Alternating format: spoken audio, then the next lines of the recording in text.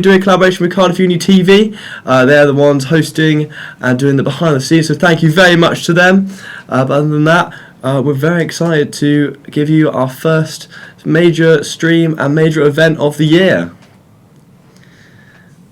And yeah, I mean, it's going to be great, honestly. I'm excited to see the different diversity in these players and how different team tactics might come out. I'm very excited for that. It's, you know, these are going to be some very, very maybe different type of style of games than what maybe some people are more aware of when they see Rocket League. You know, when it comes down to the different skills, it might be a little bit janky here and there, but stuff should over time equal out, and we should have some nice games going forward. I know our first game is definitely jam-packed with some very good and very well-talented players, so we're definitely very excited for that one. We have seen the players warming up while we've been setting up the stream, and we have some great talent on show for you guys, so make sure to stay tuned in on our Twitch page. And if you wanted to head over, we are currently offering, I must plug our brand new merch line. We offer hoodies, jackets, jerseys, and you can head over to raven.gg and find the Cardiff Crusaders page. It looks like the players are warmed up in the lobby. We're getting ready into our first game soon, so make sure you guys stick around for that one. But yeah, that's pretty much. I mean, I haven't hosted in a while. I mean, casted, sorry. We've been in a pandemic, so we haven't had much to do in terms of studio hosting. So it's great to be back in the studio in front of a microphone and a camera, and with yourself. Yeah, I mean, casting is slowly moved over time and time. I haven't had much experience recently, but obviously you can do the online sort of stuff, and that's sort of what I've been doing. So it should be a little bit of a ropey one to start with, but I'm sure we'll get into the flow of things very, very soon. And we are looking forward to the other games that are coming up this weekend as well. So we have 4 games today and 3 games tomorrow, including Overwatch, CSGO, Valorant, and many, many more. So if you guys are interested in those games, make sure to tune in those at certain times. The players are currently getting into the lobby, so we are looking forward to getting into our first game here. We have Anub, Decoy, Nebster, and Revstorm, Jack, and a third player who has not yet loaded in. But here we go into the first game. It's a great kickoff. It's driven straight into the orange half. Kato is then pushing the ball up the left hand side, and it's going back into the middle. But he still pushes the ball. It's Decoy. Decoy steps up, and it's now back over in the blue side corner of things. Kato though trying to boot it out of the way. Senders it up for his team. It's a nice little follow up there from Anup. And he's going to cross it now in the right side of Orange's side. Sets up for the mid, but luckily enough, Rev comes up, touches it, knocks it out of the way, so KO doesn't have any chance of going for any touch right there. Now Rev's going for some kind of setup, sent up in the mid of the blue side. Can Nebster finish it off? He sends it up, but it's unfortunate, it just hits the pole. It's just against the post. Kato now bringing it up the backboard, up the wall, and he's dropped it down into the middle, and he tries to hit it. It's against the backboard, but Jack's there to bring it out of the way. It's out of the way of danger now. What will the blue team do to finish this one? Deacon up, but it's Nebster on the ball. He's going in on goal, and there we have the first goal of the Tryouts today. It's by Nebster. It was a great goal. He moved his way around Decoy, and then Kato was nowhere to be seen in that defence. Yeah, I mean, it was honestly astonishing, that goal, because of how many people, how many of the blue side were actually up on their side. There was so many people that could have marked. But there was just nothing they could have done, really. I think it was poor communication between the defence. I mean, we've seen a lot of these players have amazing skill, but if you're not going to play great as a team, you've got to have communication. Rocket League. I think Rocket League's one of those games where communication is very key, especially the team to get those rotations in order. But now we have the orange team bringing it up, but Kato's up in the air to clear it away from his half. Decoy now chasing the ball, but it's cleared away by. Is that Revs? It is Rev. Rev now sending up for his team. He goes for a nice little goal, but it's luckily touched by KO to save that. That was very well done right there. Very last minute though. Anup with the destruction, and Jack now centering it things back on up. Nebster though going for the touch again, but KO's there once again.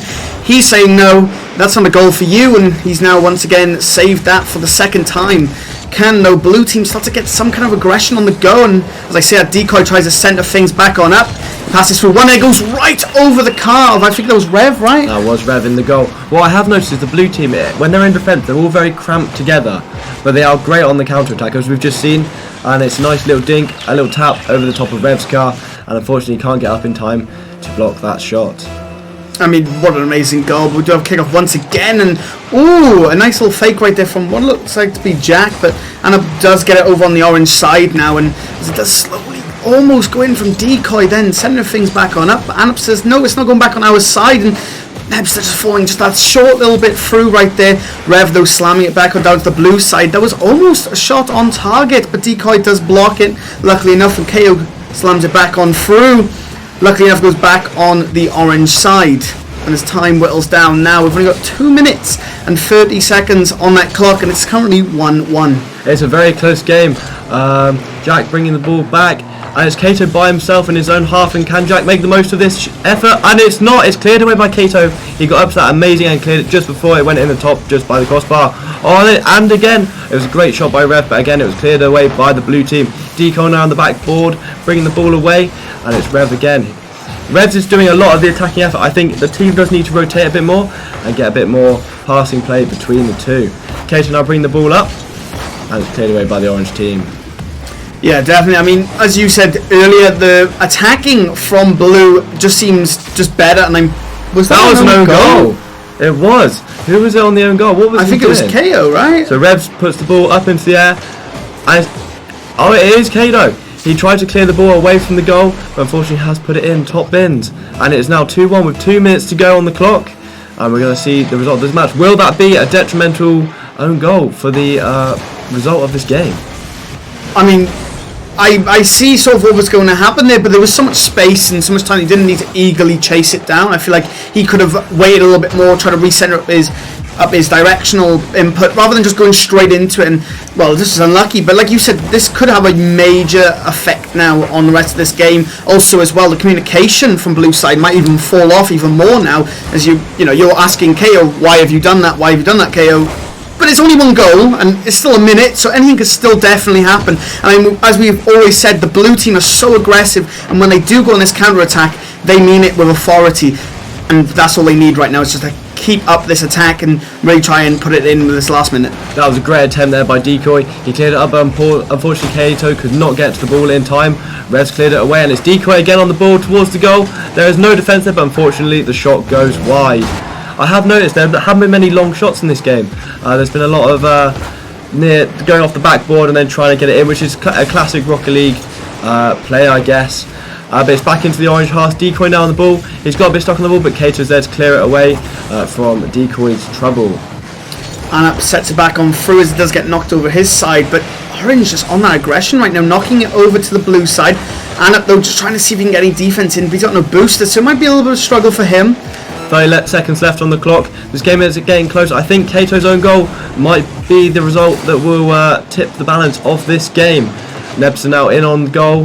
He's defending it well. Jack now dribbling the ball. He flicks over Kato, but Kato's there to clear it away. It's kicked up, and there it is. Decoy's now clearing the ball away from his half, but it's straight back in the half for the blue team. 10 seconds left on the clock. Can we get a final goal? Jack in the air, and is that going in? But it's cleared away. Great by Decoy. What a great last minute save to, there you go, end the game. Orange team with the win, and unfortunately that own goal from Kato has been the decider in that match. Yeah, I mean, that was just super unlucky from Kato. Just eagerly got in there. He was like, I'm not letting this go in, and ultimately put it in himself, which is very unfortunate. And as you said, that one goal is really what changed that whole entire game. And I feel like what just happened was Orange, as soon as that goal went in, they just decided, let's just not play too risky. Let's just play super well, super safe. And well, ultimately just came off with a win. We do have many games left to go today though, so hopefully, I hope that does knock Kato's confidence, that own goal, and hopefully we'll come back in the games to come and we will see some great performance. And I was very impressed with the level of play that we had in that game there. Everyone was very good, but I think one thing, I mean, it was the first game, so we will see the players start to play together much better. I think you do come to these kind of tryouts and you play a bit more selfishly than you maybe usually would. But hopefully we're going to see some great teamwork play going on, great passing, and yeah, hopefully we'll get into the next game very soon for you guys. But other than that, yeah, so I think it was a great game, and I wonder what they're going to do now. I think they're switching up the teams sort of, and so hopefully, I believe, looking at this, we are playing a similar team, so they're just switching up the teams. And we're hopefully going to see if we see one player stand on top. Was there a defining player for you in that game? I do want to give a big shout out actually to not only Kato on the defense of the blue side, even though we did get our own goal, and you know some people might be saying, oh no, that's very reliable. That's a warning. Defense, yeah. But like his defense was just so good. I mean, he got at least, I'm pretty sure, like 4 saves or something like that. Like, and they were like proper on-target goals as well, which were really good. But I will say as well, Rev has been a really stand-up for me as well. I feel like Rev has been really shot in on target quite a lot as well. So here we go into the second game. Jack now taking the ball up the field, and so we have Jack on one team. I believe we have Nebster on the same team, as well as, I can't see the third name, I'm very sorry, I apologise for you guys. But we have Kato and Anab on one team as well. They're on the blue team again, and that's a great chance from Nebster there. It was cleared round the side. Kato did clear it away, but it's a great assist from Jack, and he's now, Nebster puts that away, and Anab is nowhere to be seen, unfortunately, in defence. He looked a bit lost. He didn't really do much for that save. Yeah, and I mean, what an early goal. I mean, we're only like 40 seconds into this and there's already 1 goal on the board. And, you know, that's obviously shows a sign of, oh, hey, we're probably maybe feeling a little bit better about ourselves at the minute. But it's also very early days, and honestly, stuff can switch so quickly. And I'm sure we'll see a switch come on through very, very soon. I do think the combination of Rev, Jack and Nebster will show in this game. I think they're very good at their communication, their teamwork. They're nicely positioned throughout the pitch. They're not bunched together, and hopefully, there was a very nice save from Decoy there. So we're hopefully going to see some great defensive play from the Blues, and hopefully they can get a deciding, equalising goal. Definitely, we see a nice little set right there, but it is passed over to Anap, who sends it back down, making sure that set doesn't get any value. Decoy tries to go for some kind of score, but Rev is there on top of it, and he does block that goal from anywhere going in. Now Nebster goes up, he tries to hit it on through, but Anap sends it straight up to the backboard, and that means now that the whole attack from orange side has to be reset, and Anap sends it once again down to the orange side. He's been doing a lot this game. There's a great counter attack there from Anab. It's cleared into the goal, and there it is. There's a goal for Kato. He's made up for his own goal in the last game. There is now, makes it 1-1. There is this. It's a great play up the backboard there. It is unlucky deflection off the orange defender there, and Jack couldn't quite get to the ball in time to deflect it away from the goal. And there we go, 1-1 in this game. 3 minutes in, we'll see what both teams can do.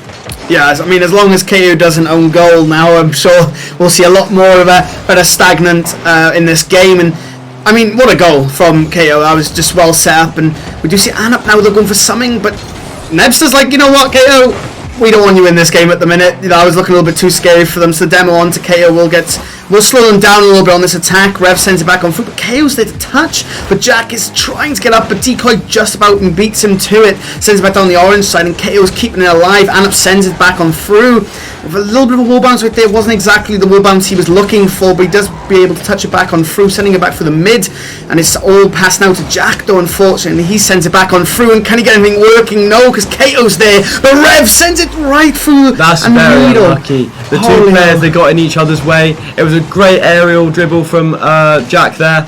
It went off the backboard, and then Kato and Anna just had a little bump there, and they couldn't quite get out of each other's way. Again, it's a communication issue, unfortunately, on the blue side. But there, hopefully, we've seen it before. This game is neck and neck. We're hopefully going to see an equalising goal. Can Kato Decoy step up to the plate, or Anna? We will see.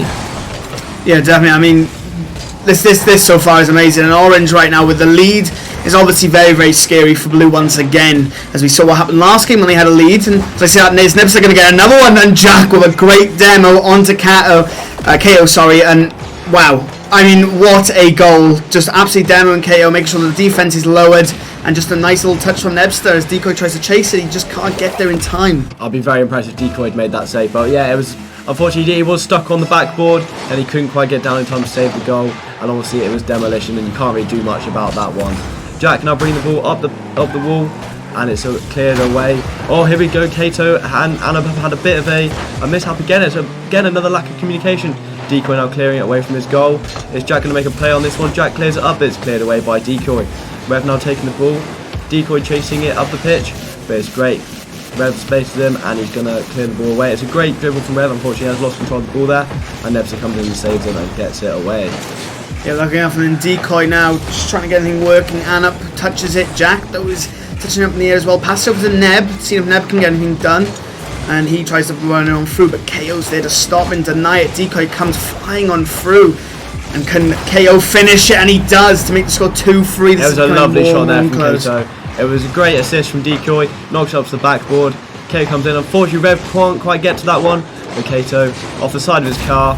And it's a lovely finish. Yeah, definitely, and things are getting a lot more closer now as it's 2-3. You know, they're still down 1 blue, but I'm sure the confidence is coming on through after that amazing goal. And as I say that, KO's already got something on the works maybe, but luckily enough Rev's there to touch it, get it out of the way, and send it back on through. We have 1 minute 10 left on the clock. Adam now clearing the ball away, but Kato's got there first and is out of the way of trouble. Kato now dribbling the ball up the pitch. And it's cleared away by Revs, who then it gets it back from Decoy. Decoy hits it up. It's going straight towards the goal. Can we get a safe hit? And that was so nearly no goal from Jack there. And Kato follows it up. Unfortunately, Jack couldn't quite clear that one away in time. And Kato puts it in the back of the net. That is a very lucky. It was not an own goal though. It bounced off the bomb and the crossbar. Yeah, definitely. I mean, that was almost such a brilliant goal, honestly, from Decoy, but just on the right boost, just about missed it. Didn't expect the bounce to happen, but luckily enough, Kato was up at the right time, and well, he's the one that passes that in. And now with only 50 seconds on the clock, it's currently 3-3. So these are both very close games. They are very good games. We had both scorelines, both teams. I mean, all 6 players seem very evenly matched. And they're starting to play much better as a team now. We've not seen nearly as much bunching, nearly as much ball chasing as we did the last game. So hopefully, and that's a great attempt by Decoy, but luckily Nebster gets there first. Kato now bringing it up the wall on the side. Fortunately, no one can get to that in time. It's cleared away by Jack. Yeah, I mean, that was almost something in the works. 20 seconds on the clock. Decoy sends it back on through, but it's a nice touch right there from Rev. But KO's like, no, this is our ball. And he's trying to get anything working at the minute, just trying to end this in the last 10 seconds. That 10-second countdown clock's on down. The teams are anxious now to score this last goal, trying to put it in, but it's with 2 seconds on the clock, so like we're going to be going into OT, and this Anup can keep it up, and Jack tries to, but we do go into OT. Are we going to get a great kickoff from this kickoff? There you go. Nebs are bringing it up the wall now. Is it going to be chased by an orange player? Unfortunately, it's not. Anup now clears the ball. It's a poor clearance from Anup, and then Jack is there to get onto that one. Decoy now giving up the field towards the orange defenders, but they have no problem clearing that one away. Kato now bringing it up, and it's Rev who takes the ball against the wall, and it's now taking about. And we have a lot of sort of play back and forth here. It's a lot of clearances, and then hopefully we're going to see some. Here we go. We have a great opportunity. Oh, there you go, Decoy. That is. I'm not really sure what happened there. There's a great aerial from Decoy from the back of his half, and it just bounces awfully. Unfortunately, Nebster can't quite get to that one, and there's no time for Jack to get there in time. There we go. That is the end of the second game. And who stood out for you in that game? There we go. Kato. He's got MVP in that game, and it just shows what his confidence came back in that game. We have some great goals from Kato, and we're going to give you a little break, guys. So enjoy.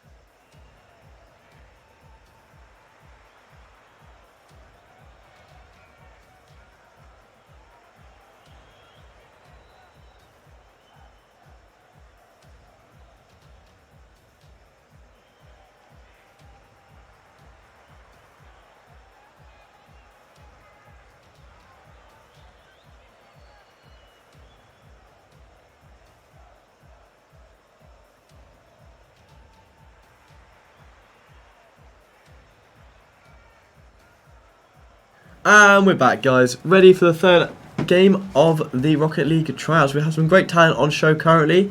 We have the same players lining up as it seems, I believe. Apart from we have a new addition of Penguin Ed. We should call him Penguin for the commentary because Penguin Ed sounds very long, and I don't think either of us really want to be saying that if we're talking quite quickly. Yeah, definitely not. That sounds like an absolute mouthful. We're trying to get into the flow of things, so I think we'll just stick with Penguin for now.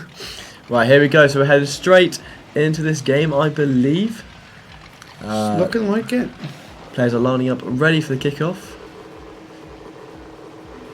There we go. Nebster, he has shown some great finishing ability in the past few games. And it's a great kickoff. Deco takes the ball, and it's Rev, who's also been a very key player, who's kicked it straight into the opposing half. And it's cleared away by Penguin. There is his first touch on the ball, and Rev hits it up. There we go. We've got the same blue bunching issue again. Yeah. Their defences, they've not quite formed their rotations yet. I don't know if that's an early game kind of thing, and they'll figure out eventually. But there we go. Yeah, nice little bounce right there off the wall. Put it back to the centre. Kato now, though, takes control once again. He's trying to centre up for his team, and he does a little bit, but it's a little bit awkward for Nebster. But he goes and tries to get anything going with it. And he tries to make something work, centres it back on through, but Anup denies that ball. Kato tries to touch it once again, but there's nothing through. Anup, though, slamming it straight on up. Kato looked a little bit hesitant. It looked like he wanted to score another own goal, but thank God he doesn't. And Rev now is trying to get anything working, but Decoy with a nice save as Rev tries to get something rolling through. Kato now up on the wall. He clears it down for his teammate, and his teammate can't unfortunately get to that one. It's cleared away by Kato again. And now on the ball, he's chasing it back into his own half, and it's cleared away worryingly from the goal. Can Kato get on this? Unfortunately, it's not. It's cleared away by Anna again. It's still in their half. Unfortunately, they're still in the danger zone. They're not quite safe yet. And it is Nebster who gets on the ball. He fumbles it, and it's Anna who throws it away back into his half, and Kato's back up the wall again. Can he get a nice little aerial on this? And it's a great touch. Who pinches it against the floor, but it's unfortunately saved by the blue defence. That was looking like such a great ball from Kato right there, but didn't really get the right speed on the pinch as he was maybe perhaps hoping for. But nonetheless, it's looking, once again, it's looking very, very close skill-wise. I mean, we have a lot of the same players, but I think a lot of them have sort of like gauged each other out and they sort of understand how each other are playing, and we're just seeing a very stagnant back and forth with a few plays here and there. And as I see that, Nebster. That was a great finish from Nebster again. The power on his shot there. Unfortunately, it wasn't quite cleared away properly by Decoy then, and he's knocked it straight into it. It was a great assist for Nebster. Unfortunately, it was the wrong team. Yeah. But there we go, it's 1-0, 3 minutes left remaining on the clock, and Nebster has shown, honestly, he's shown great finishing, and he's always in the right position as well. He's great at the rotation, and he knows where to be on the pitch. Yeah, I mean, one unlucky goal right there, but Decoy takes control. Nice little pinch right there, trying to knock it back on through, but it's not looking good for Blue once again as it's heavily on their side, and as Kato tries to center things back on through. Nebster as well, trying to go for any touches he possibly can, and Blue are just struggling to keep their head out of the wall right there as Kato sends it straight up and through, and Penguin just sort of stays for a while. Yeah, I don't know what he was doing there, but it was a lovely finish from Kato. They're up on the wall, the arrow was off the wall, and it's a great hit into the middle of the ground. Penguin, I think he could have got to that one. Maybe he was facing the wrong way, or maybe he was a bit distracted. But now it's 2-0. They are getting away with this game. Will the Blues have an answer to these 2 goals that they've scored by the Orange team? Yeah, definitely. I think they just need to try and push up the aggressive a little bit. I mean, majority of the ball's possession has been on Orange side, and it's also been on the Blue side majority as well. And I think that just needs to change. And as I say that, it's looking like Anup tries to get something working, but nothing really comes on through. Decoy right there, demoing. That's a lovely ball in. Oh, it's taken away by Anup there. Rev had a lovely opportunity there, but unfortunately, Anup got there first. And that would have put them up 3-0. And this is a lovely shot here from Penguin. There you go, his debut goal. It's very nice. Cleared nicely from Anub, and it's Kato who knocks it away, and unfortunately Nebzo can't quite get to that one, but yeah, that's just very unlucky for Kato there. Yeah, definitely. I mean, that was a very good goal, and you know, definitely put it now 1-2. They are going to be looking for another goal, which is definitely plausible in 2 minutes, but they just got to try their hardest to make sure that Orange doesn't score. And well, we've seen the aggression from Orange has been very, very strong. But as I say, that Decoy now, though, has a bit of a ball. Anup tries to pass it on through, but there's Nebster there to block it. KO tries to chase, but doesn't manage to get the touch on the ball. Penguin with a nice little aerial right there, try and touch that ball, try and recenter things back on through, slow it down as well, see if any team get a touch. And that's a lovely touch from Rev there. He cleared it away beautifully. He got a little wheel to that one, and it cleared it away from the danger. Decoy now, what can he answer this one? And neither of them get the ball there. They both missed it, and it's a lovely touch there for clearance. And unfortunately, Nebster got the ball, which I don't think that helped him that much. It cleared it away further. But maybe they just needed a little reset. Case now the wall. Penguin bringing it up the wall, and it's I can't tell who missed that, but it's now Alvin Penguin. That's a lovely little passing play between the two of them. But it's K2 who clears it away. That's a lovely little casual clear away, and he takes it down the wall now. What will the blue answer this ball be? And it's Decoy. It's a lovely little shot down the pitch from Decoy. Definitely, that was very well played right there. Nebster now, though, looking maybe get something sorted. KO right there. Penguin trying to clear it. Nebster says no. Once again, Nebster's aggression has just been out of this world phenomenon. And Rev right there tries to touch things back on through, trying to keep it in that blue side, just making sure that they have no opportunity to score a goal. Penguin with a demo onto KO, but Nebster returns the favour onto Anna. And the Sings now hop on back through onto the orange side, centre on through from Penguin, just to get anything working once again. But KO's now got control of the ball. He's trying to centre things back on through for his team. Goes for a bit of an awkward play right there, but Nebster's there to luckily enough pass it straight over the head, and that's a nice goal right there. It's now 3-1. That was a lovely little goal there. Unfortunately, Kato was trying to get a dribble on it. He couldn't quite get the control of the ball.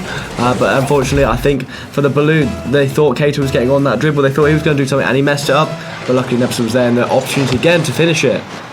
Definitely. 30 seconds on the clock now. 2 goals. Not impossible, but definitely going to be looking like an impossible thing right now from the blue side. But never count the losses. But the way it's going right now, it's looking like even Orange might even score another goal. Rev gets a nice touch right there. Can Nebster finish things on through? He gets an awkward touch right there.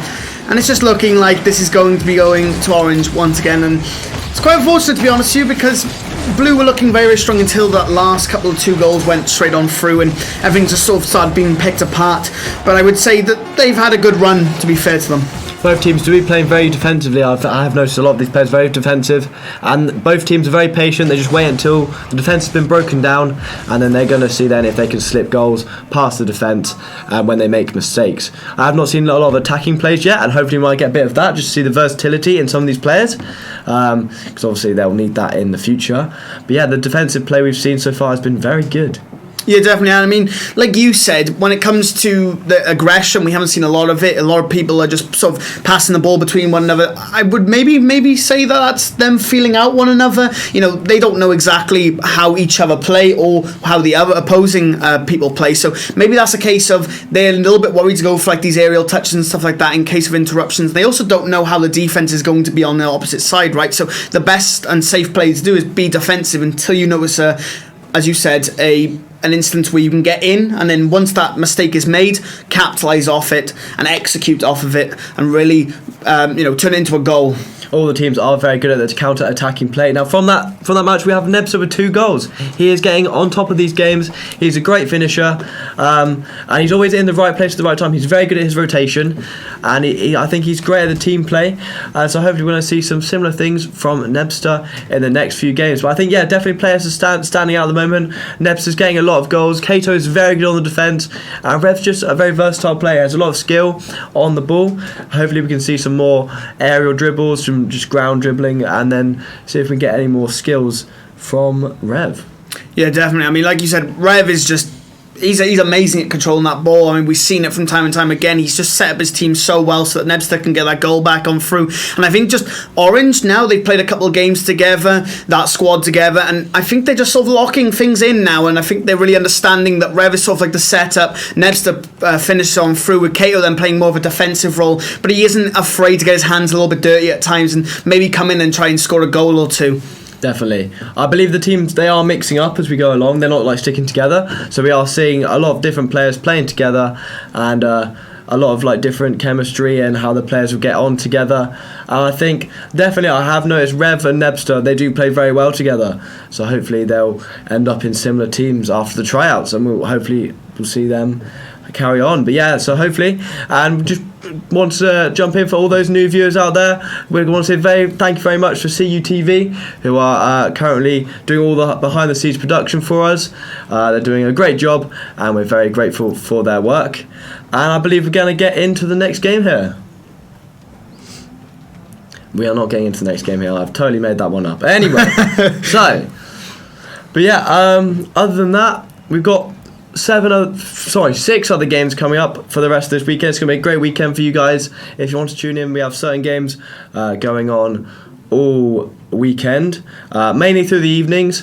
We have the main game, Valorant, CSGO. We've got Rocket League going on now, Overwatch at some point. So there we go. We're going to have big teams coming together. I see a lot of plays, a lot of good players coming together. And if you are taking part, please make sure to hit that follow button on our Twitch page, and head over to our socials like our Instagram. Everything is Cardiff Crusaders, and go and check out CUTV as well. And we'll just do a little shout out to all our socials as we wait for the next game. Yeah. Should be a good one for our next one. It's going to be interesting to see how the teams are maybe diverse a little bit more and how these sort of plays. Like I said, what's happening now and what's sort of happening is a lot of these players are getting comfortable with one another. They're understanding what each other's goals are, and also about what the opposing team, also what their goals and their ambitions are and what they want to get done and achieved. So we're going to see over this time period these teams evolve and morph into a way where we're going to see a lot more counterplay, I'm sure, and I'm sure the aggression will definitely come out a lot more as well as we just see these teams sort of mould into one another. Definitely. I think they are, all the players, they're very much warmed up now, and we're starting to see some real skill moves, and it looks like we're getting in, and we've got some new players on the pitch. We'll read out their names for you guys shortly when they get into the next game. And we're going to join you, we're going on a quick break for you now, guys. Are we going in? I'm very confused. Same. Cool. Right, we are live again, never mind. So we've got Anub on the ball. Anub's still playing, and we have a new player. And I'm not going to lie to you, I have no idea how we are pronouncing that name. Dr. I think we just call him Man. Man's on the ball. My man. So Nebster, he is making another appearance, and he's a very reliable player. And I think Blue, we have not seen Blue before yet, have we? No, we haven't seen Blue yet, no. So 2 new players on the pitch today. We'll see how they shall perform against the current players who we've got so very familiar with, and hopefully you guys have as well. Definitely, this is going to be an interesting one. I'm interested to see how the mix-up of teams and the diversity of these teams and how that changes. We do see, obviously, a recurring player of Anup and, of course, Nebson. They're obviously on the same team this time, so it's going to be interesting to see how they play together, especially because they were just against each other just then as well. Jack now on the ball, clearing it away from his goal. Dr. Truman chasing the ball, and unfortunately he can't quite get there in time. It's cleared away by Anub. Blue can't quite get to that, but it's cleared away by Decoy, who now chases it up the wall, and he now tries to get a second touch on it on a pitch on the floor, but Nebs is there to block the shot. Blue now clearing it away from his half, and it is Anub who gets away and gets the clearance off, and he's now chasing it up the field and into the orange half. Yeah, so far so good. Jack, though, sends it back on through, and I'm pretty sure it's just an open. And Jack, with the second touch right there, hits that left corner and bounces back on through, and he's just passed it straight the way back into the goal. I mean, that was just completely open, and honestly, just perfect play right there from Jack. Off the post and in, and it's a lovely goal. It's 3 minutes 37 into the game, 1-0 up to the orange team. There's a lovely kick-off there by Blue, and it's now cleared away. Nebster chasing the ball up the pitch, and he's now clearing it up the wall. Can he get a lovely little touch on this for an assist for Dr. Truman? But unfortunately, no, it's cleared away by the orange defence. Yeah, and Jack once again is going for that aggressive play. He's on this ball right now. He's really lighting things on up. But Anup, though, is trying to get any play he possibly can. A little bit of a fake right there, but Jack has managed to be able to touch it, and it's coming on through now, going to the right corner. It's in the centre, but unfortunately Blue was just a little bit short on that time right there. If he was up just a little bit more, that could have been a nice little finish right there. But Jack's once again is in control. He passed it through the mid for himself, and it's completely open. It's an open goal again. Oh, nobody's there once again. It was a lovely little assist there across the goal there from Jack, but there was no second player to put it in the back of the net. Dr. Truman on the ball now, bring up, but he's fumbled it against the wall, and it's Jack who then chases it. Very aggressive play style, and he gets it away. Decoy now on the ball, and no second player can unfortunately get that in the middle, and it's cleared away by Jack yet again, he's been on the ball recently. Jack, he's very good at clearing the ball away and chasing up the field, being very aggressive play style, and they're in the danger zone there, but it's cleared away by Blue. Beautiful so far. Decoy with that touch though, knocking it straight to the mid. No boost though, so he can't go for a second touch. And it's Nebster who sends it straight back down to the side now, trying to see if he can get it onto Orange's side, but he just falls short once again, and Jack's in full control. I am liking this aggression from Jack so far. He's always on it. I've always seen him up there looking for those plays. And well, it's been working for him so far. He needs to keep this on up. A little bit of a fake right there from Anup. Jack though with a nice touch, sending it back onto the blue side. And Jack goes for a nice little touch in the air, but unfortunately it is met by the side of blue, and it's back into the neutral now. Anup dunking the ball over Jack, who gets the ball away, and luckily we are now out of danger for the blue team. Jack chases the ball up the pitch, but it's cleared away by Anup. Blue tries to get on the ball, and he hits against the wall, hopefully for a second player to come in for the rebound. There he is. The ball goes over Anup, and Decoy's chasing up the corner. Who will get to it first? And there it is. Anup takes the ball away from danger, and it's cleared out of their half. Blue now on the ball. Unfortunately, can't quite get to that one, and we're going to have a shot from Jack here. But Anup takes it away and blocks the shot before Jack can do anything with that ball. Decoy now on the ball. He's bringing it away from the opposing opposition, and it's Blue here who is now chasing the ball. So I think Jack now trying to get anything playing, and Anup, to be fair, it's been really on Jack this game. Here we go, that's a great opportunity, and there's Decoy. I'm not really sure what happened there, but he took the ball and he chased it. He had plenty of time, not defence inside. Oh, it's straight from the back. There was unfortunately no defence. They're being way too aggressive, the blue team. We're a minute in. Sorry, not a minute in. A minute left, and we've got 2 goals for the orange team. A minute is plenty of time to score 2 goals, even 3 possibly, and make a complete comeback. So we'll see what the blue team can answer with. Definitely, I mean, it's definitely plausible, but as we always say, it is plausible, but it's not looking likely the way that the team's sort of playing. I mean, you've got to give big shouts to, as I was saying, just as they scored that goal, was... there it is! From the corner, it's a lovely shot, there is no defence, and that's a very tight angle for Jack to score, but he hits it perfectly off the corner of his car, and unfortunately there is no saving that one. Dr. Truman unfortunately can't quite get to that in time. He's caught out of position, and he's punished for it. Apparently every single time I want to speak, they want to score a goal, so I can't even get to my point. Yeah. As I was saying, his Jack is just so aggressive, and Anup has always been on him this whole entire game, really just not enabling that play. And, well, we were saying that, you know, to score goals in a minute is definitely plausible, but apparently Orange want to do it. Yeah, definitely. Orange. A goal per 10 seconds, maybe? I mean, definitely plausible, but not looking good right now, but... Oh, that's a great attempt there from the blue team, and Jack gets on the ball and it's cleared out of danger. He'll chase to the pitch. Can they get a 4th goal here?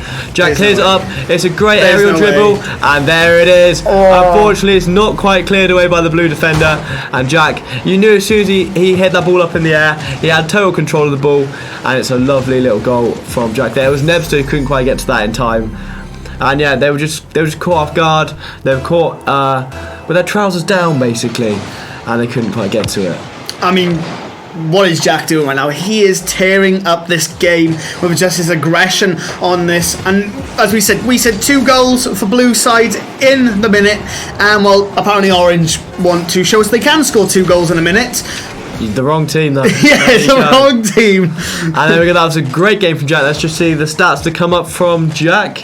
He got MVP with 3 goals there out of the 4 goals. So Jack played very well in that game. We didn't see any shots from Nebster though. And we're going to go on a quick break for you guys before you get into the next game. Enjoy yourselves. Oh.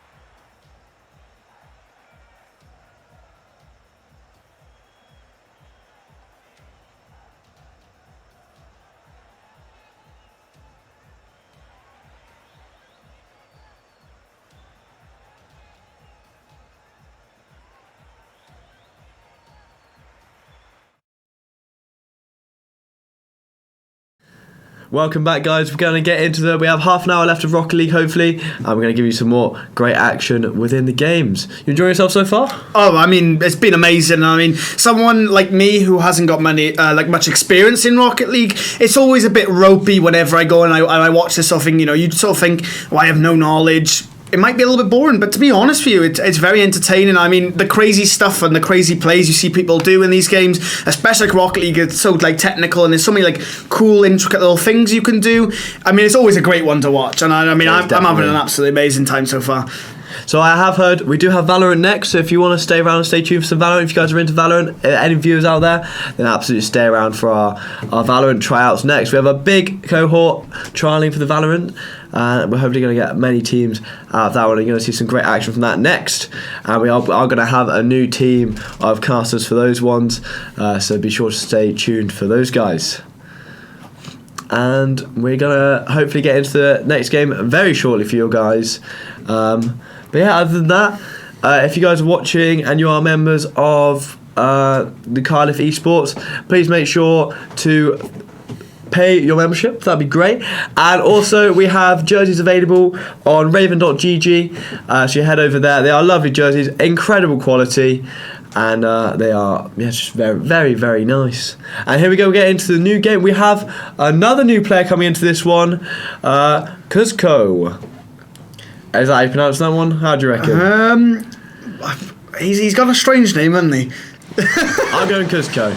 And Kato straight up on the ball there. And it's a lovely kickoff straight past the blue. They were caught sleeping. And here we're going to get a replay of this one now. Kato starts the ball. Penguin can't quite get to it in time. And Nebs is caught. And unfortunately, Cuzco, he was getting boosted in the corner. And he couldn't quite get back to block the shot in time. That was just all three players there were just caught off guard on that one.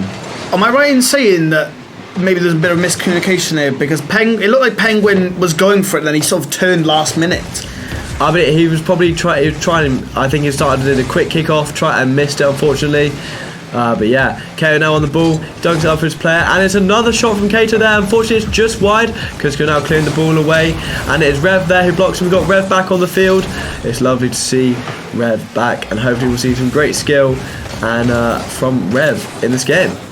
Definitely, we got that sort of rivalry once again between Kato and Nebster, which I always love seeing. So it's going to be definitely very interesting. We've got Jack as well on the team with Nebster, which is very surprising, because Nebster we've seen be very, he's been very good at putting it in, and then we've also seen Jack with his aggression. So these two together might actually be a very strong combo. I believe we've had a substitution as well. I think Penguin Ed has been replaced by a member of the blue team, because he was on the blue team, if I am correct. I think Jack or someone else has just come on for him. Yeah, I think so. Yeah, Penguin has unfortunately left, but we got a new replacement, and it is in the form of Jack, I believe. So Jack and Esper on the team once again. I wonder if we'll get some great link-up plays between the two. It's a great dribble there from Jack, and hopefully Kato gets the ball in time.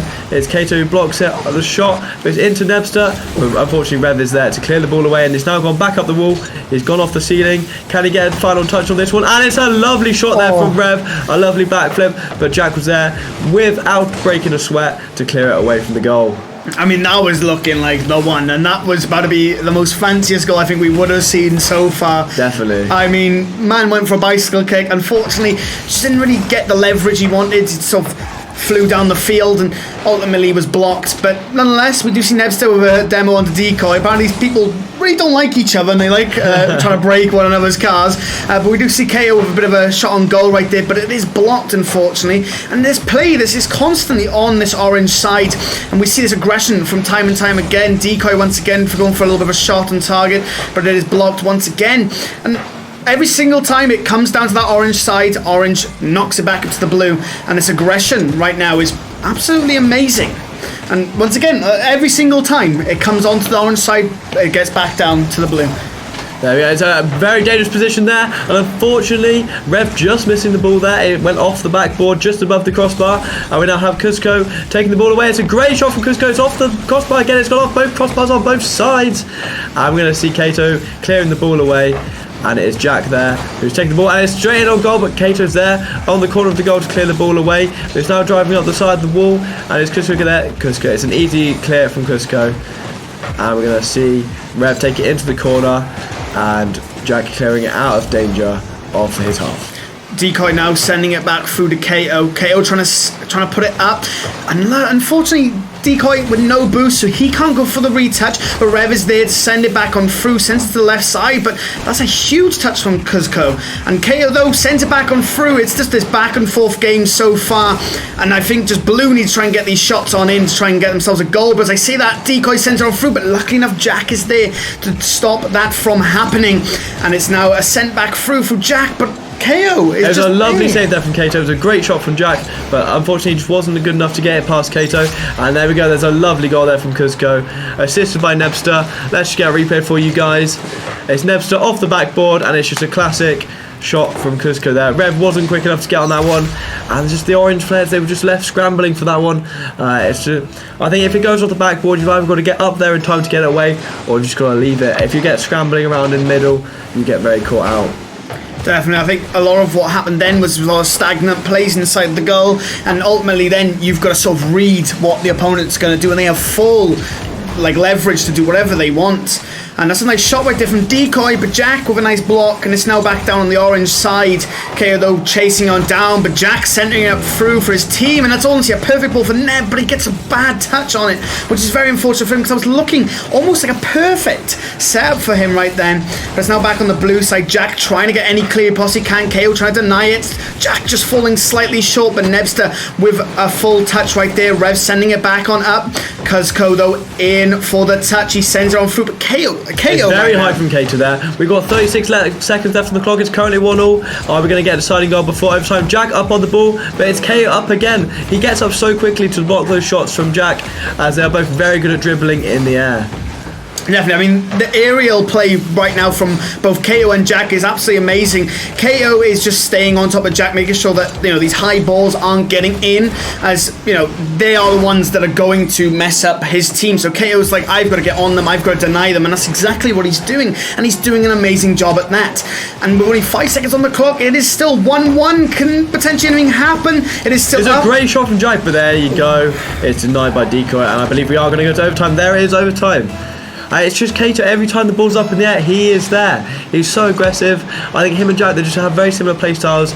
They just will get to that ball in time. They're very quick at getting up into the air and very good at hitting the ball. And here we go from Kato. It's flicked over because he gets there in time, so it's blocked the shot. And now we're seeing Decoy. He's taking the ball away, and it is Revs who blocks the shot and is taken out of danger. KO now with possession of that ball. Cuzco though sending it back on through. Rev has to get on this. Decoy misses unfortunately, and it's now in Orange's corner. It has to get cleared, and it's going to be tried really, really hard. Cuzco though bounces it on off. Can he finish it? Ooh, a nice little touch right there from the side of Orange. I think that was KO to ensure that ball wasn't going to go in. If that touch wasn't coming on through right then, I think that would have been a goal for the blue side. Rev taking the ball now, it's in the corner. Can we get a second assist here? Unfortunately not. Kato now bringing the ball up. He's taking it, but I think that's easy for Jack to clear away. But it's Kato's back on the ball. It's an awful touch from Jack. And then Decoy back into the goal. And it's Decoy. That's a very lucky goal there from Decoy. The way he bounced it against the wall there. I believe he was hit. He was bumped, there you go, by Kato. And he just gets there just in time. Unfortunately, Jack doesn't quite get in. Nebster, doesn't quite get into the right position to clear that one away. And we have an Orange winner again. And there we go, Kato. 6 centre balls and 29 cars bumped. He was just very good at getting in the way, blocking those shots that went high in the air. And it's just very good. Kato has redeemed himself from that first game, I must say. Oh, definitely. I mean, he went from, maybe being a bit of a laughing stock, oh no, he owned goals, and they lost the game because of that own goal, to honestly being one of the star players that we keep calling out time and time again. Like we said, this aggression from Jack is ultimately being shut down, and Jack isn't having free reign like he did in the previous games because of KO. KO is shutting down Jack's play, so Jack doesn't have his free reign to do whatever he wants, and I think that's honestly what is really swaying it to being our orange side. Jack did have 5 saves in that game. We're seeing a very defensive play from Jack in that game, which might have been decided. That's probably why they may have lost, is he wasn't maybe being aggressive enough in the attack that game. He wasn't being offensive enough. He was playing very defensive because KO was so on it in the midfield that he just couldn't get a word in. Definitely. I mean, like you said about, sort of like Jack couldn't really play the aggression he wanted to. And I think that's mainly because of Kato. I think he sort of slowed down his play a little bit towards the end. I mean, at the start, he was just going for these high aerials, try and trick on people, try and get it in through a little space he could build. But ultimately, KO always shut that down. And I think what we saw over time is Jack was like, well, my shots aren't exactly working. So I think what I need to do is just sort of match KO's aggression. Every single time KO knocks it up, I will come up and I will touch it. And if I go up, KO will also come up with me. They are both very quick at getting up to that ball, and so they don't even leave each other breathing room at this point. And have we got a new player today in this game? I don't believe we do. We're seeing the similar players again. We've got Jack, Dr. Truman, Nebster, Rev, Anub, Blue, Kato. We've got a lot of players going into this game. I believe we're not playing more than 3v3s currently, but there's a lot going on in this lobby, so we'll see what's going on in a second for you guys. Definitely. Shouldn't be too long now. We'll be hopping straight on in, and I'm very excited for this game once again. I mean, we're seeing some more talent come back on that we've seen from previous rounds do quite well, and it's always interesting to see how these teams sort of merge together with the new players incorporated, and also versing people that they may have just played with. That's always weird because you've just played, you've sort of felt each other out, and now you're against each other, and effectively you know how each other play. There we go, we're kicking off into the next game. It's a great clearance there from Cuzco, but Jack's on again. What are we going to see from Jacko and Kato this game? Kato on the ball, is clearing Gray into the centre, but unfortunately his teammate can't get on the edge of that ball, and then Jack is clearing it away from his half, and it's a great touch there from Jack, and there it is. It was just against the wall, and he took the rebound off the wall and just tapped it lightly off the top of his car, and it's a lovely goal and a lovely finish from Jack. Unfortunately, KO, there you go. KO's just out of position there, unfortunately. He was probably getting boost, and he just was caught off guard. Definitely. I mean, great early goal from Jack. Exactly what is needed right here. But nice kickoff right there from Cuzco, sending it in the right side of Orange. KO'd on it. My God, that man was just straight in there, straight on the aggression. No fear. That man was just on it. And that's a nice little shot from Rev, but it is blocked from Kato as he sends it back on through. Cuzco now trying to send it up for his team. Got a little bit of an odd touch right there, and Jack is on it. My God, that man came out of nowhere out of the frame, just touching that ball, sending it back on through. I mean, this is honestly the clash of the Titans between KO and Jack, in all honesty. Cuzco now taking the ball down the middle. We see what Rev can do. We haven't seen a lot of Rev recently, so hopefully we can get his name mentioned as much as these players were mentioning. And there it is, Kato. That's a lovely touch in the goal, a lovely aerial goal. We'll just get a replay for you guys. It's off the roof by Decoy, and Kato goes up, a lovely aerial finish, and there's nothing the defense can do. The defense aren't even there in the goal. Yeah, I believe they're just caught off guard by Decoys. I think Decoy's touch was accidental, but it paid off for them beautifully. Definitely. I mean, Jack as well, we saw try and chase that ball up for KO, but unfortunately just fell a little bit short. And ultimately just an amazing goal right there from KO to even things back on through. Cuzco almost getting something going. Yeah, that was almost very good, very nice goal, but Jack, as we keep saying, that man is just on it 24/7. We do see Rev now, though, trying to get something working. And up now, though, come out of nowhere. Well, I mean, we've not mentioned him yet, and he's the one who's starting the aggression once again. Jack trying to play something off right here, sends it up for his team, does get a demo to Cuzco, and I feel like Anup should have chased that through the mid, but I don't think he had enough boost really to get anything playing right there. And I think, honestly, right now, the boost from Orange is slightly lacking. I think they're missing a lot of key plays because of the fact they don't have the boost to start chasing. That is a class. You need to sort out your rotation so that you can get to the ball, defend as well, but also get the boost while you're at it. For those that don't play Rocket League, you've got to have the boost in order to propel your car forwards faster and also aerial in the air. So at the end of the day, it's a vital part, so they've got to get to that as quickly as possible. Definitely, and I mean, like you said with the rotations, that's honestly probably more of a key in terms of communication than anything, and that can lead to misery and a lot of destruction. I mean, I'm going to go on a limb and say that there should be another goal on the side of Orange right now if maybe those rotations were a little bit better. Jack on the ball now. He's taking the first player on, and unfortunately Decoy, he can't get a good touch on that because Decoy's on a bit. Kato, it's a very good touch from Kato there. He goes straight into the middle, and Kato's up on the wall again. Let's see what he can do. It's a lovely touch into the middle. Cusco now on the ball, but Rev, unfortunately, he was there, but he couldn't quite get onto that ball. Cusco now, he lifts it up. He takes a lovely air dribble. It's off the backboard. Can Kato make the most of it? It's off the backboard again. Unfortunately, there's not a third player to take the most of that one, but Kato's still keeping the ball in the orange half, still keeping them in danger, and it's Kato into the board again, but unfortunately Rev is already there up on the board, predicting his every move, and he can't get a moment's peace. Definitely, I mean, that was looking almost very, very close. We do see Kato once again chasing Jack, though, goes for a touch, and it does go straight up in the air, so it's still on the orange side. Kato trying to get anything working right now. Decoy, though, slams it back on through. If that was a good defense, right? Nice touch right there from the orange side. That was probably bounced back straight into Kato, and luckily enough, Anup right now has got the ball. He's going to send it up for his team. And it was a nice send-up, but unfortunately Cusco is in the way, and he does manage to pass that back on through. Cusco now going for a nice little touch, nice little dribble in the air, but Jack is just on it once again. I mean, this man cannot be stopped. Kato now into the middle, and there it is from Kato. He took it into the middle. I think it was off the backboard, and then it was a solo goal, I believe. So Kato off the backboard, and he takes it in. Unfortunately, it was a poor touch there. He was left Anub. I think Jack left Anub to that one. He put his faith in him, unfortunately he did miss it, so then Jack was caught off guard and unfortunately caught out of position, so wasn't able to block the shot. Now we're seeing Anub on the ball in his own half, but it's cleared away from Jack. Anub now in the air, but unfortunately Kato, that's not Kato as well, that's Cusco, takes the ball, and it's up by Kato, and is Kato done? Take it off the backboard. Can a fourth player get there? Fourth player, there's only three, my bad. Cusco now taking it off the board, it's away from his half, and he's going to get a second touch on this. Lovely. Unfortunately, he does miss the ground pinch there. Jack now into the air, and it's Kato who clears it away from his own half. Definitely, and Anup now sending it for his team. It's just Cusco to get past, and Cusco with a nice, lovely clear right there, and now he's going for a touch. KO, wow, it looked like it almost curved a little bit then, was really good, and it was looking like it was going to go in that top right corner, but unfortunately it doesn't. Decoy now got the ball, though, Cusco trying to finish it, but a nice touch from Orange, only 30 seconds on the clock. Jack on the ball now, he's off the backboard, but Decoy gets there first. Oh, it was so unlucky by Jack right then. That could have been the one to tie things back on through, to see us in overtime. 15 seconds on the clock. They really need to score this goal. Jack up into the blue half, but it's cleared away by Cusco there. Cusco now bringing the ball against the wall. It's a lovely touch from Red there, but Decoy's there to clear it away. 5 seconds, and now we have a final play from Jack here. Unfortunately, it was off on the backboard, but it was cleared away. A lovely clearance by Decoy, and there it is. It's a blue victory. And then it's our Kato again.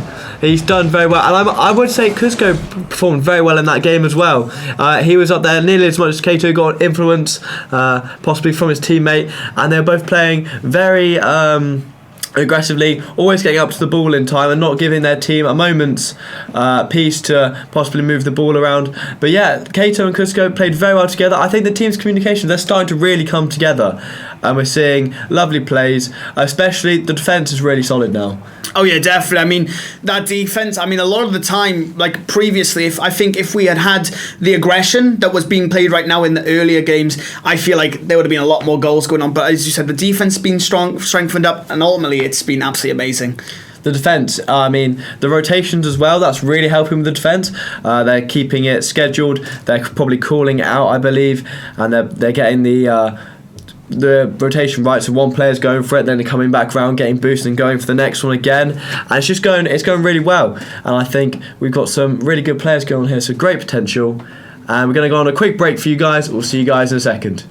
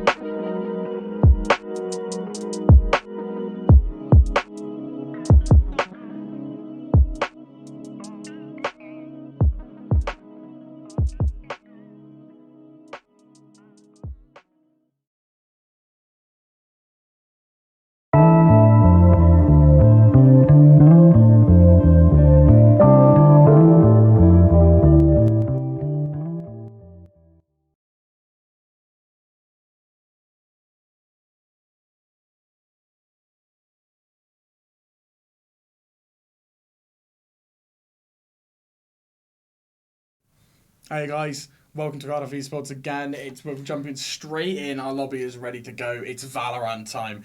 This game is going to be absolutely critical. We got some top tier players, loads of returning faces if you remember them from last year. Anthony FB, Luke Skywalker, and a few new faces as well. These people tap heads for a living, and I'm joined here by Golly Molu, or Ben, whichever's easier.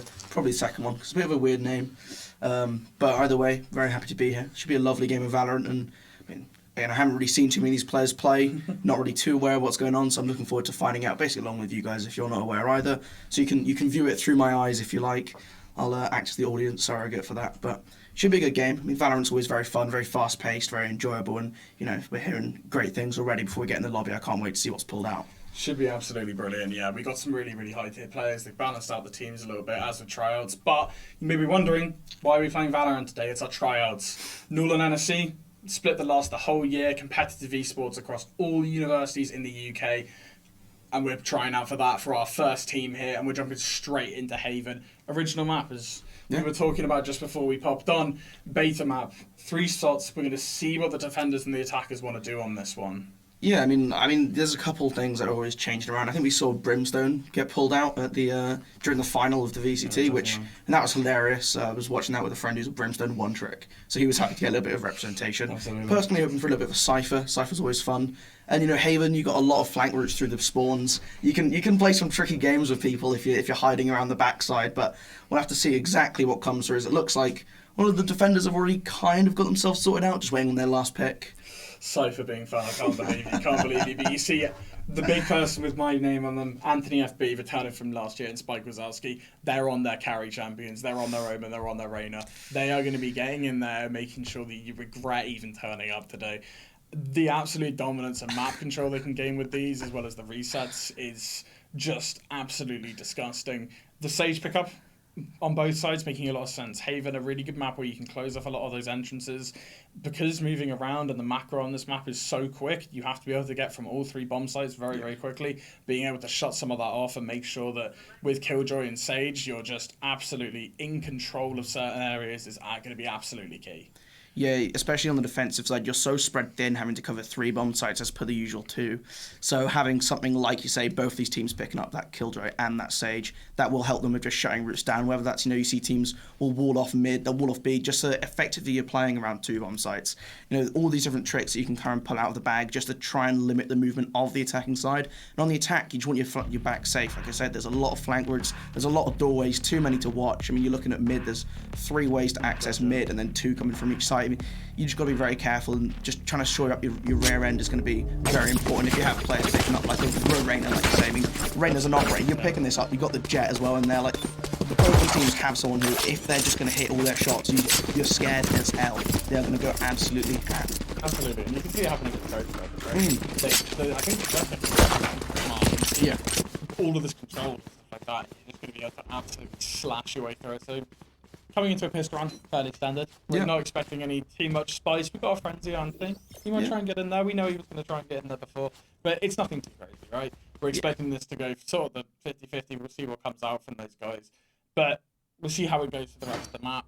How you doing today? You all right?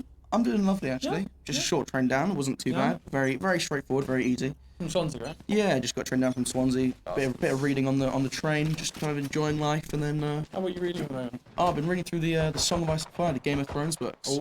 Watched the show and was disappointed. I thought I'd read it and get really disappointed when it never gets finished. I've not watched the show, unfortunately. I tried watching the first season, but we can see they're slowly pushing onto double doors. They're trying to get a nice angle on it. We're trying to see what they're doing. That's a nice tap down from Sam. 1 for 1 though, nothing too crazy. No one's on a heavy site just yet. Yeah, they haven't quite picked their route, although they do have the numbers advantage at the moment in that 4 versus 1 as 2 quick kills go through. That is going to put a little bit of pain on the side of the Sova, who does have that spike available to him. Like, he is going to be able to try and make his way onto A site, as we're seeing him approaching through sewers, and he'll be able to get that down, has the time if he's a little bit careful, but the Omen starting to make the rotation through the back of spawn. You can see all 3 defenders on the minimap rushing through the attacker side of the spawn. It's going to get him in a really, really uncomfortable position. He's fallen underneath Heaven, but Omen's just above him. He has to be very careful. If the Omen drops down, he's going to be caught very unaware. That Sage is trying to get himself some healing, but the nice headshot comes through from Dave.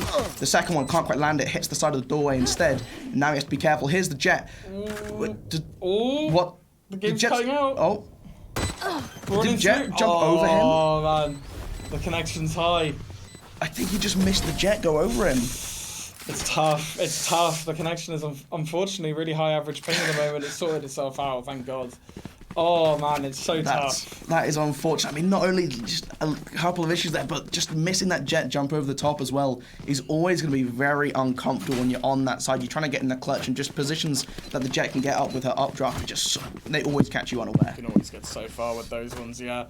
Absolutely. There's just so much mobility, like we were talking about before. It's such a good pickup. When you're looking at this sort of place, we knew that they were going to come in and want to try and control the map and try and make it work for them. So just getting the Jet, or even something like a Raze even, on this sort of map really does change the way that you can actually play it, because it's not you're peeking one side or anything like that. You've got a turret, you've got a wall, you've got a blind coming through, and Reyna can somewhat deal with that, but it's not absolutely incredible. No, it's not the same sort of thing. And it is going to be very difficult for the attack. I mean, you're expecting them to lose this one as the first will go down. That's Anthony getting taken out by the Sage. But when you lose that first round, the enemy team has that extra money. They're going to go for that buy round, forcing the Spectres, forcing the heavy armor. It becomes such an uphill battle. Having said that, though, Sage able to find one with that Ghost, making great use of quite a strong pistol for its cost, but obviously is not expected to win these engagements. Spike Wazowski just prodding here with that classic, looking around the corner, the Omen 1v1.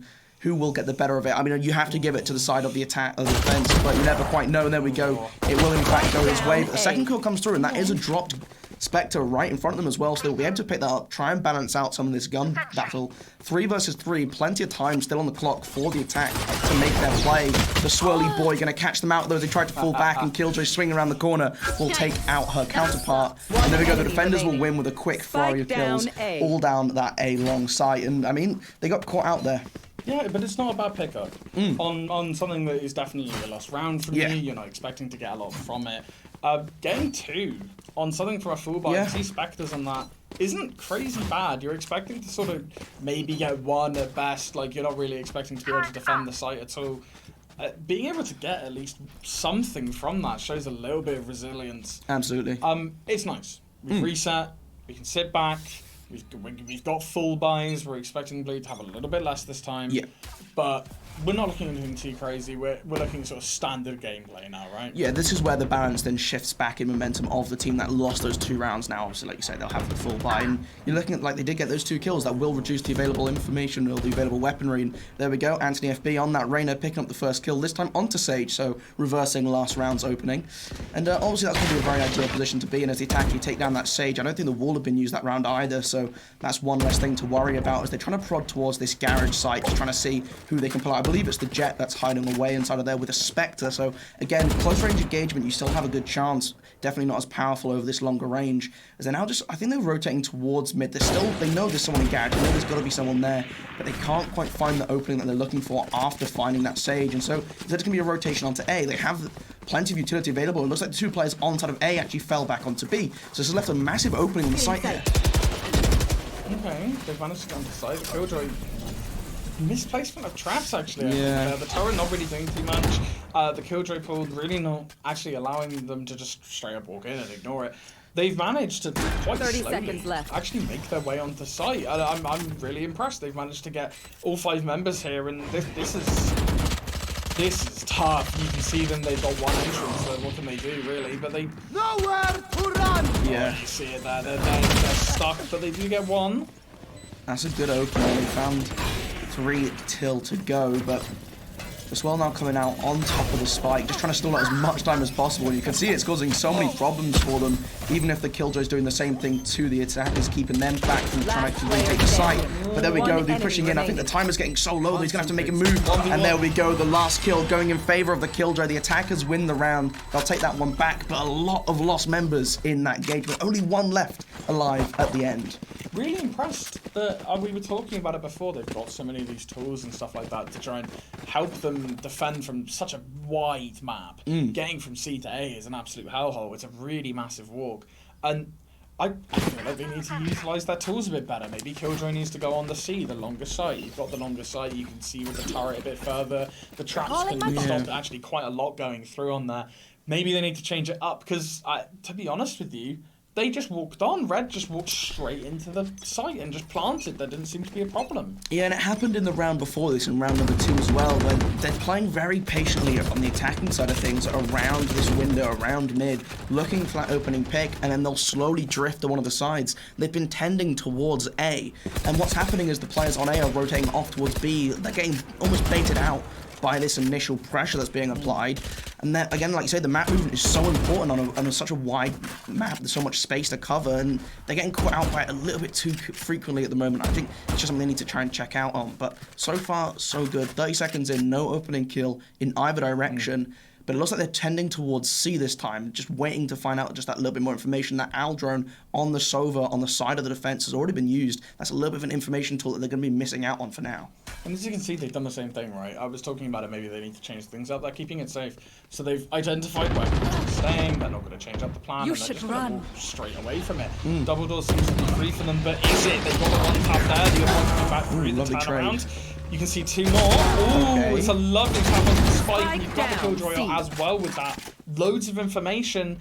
It's a 3 versus 2 all of a sudden. Yeah, and Sage is taking some seconds left. damage, but that heal just coming off of cooldown is going to help them. They've got plenty of time to kind of hesitate here, to wait around. 23 seconds for the attackers to make a move, and they have the spike dropped. When that spike's going down, obviously you're not having your gun out, so that's the opportunity for this defensive pounce. But as we're waiting to see how they're going to push inside, a quick trade of kills coming through, and Reyna has to find 2. The timer is so 10 low, seconds and left. I think it's all going to be all over here. There's no way they make a move from here, although they player find the standing. Sage. It's all up to the Sova just to keep moving away. Don't give himself away. have And the spike. allow this one. Yeah, there we go.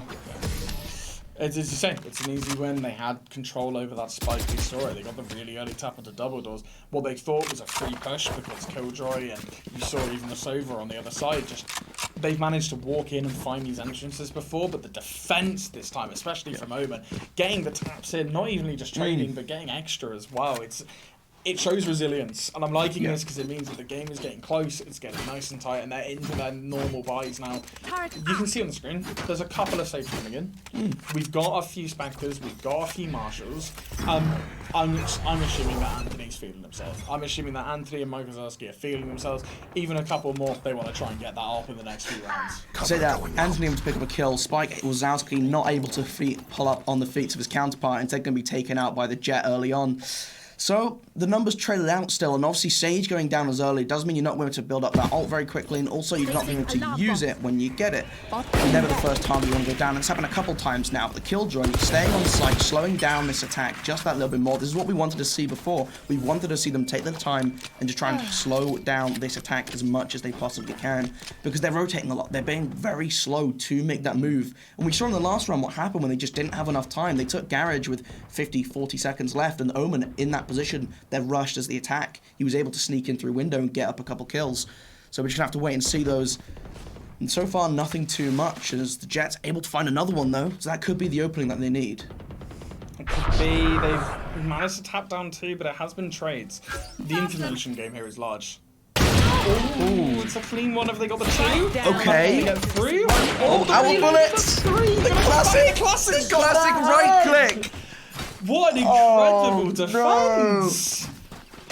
You're gonna get him with the jumping right click. That is, you can't do that to people. It just isn't fair. Oh, don't bring me back to recently Berlin with Fnatic. Don't bring me back to the jumping classic. The jumping right click is such. It's so painful.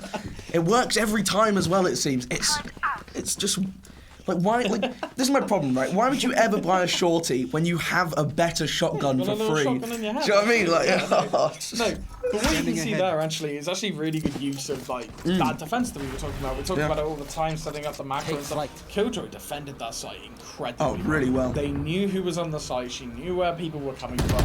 She had the information ready because of all of her traps, and they're trying it again because they can see now. Actually, maybe they're holding and see if they get a quick. The same kill again, but Spike Anthony down FB this A. time able to catch that up in numbers, and the ult is activated on the Reyna. The hunt is on.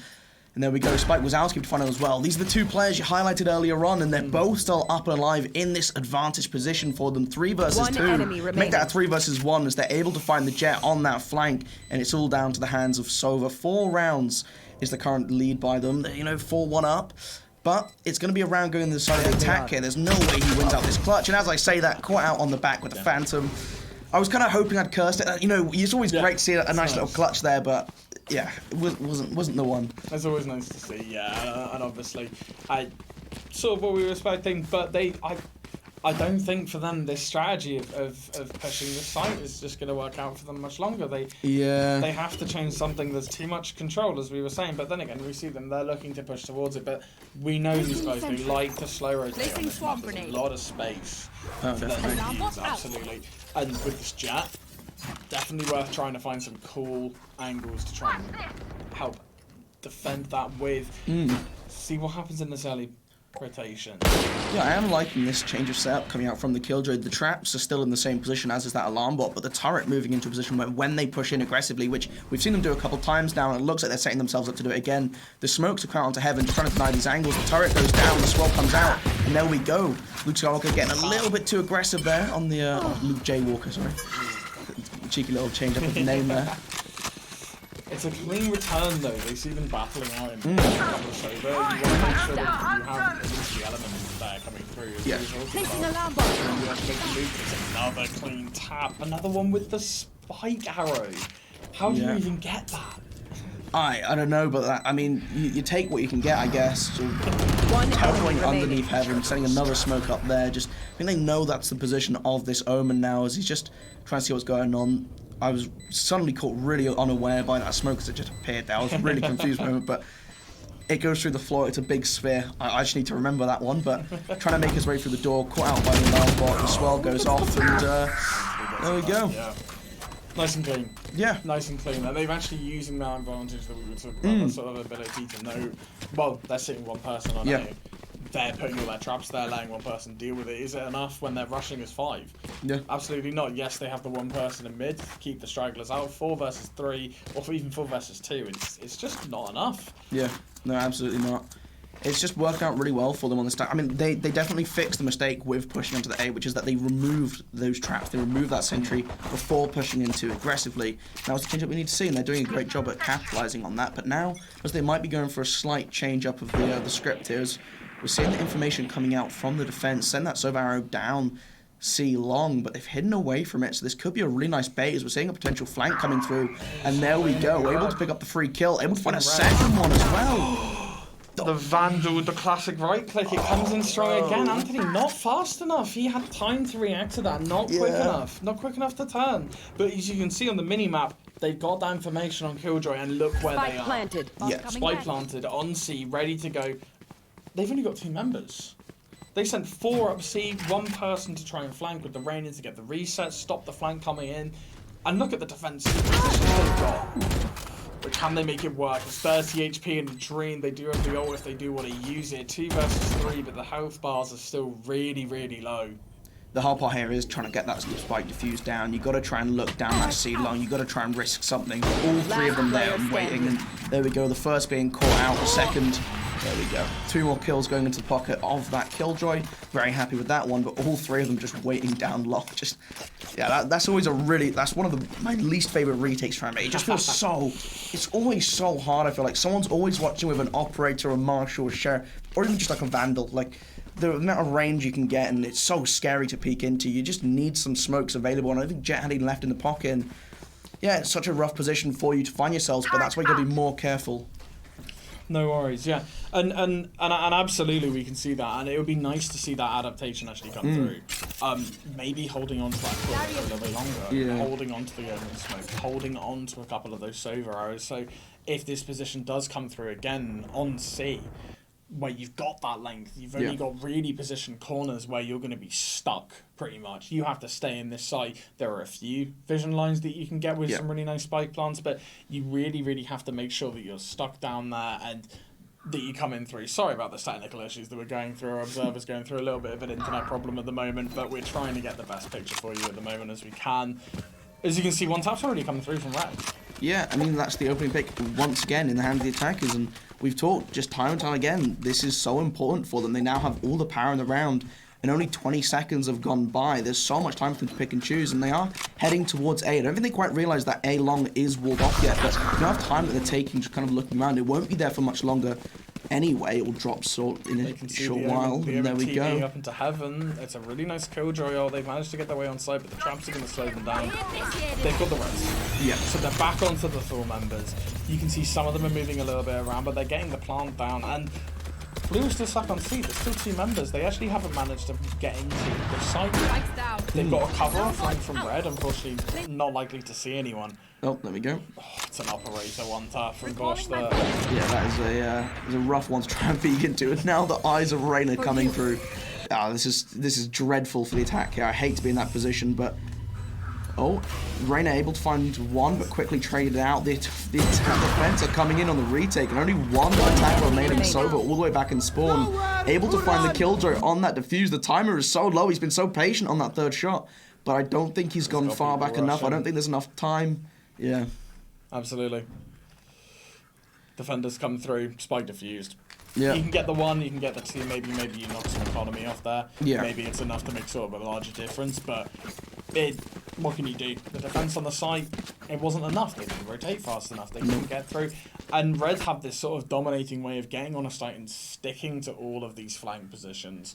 Yeah. It's something really, really nice to see. And maybe it needs to be, again, a move of that equipment. Maybe you need to change some of the ideas. Maybe Reyna needs to find a new spot. Using that Omen ult was a really good idea. Find new areas for them to be stuck in. Yeah. To try and find these small flanks and these small positions where you can actually get in there. Absolutely. I mean, I'm really loving these pushes coming out from the side of the attack from Red. I mean, using that killjoy just to get into sight, to get that plant down is lovely use. It forces out the players who, you're expecting the killjoy to be hiding behind. But now they're going on the other side of things, and again, just using this utility very effectively to gain some space very early on, although swinging straight into that flash is an interesting one. It didn't come back to hurt them just yet, but there we go. The smoke is coming through. Anthony on that Reyna, able to find another 2 kills. I mean, he just walked through Garage and just got 2 for fun. This man is going absolutely ham so far. You can see the operator's been working out for them as well. It's been an absolute great pickup, especially when you've got these long sights as we were talking about. Yeah. The potential to be able to get in there, and he just picks up another one. It's too easy for him. Yeah, there's nothing you can do. I mean, you got what? Okay, never mind. I was about to say how you're feeling as a Sage. You don't have to try and face this mass horde. But I guess you just take it with pride. You go in for the first one, obviously get caught out by the trade. But that's another thing we've been saying from both of these teams. Actually, is just really playing very well around those opening picks. They're getting the opening picks, and they're playing very well around trades. Trading is such an important part of basically every competitive shooter, especially in games such as Valorant. You're looking also towards CSGO and Siege. When you have that numbers advantage, you know you can take those gunfights favorably, and you can always keep that number advantage maintained. And neither team has really had a big problem of trading out big kills here. Neither of them have had difficulty in setting that up, which is really impressive to see, actually. No, absolutely. And yeah, great thing is, we're 5-5. We're in this, and we're nice to see, actually, that it's really close. Yeah. It's nice to see, especially from a tryout game and something like this, definitely. where both sides of these teams are actually really, really high skilled.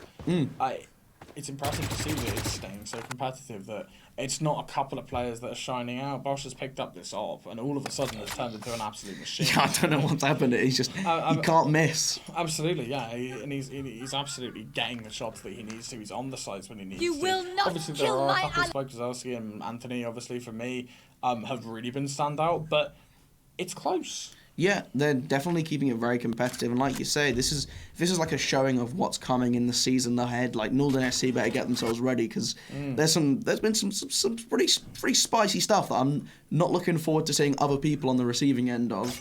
I've got to say there's some people I'd rather hope avoid playing into some of this, but I mean, it's been a great showing so far, and as you see, like the team's so close, like you say. It's just absolutely. Just waiting this one out. You're a Rainbow Six player, no?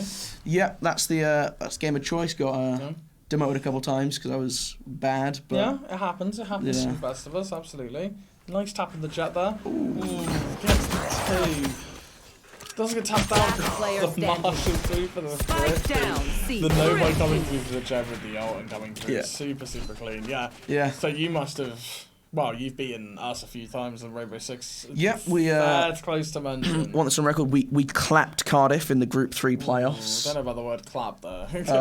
Yeah, I mean it was a. Yeah, no, but It was no, definitely a really good. The match. Welsh gap is huge though. Definitely a really good match. Unfortunately, we've lost a lot of our big, absolutely, absolute.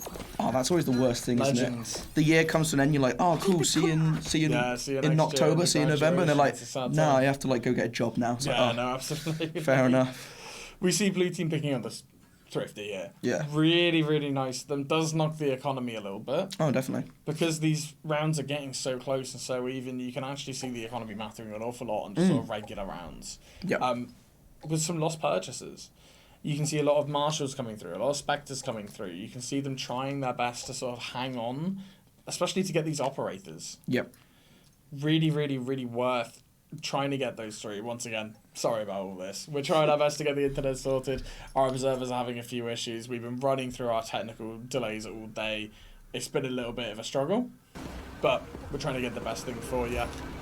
And we'll still keep on commentating. Wouldn't be an EU production if we didn't have a couple of issues. And again, I mean, Bosh, this is like you say, you save up for the operator so you could do stuff like this. You can have someone walk out into window and just get completely annihilated, able to pick up that opening kill, especially it's onto the Reyna. There has been causing so many problems. The entry potential on that operator, let alone in such capable hands, is terrifying. And now they're looking at pushing into A. They're able to do it anyway, though. Sage picking up that front line, which is, Battle Sage is always something you love to see. But now to be very careful on this angle. What was that shot? It's clean. It's very clean. And they just take the site like that. They planted and it's a simple few taps and they're back on it. You can see this advantage starting to grow.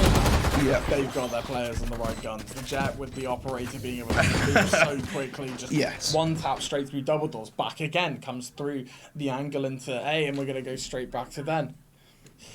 And we're just going to keep on going with it. No worries. Just getting a message through from our producers. We're going to be trying our best. We have apologised a couple of times, but we're going to try and fix this as best we can over the break. For now, keep on going, and we'll try our best to try and fix this in the future. It's coming on through. The equipment has been put down. It's a nice, safe round. They got to try and reset. Yeah. The advantage has been gained. Your 2 rounds down, but it's not too far off. There's no overtime here, so we're working our way up to 13-12. Yeah. You've got time. Yeah, definitely. It's not the end of the world, but the economy is in tatters for a lot of these people. Pistols coming out for a large amount of them, classics even. Yeah, I mean it's always interesting when you look at this swap now, where because I mean the defense from the first half able to get up 7-5. I mean that's a great job on Haven, especially when you consider how open it is, how like thinly spread you are. But it was just because their retake was so good. It'd now be interesting to see if their taking sites is as good as they were retaking, because it looks like they're setting themselves up to try and move towards A, much as their opponents were doing before. This time we'll have to see if it works out a little bit better for them. Remember last time the defenders were able to win out on that pistol round. But now we're going to have to see how it goes this time. Running down C long now, sending that Sova dart just forward in, trying to get that information on the back of sight, and Bosch, with that ghost, able to find out Anthony FB, and that's going to hurt. But 3 kills coming through very quickly. I mean, 4? Okay. I mean, yeah, just why not?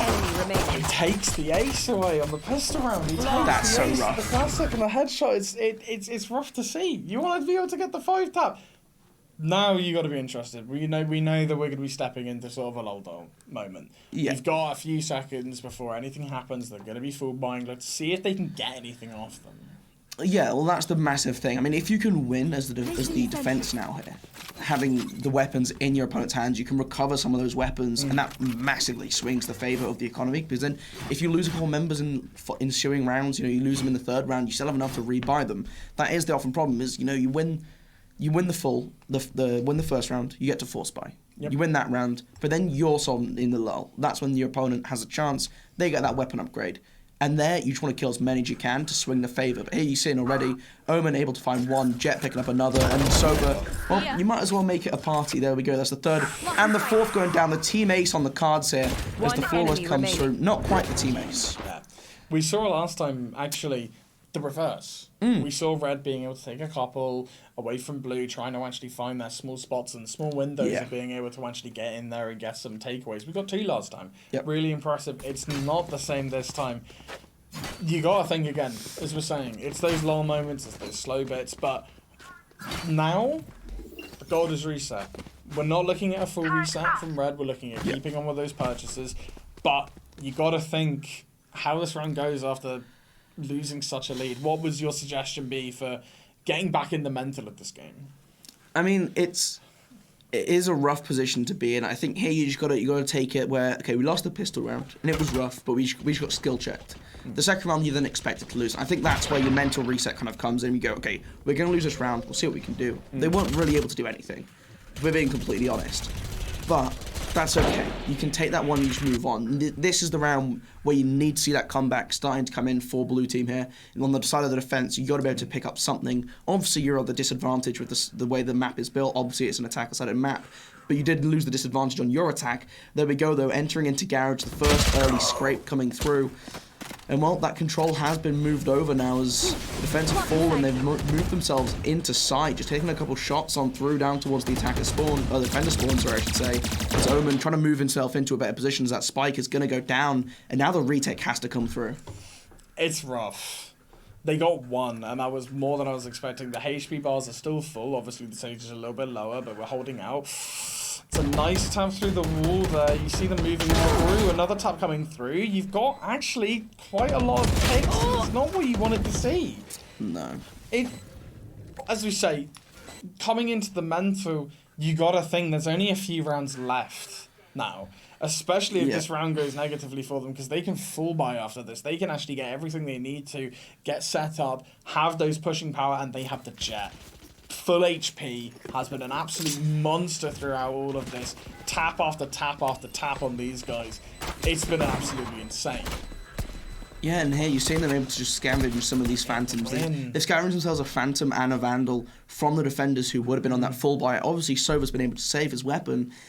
But I mean, you're looking at a potential here where they can bonus, they can buy an AWP here. They can share an AWP if they wanted to. They're going to bonus instead, just hold on to the weapons they've got for free, save their economy for next round. But that means, if someone goes down, they can share that phantom off from the jet. Just drop the operator in there.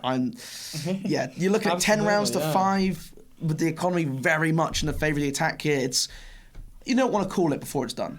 Obviously, you want to give people a chance, and comebacks happen all the time. It'd be nice to see them actually change their strategy, moving on to a couple of different sides, moving away from this, and maybe even trying to push a little bit more aggressively. There's another tap.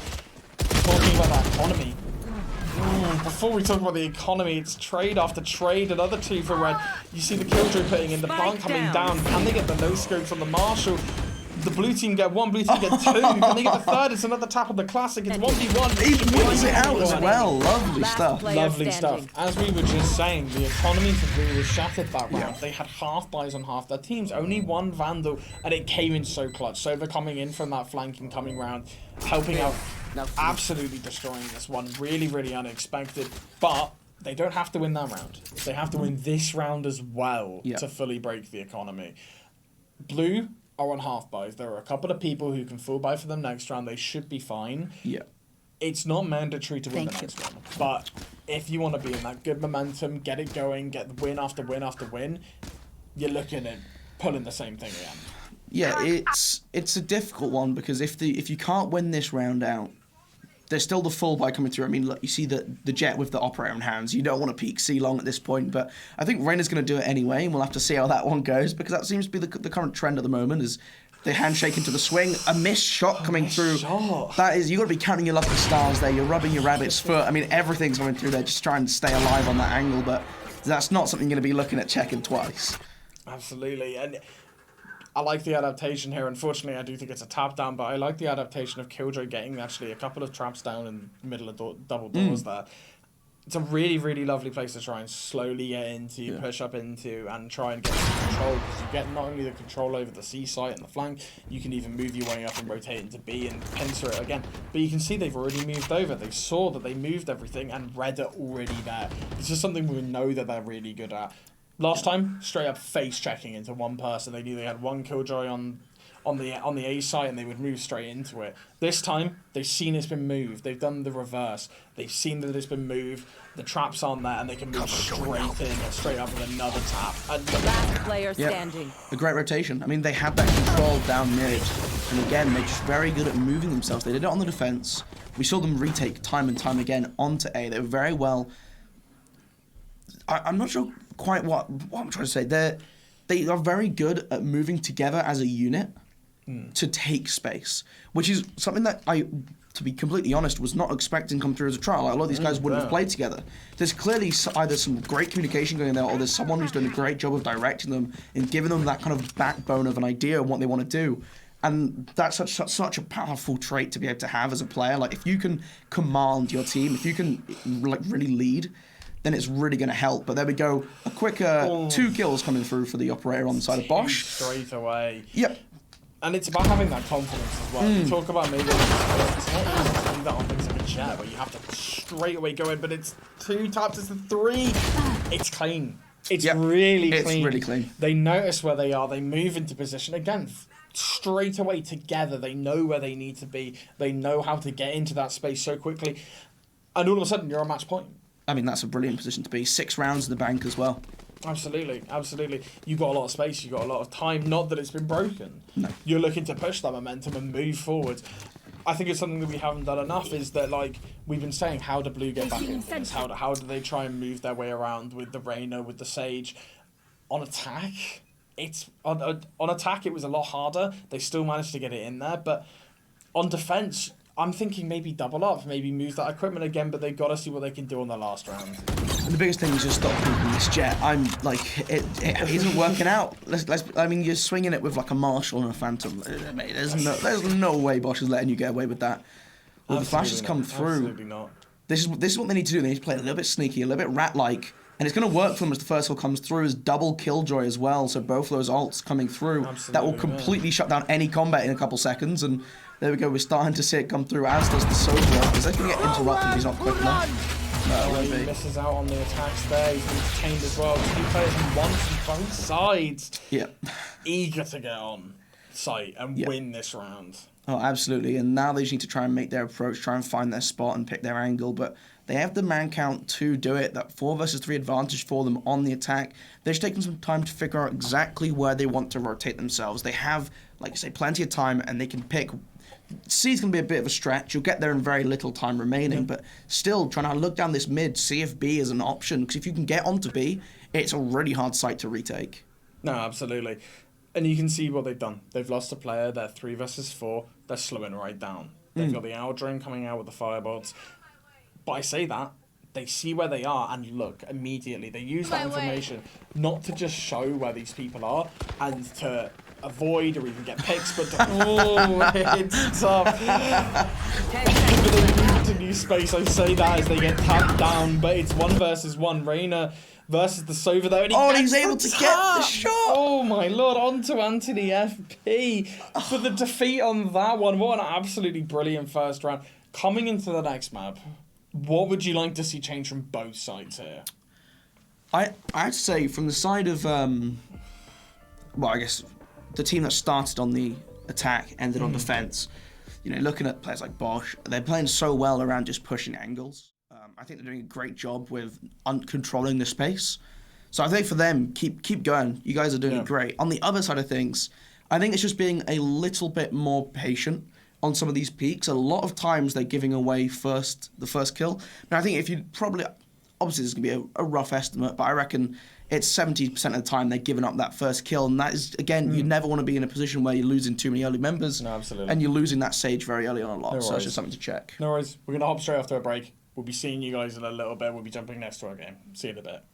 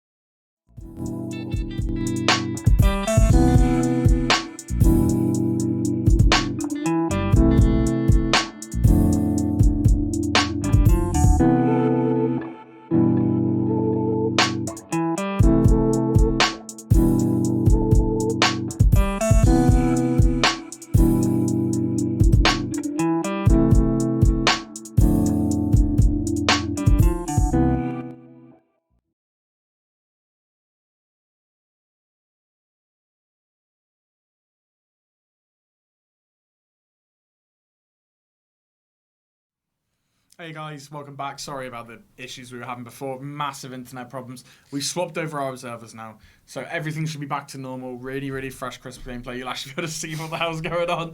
And imagine for us, we're trying to cast this here. I'm really sorry about that one, but it should be absolutely sorted now. Yeah, the kill feed obviously was a great information tool, but it should be back to running smoothly, and we get to see some of those. I mean, fortunately, actually, seemed to be working during most of the really nice clips. Maybe that's just Luckily, like because yeah. you don't know it's a nice clip otherwise, but we caught the highlights, and so we can always be pleased with that one. But yeah, like I say, jumping back into our second game, see the teams have another swing here. Obviously, the last game ended in a 13-6.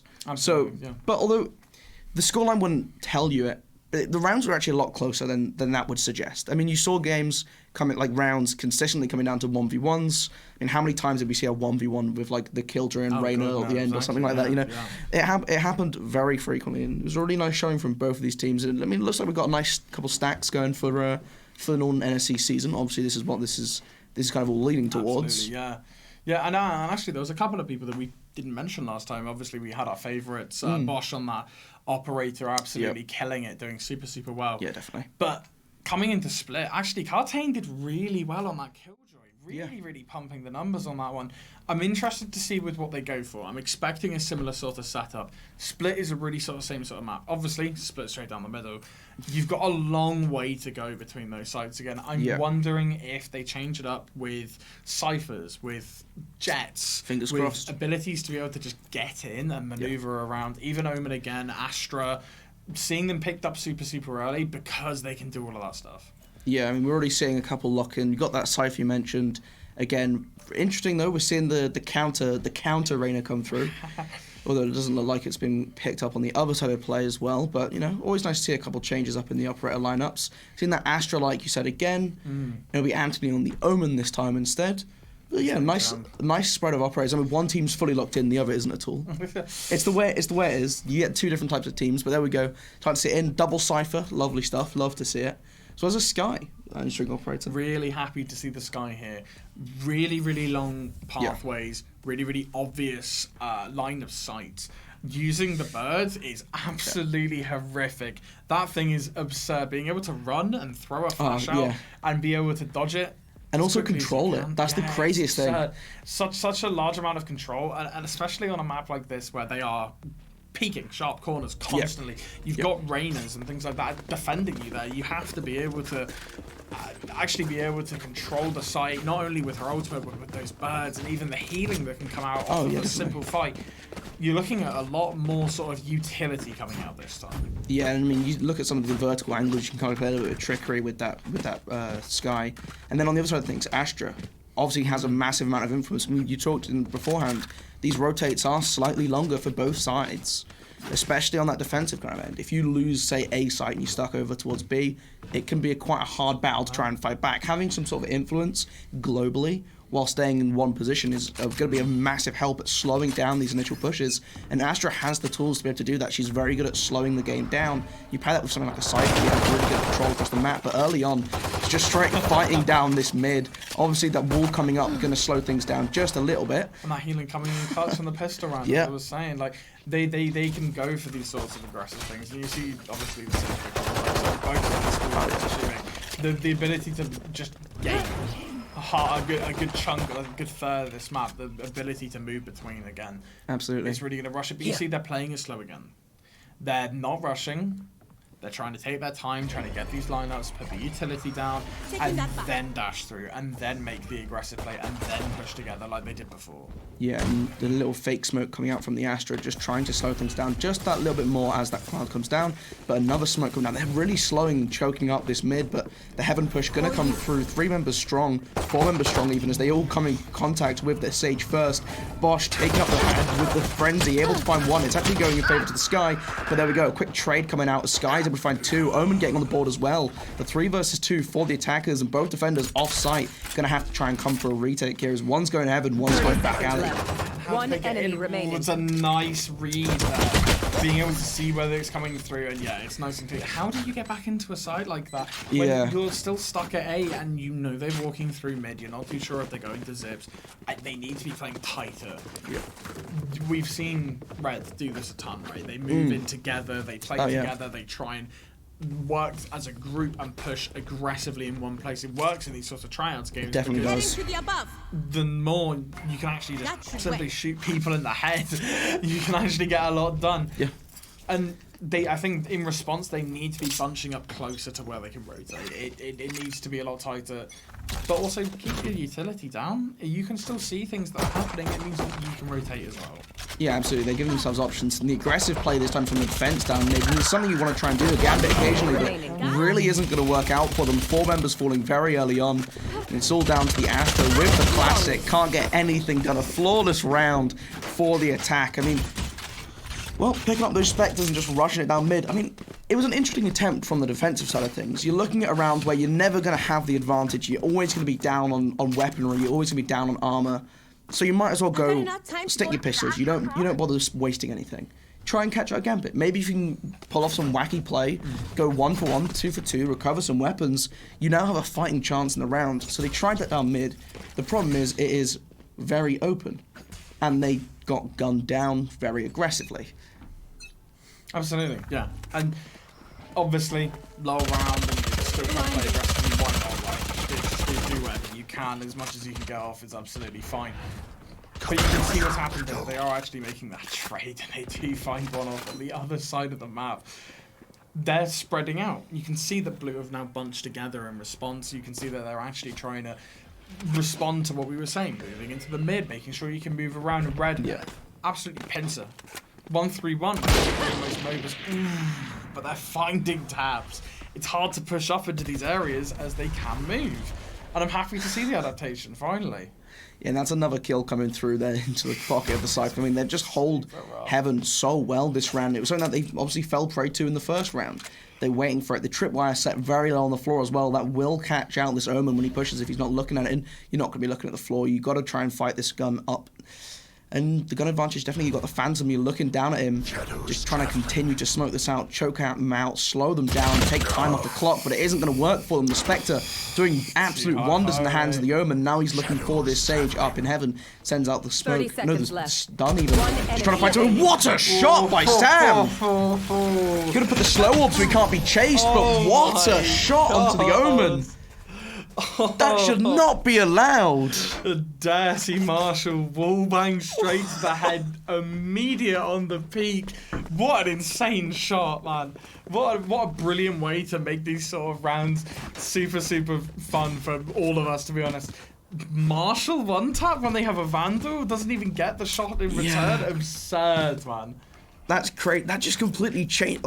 That was a shot and a half. What an excellent time. And I'm looking forward to seeing more, right?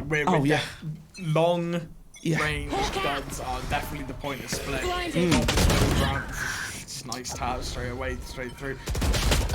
Pushing onto site, they can't make it. The Astra becoming too powerful, a bit too obvious. That one, unfortunately, my friend, it's a simple tap for the Astra. One enemy remaining. Through lots of damage done there. It's a Spike 3v1. There we go, the defenders take this one again. Really well played. Like, the utility use from that Astra was immense. In the moment they tried to walk in, you got the early trade. In the moment they tried to walk in, you're sending that concussion, you're pulling them in, and you just completely catch them out. I mean, Jet is forced to move out of that, otherwise she's going to get pulled in, take a ton of damage, be left vulnerable. You got to move out of it, and she walks right into the sightlines. Then the Omen, maybe a little bit overzealous on that TP there, a little bit too far forward. But you got to appreciate the hustle. You know, it's always worth it, worth a shot.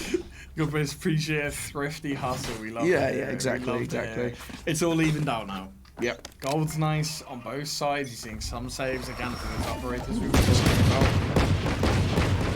Really nice. You can see the Astra set up her defense of each single lane. You've got a really nice vision of being able to stop whatever's going to happen, and it's working with these really nice pincer moves from Omen and Jet, trying to figure out where people are, and it's a nice tap for the Marshall. It's like Wazowski.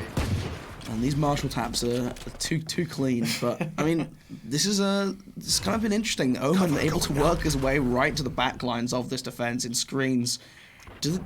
I think the Reyna knows he's in this corner though, and as he tries to swing out, gonna actually win out the gunfight. That is going to be the signal for the whole team to start rotating towards A. They now have that site control. They have the spike in hand, ready to make a move, and I'm sure they'll be setting up some tripwires behind themselves, just waiting for this push to come in. The early pick coming in. Anthony able to find out the Sage. Won't even get caught out for it. It's a lovely just free pick up there, and he gets a second onto Bosch. This is opened up now, the 3 versus 3. It's a real comeback potential. How aggressive. What an incredible, but it's a tap on the Sheriff. And a tap back, simple headshot. Did they know that the third one's there? He doesn't, he gets tapped back. It's a 1 versus 1 and he wins it! Thrifty. Luke Jaywalker just walking straight in behind him, unaware, right? No information on anyone going in there. We thought it was a done deal. We thought they were still at zips, they were still rotating around. Yeah. But this Cypher comes in through, taps them again, and then Sky out of nowhere from the back of screens there comes in and straight up murders the man behind him. What an incredible play. Yeah, I mean, it was a really nice initial move from that mid control when they realized that Omen was in a position holding down screens to get onto site, and like you say, very nearly slipped through their fingers there as this retake from the side from the Sage nearly too clean, but it was a really nice save from the Sky just to be able to close that one out, and that's the power of numbers advantages. But now looking for that advantage once again, trying to take some control down mid, forcing back the defense, which is going to give them that opening to move around a little bit. You know, you're denying that information available to them, but they're trying to probe themselves to get some information for their own. And as I said, very too I've easy. got your trail. And as I said, I love the aggression from Anthony. Walking in confident, knows he can hit those shots, knows that he can use them. Being able to walk in and just take a site like that, or at least get a couple of tabs, absolutely confident. He's on his main character. He's feeling himself, you know? I definitely would be as well. Omen, ton of control, being able to pretty much use yourself as a tool to win the game. But these guys are just falling off. You can see that it's 4-2 already. A nice number Last of player on standing. Oh, Dave. Down below, hiding away. That is a sneaky spot to be hiding in. But yeah, like, I mean, you hit the nail on the head there. They're just doing a great job at, even though they're losing some of this pick, they're giving space up to the attack.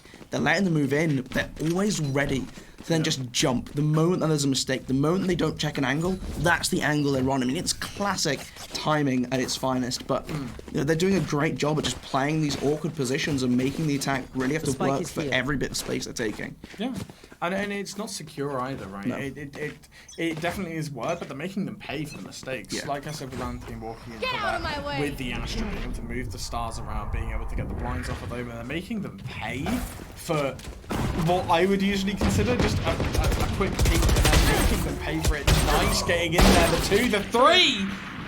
Low HP on the jet, but they've taken the site. You can see Red Team moving straight in. Astra puts the wall down, but it's not enough. Luke Jaywalker coming in with the Sheriff one tap.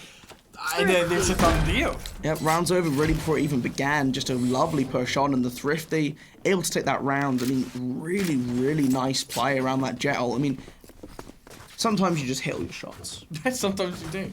It's what can you say? There's nothing you can really do about that. Sometimes you don't miss. Sometimes you hit the heads. Yeah. Sometimes you wake up, you hit all the heads. That's fine, and that's what Valorant's all about. Yeah, I wish I could do that. That'd be nice when they just wake up in the morning, have your coffee, and just go, oh, I'm gonna. You're dead. Just being able to shoot people. I wish I could. But oh, whoops. In reality, what a great play though. What an aggressive play again. We talked about them moving in the high up the fence, getting on with the Bosch. We talked about them moving in the middle to try and get those macro moves, but it means that they're predictable. It means that when they move through these spaces, that they know where they're going to be. And Jet getting in there and absolutely using the AoE to her advantage, using their ability to just absolutely pinpoint accuracy these darts. Yeah. Really, really impressive. And now, like you say, the defense just playing it so well. They're waiting patiently and able to get that repeat going on. They're doing a good job just playing this very, very patiently, letting them move in. They're not going to be able to get away with it now, but the res is going to come through on both sides of things. Sage ult meets the other, and well, now they have to try and find their way through 5 members. They know exactly where they are, and their position is just completely obvious at this point, and have to be very careful of a potential flank down mid. Absolutely. But you can see, again, they're moving. Even though it's just the 3 of them. Oh, there's a little Dave. The 1, 2 finds 3! Oh, no! Absolutely deserved. Crouch them as much as you want. You gotta check the angles. What are you doing?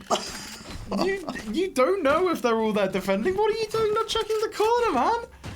All three of them walk past. All three of them get gunned down. My mental's gone. That's me done. I'm mental beam. I'm out of it. That's all three. He keeps hiding. I mean, we saw him hiding like underneath heaven. Able to get 2 because he just like jumped out. Able to like just sit in the corner by mid sewer and just get one. So he didn't check it. This is just like carelessness at its finest. They're just like again gonna break this sage wall so early on. It gives them that potential peak from the top. But again, they're not gonna catch anyone out. A little bit of damage down, but. Where was that kill? Where was he even finding that? Is that by A? He's back on A again and he TP's out. What an incredible Oh my! play. He's TP'd into screens yet again. Oh, okay. Dave gonna shut him down. Too greedy. You don't buy the hand that feeds you. Yeah. But what a great way to play tryouts, though.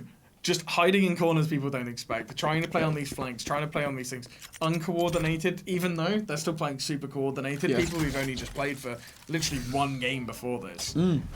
It's impressive how much they are coordinated, but these people can't talk to everything about everyone. You hide in these cheeky corners, these little cheese spots, and you've got really good chance to get clips of that over and over. Yeah, absolutely. The flash gonna save, but able to get the kill through it. Obviously, the refrag gonna come back in favor of him there, but you want to try and move on to the side. The numbers are. I was about to say you have the advantage, but they're gonna drop it away. The stun coming right through, but it's not gonna last long enough. The kill coming through. Sam holding on tight. He is not giving up, even if his team are falling all around him. He's holding on the last bastion of hope, trying to hold down this B side. He has the spike available, and he's gonna get the 4K. Gets the kill up onto heaven, shuts down the Cypher, sees home the round. What a hold. You've got to play. The Sky runs in, bird out. You've got to block your own blind.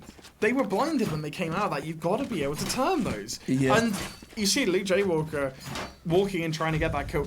But if you're on the back foot already, what an incredible clutch, right? Being able to hold down this site super well. You know where they're coming from. They're playing super aggressive. Again, they're sitting in this middle part. You can see them maybe spreading out a little bit more now, but they're trying to work those macros. You know they're going to come through. Oh, yeah. You can hear them pacing it towards you. They haven't got much time left. It's a nice clean tap. Okay, the pop at the top. No, he gets the other one. Gets him in the full run. And you can see, it's working as a team. You can see the mini-map red already on it. Last player And there standing. we go. Too many angles to cover. He can't quite do it. The concuss will come through, but it's not going to quite land with Dave as he's got time now to try and make his way through. But in the 1 versus 4, Spike now down as well. The time is not in his favor as he's just trying to check the ropes. They're going to hear that though. He's not going silently. And there we go as we see the Omen start to swing around, able to line up the head. But Dave wins out that gunfight. Such little HP though. He's going to go save. He's going to go save. Yeah. When you get the 1, you're on 33 HP. That's really 33 HP in a dream right there. Yeah. I completely respect the decision. I personally think that even if it was me, you're on fine economy, I would move around and try and get one of some of these exit frags potentially. Maybe just one super far away if they try and move off really early. Yeah. And you can see he's actually trying to do this, moving all the way to A. He might actually find the Cypher here. Is he going to get Herd moving into this? And this is what I'm talking about. You try and move your way around. You can maybe even be able to get 1 and then not suspecting it at all. And he's done this consistently. It's these cheesy picks, right? You get 1, you get 2, and it adds up eventually. Oh yeah. I mean, you got to think of it this way. It's a massive swing. Not only do you get money for killing them, you also force them to lose, well, potentially heavy armor, heavy shields, I should say, if they haven't lost that already, and their gun. You're looking at a potential swing of nearly 4,000 just from that. I mean, it adds up. You know, it's a great job there just to secure these exit frags. Just keep putting them on, and it's again Dave hiding in weird spots. Like it's just his MO. He loves it, and he gets away with it so often.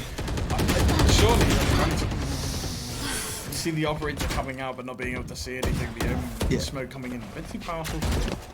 But we got to this point again nicely, as we did last time. We're 5-5. We got 1 more round. We're gonna get the swap in. We're gonna get a couple more to go there, and then we'll see how that works out for them. But we saw last time what such a big turnaround that can make. How much of a difference it can make, but he finds the pick. Look at them all move. All the way through sewer. Instantly. They do it again and again and again. And as Blue Team, you have to be able to respect this. They did this on the last map. They're going to do it again because you're not respecting them moving in. And you're looking at who you lost. It is that Astro who's been trying to hold down A, but ultimately hasn't been able to do a good enough job in these past rounds. We saw it work before. Not this time. The 3 versus 2. And it's going to be a difficult way to try and fight yourself through screens. I mean, you're stuck there with the operator. It's not the ideal gun to be taking these angles with. Yes, you can shut down any potential coming back from the back of the ramp, but ultimately find this. I mean, doing a good job to get into this angle where you can try and swing onto this sky. The stun coming through, though, that's going to completely mess with you. The slow miss coming through, but ultimately it's not enough. And okay, able to find one, but there we go.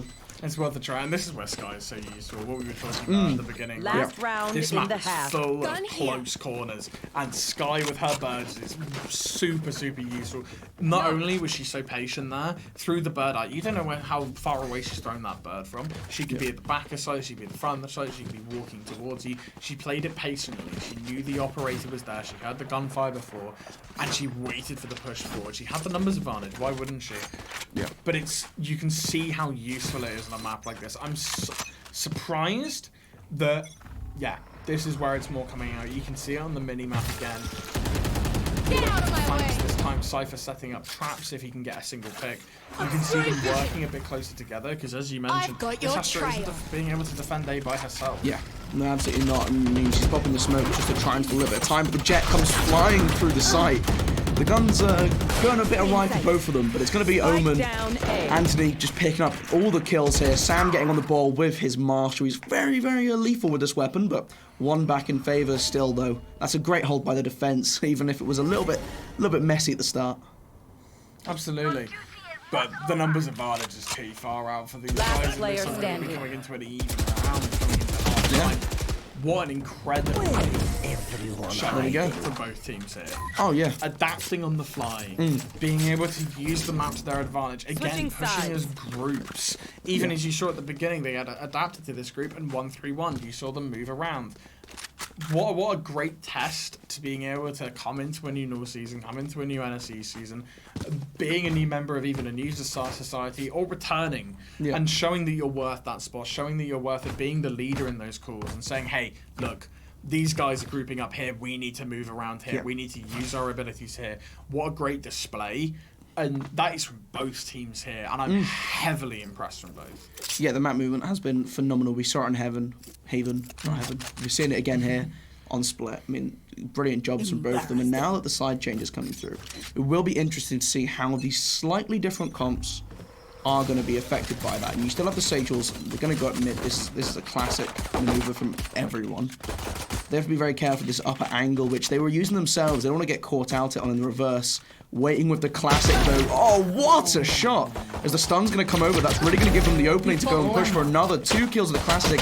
The other Sage actually going to be pulling one back in response, but it isn't enough. The concuss coming through, this utility spam down mid is causing so many problems for them. And Ronnie still up on this wall, still fighting them off. The long-range engagement coming through. Is they going to find another? That's a triple kill for the Sage. Now they're just staring down at this Reyna. This is like, it's like trying to play whack-a-mole. Ronnie, the pistol round God's coming out of nowhere. Where was he? Where have you been? I don't what? How much more do you want from a pistol round? Not only do you get a classic, but you get left clicked with a classic at range. Yeah, that was on the middle is split on the same wall. How do you get away with that? How do you get those hits? My classic goes like that. I don't get to see the classic at all.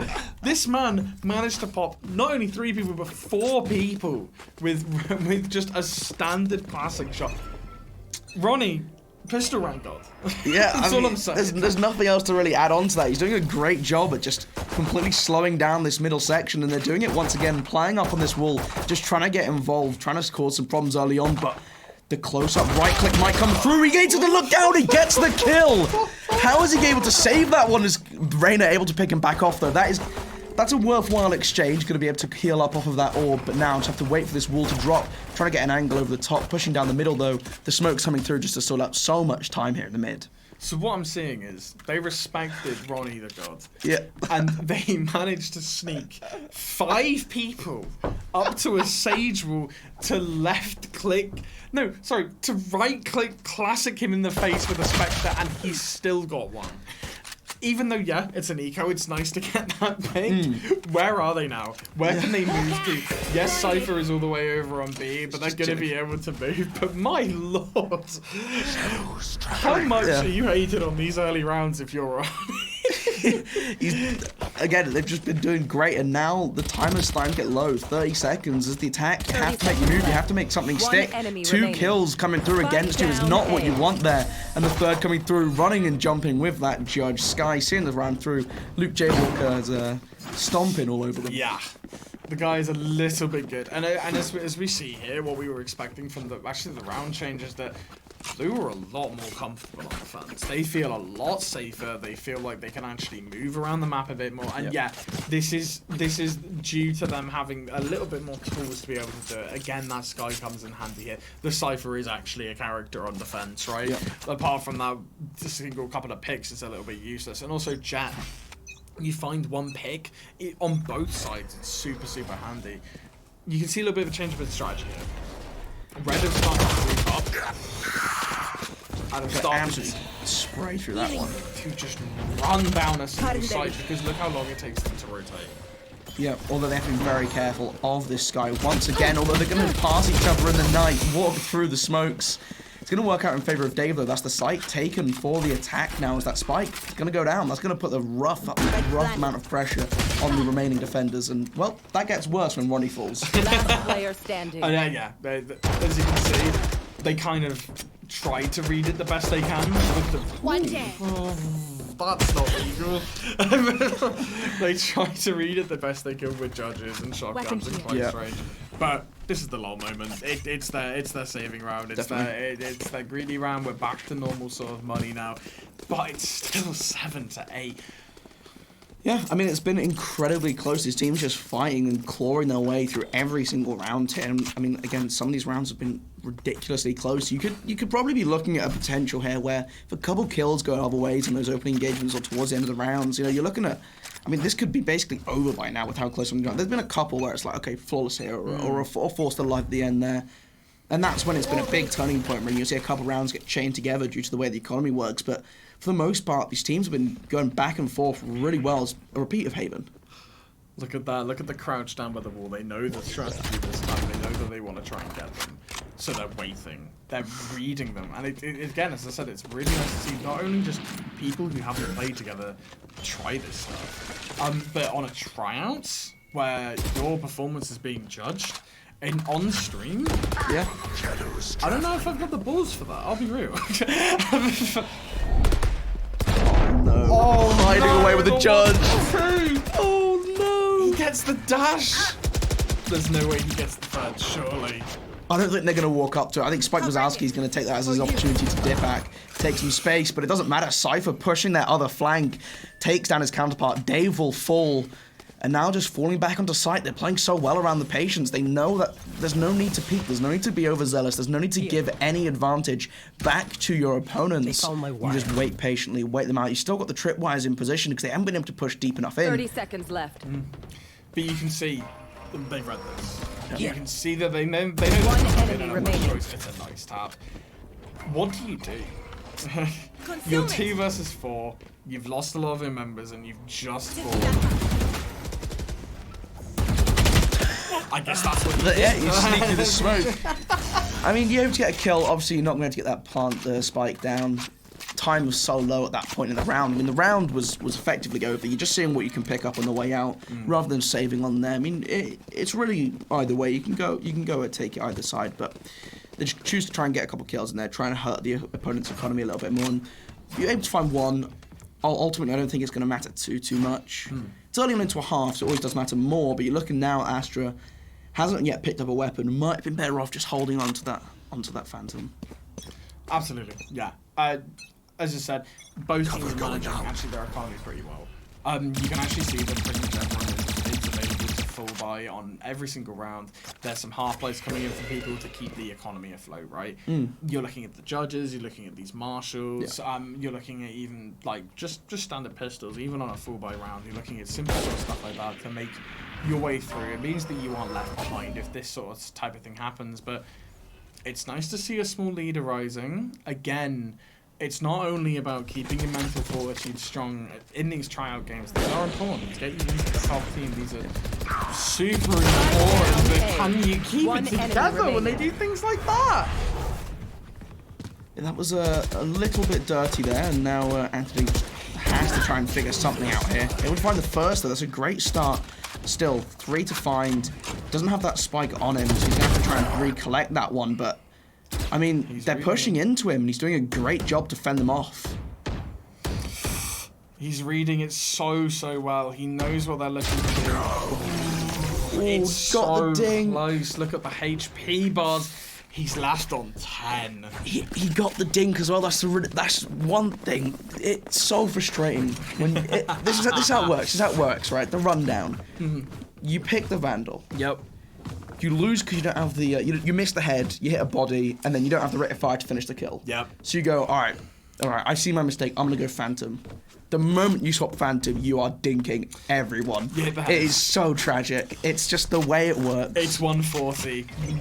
Yeah. You want to die. Yeah. Let's not put it lightly. It's horrible. It's the It worst leaves you thing. in a bad state. But the problem is that if you don't get Phantom, you're probably just going to lose most of the trades anyways. But on a map like Split, I'm actually kind of surprised. Yeah, there's a lot of those sharp corners in mid, but if you're one of these flankers, if you're this Cypher, or if you're this Sage on red, or even if you're the Cypher or the, I believe it's the Astra being set on their own on A, Yeah. I can see it working out for you. You're holding these long angles. We saw the operators coming through a couple of times before. Yeah. I'm impressed they're not doing it again. But it's working out. Some people reading it like a book. Nice way up to defend that. But you can see red. They're already moving all the way through. Blue are trying to get there as fast as possible. Luke Skywalker, Jaywalker coming through. One enemy remaining. It's a nice one for Spike one. down, B. The res comes through. All of a sudden, it's a 3 versus 1. That is huge now, as Jaywalker, he has a little bit of utility available, obviously can't heal yourself on that Sky. And now has to fight off this 3 versus 1 situation. The Marshal recovered in the hands of Dave, and I mean, you know, he hasn't been leaning towards it too much, but it's definitely a weapon that we've seen him use that Sheriff to good use. The Marshal functions fairly similarly, and still plenty of utility left available for this Astra. Makes retaking the site so difficult to do, and yeah, they're just going to go and save. Hold on to that Phantom, move back. Look for these exit frags again, that sort of thing. Super nice. Or even maybe not. They have managed to, or are they trying to get back into mid? No, they're just dipping. They're doing the track. They're doing the full pace. They want to try and make it all the way around. Fair enough. You do what you want to do. Hiding in sewers, classy. I mean, yeah, it's just like, it isn't worth losing your gun at that point. Where you get 900 if you're alive at the end of a round. You get 1.9k if you're dead. So you're looking at an extra grand in the bank, but ultimately that's not going to cover the cost of the gun. There's no point in losing that one out. The lovely thing to see actually as well is that you got rounds to spare. They were 3 rounds up. It's simply 2 rounds up now, but that's quite a decent amount for these teams that are so closely matched. Yeah.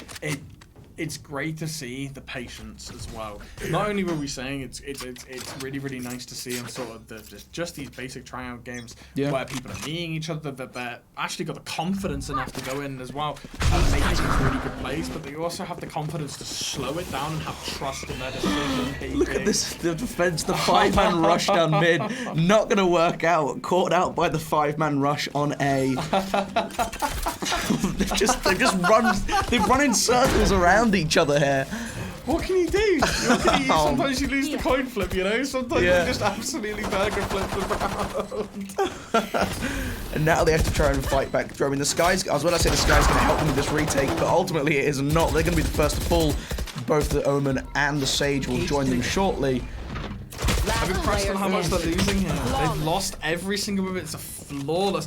Unable to get back into the side. Where were the people on screens? Where were the people taking it a bit slower in sewer? Like, I'm impressed that they all went through zips, all went through heaven, and all died. It is very amusing when you see them just like they completely just sprinted down different lanes, and then I mean, you end up in the position the attackers are normally in, which is you have to force your way in, but then the spike is planted, so the timer is lower, and you're forced onto one site rather than having to choose. They basically just handicap themselves for a bit of a laugh. Thank God. They did not go back and do it. Yeah. Because I saw them stack it up again, and I Yeah. was not ready for that to happen again. What a great camera spot. That is sneaky. I'll be taking some notes. What? Where is that? That's inside the tower, like in the middle of B site. No, A site. Sorry. It's on that It's A tower. site, Tucked yeah. up there. What a tough find, actually. Good fair play to him. There's He's a- been watching the a YouTube sneaky videos. spot, What can you yeah. see? And I remember doing the beta on the tower and like the pillar here. The other side of it's what we're looking at. There's like yeah. the little slit in the ground. You slit see, in the oh ground, man, yeah, man, what a- some what stuff a- like that were weird. The absolute spice. You see the op picked up? It's not working out. He's actually just been tapped a couple of times by a vandal in the head. Yeah. Then again, VFB's still on that team, so Yeah. what can you do? You could die. He's absolutely pouring it through, really being good. And this is a complete adaptation. They know that they're not going to fall for it again. They're not going to 5-man run it down one side, so they're taking it a little bit slower. Does he get the peak here, or does he save it? He's waiting. They heard it. Yeah, it's a nice tap of the head from Luke J. Walker. Too easy for him. Yeah, he's going to have to pick that one up relatively easily. Now, I mean, the time is starting to get low. 27 seconds. They have to make their move. This Sky Ult is going to continue to stall this timeout. You've got the cages in positions, tripwires set up to go. And now they have to do something. Remember, you got to plant before the timer runs out. If it hits 0 seconds while you're planting, tough luck. You just lose, and they've just not done anything. Reyna's caught off of sight. They can't plant. The tap is really, really good. They just lost. lose. They just lost. What are they doing? They just didn't make a decision. What an excellent tap with the ob though, by the way. But they needed to be faster. What was that about? They needed to plant, guys. They were stacked on A with 20 seconds left. These guys were. They're stacked in the entrance to A with 20 seconds left. Huh? You need 4 of those to plant. That's 16 seconds to walk in. That is not enough time to go running around. Either way, definitely need a mental reset from that one. Definitely need to come back in with these next couple rounds with a little bit more focus on what actually is going on. Yeah. But they've been so good before this. These rounds are so close. And it's surprising to see. I think they just got caught out on A. Yeah. I think that they were trying to go for this push. It didn't work out for them. And they knew that they had a flanker on B. They knew that the Omen was there. They didn't know where. They went for it anyways. But again, I would like to see a bit more push this time. Again, taking it super slowly again. And I don't mind this at all. No, I think that their aggressive plays beforehand have been... They've not been working out. They've been getting the actual fixes for them. You can see the amount of equipment that they've got on these sites to stop these hard pushes going in. With the Omen, super easy to do on A. You smoke off one half and you can go through. Again, with Astra, you can do the exact same. You can smoke off the entire half. And it's really tough to play, so they're spreading themselves out. I mean, your Astral and just cut a line down the middle as well. Yeah, exactly. You're playing a little bit slower to stop these sorts of things happening, right?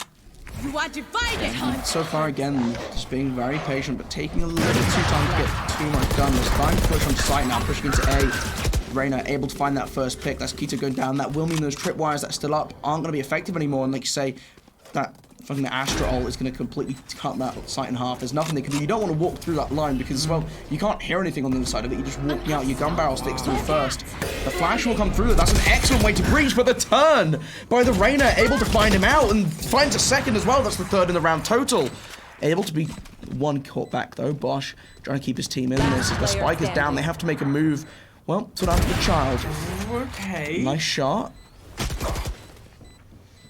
There's too little time left. I would love to commend that Astral was absolutely brilliant. Yeah.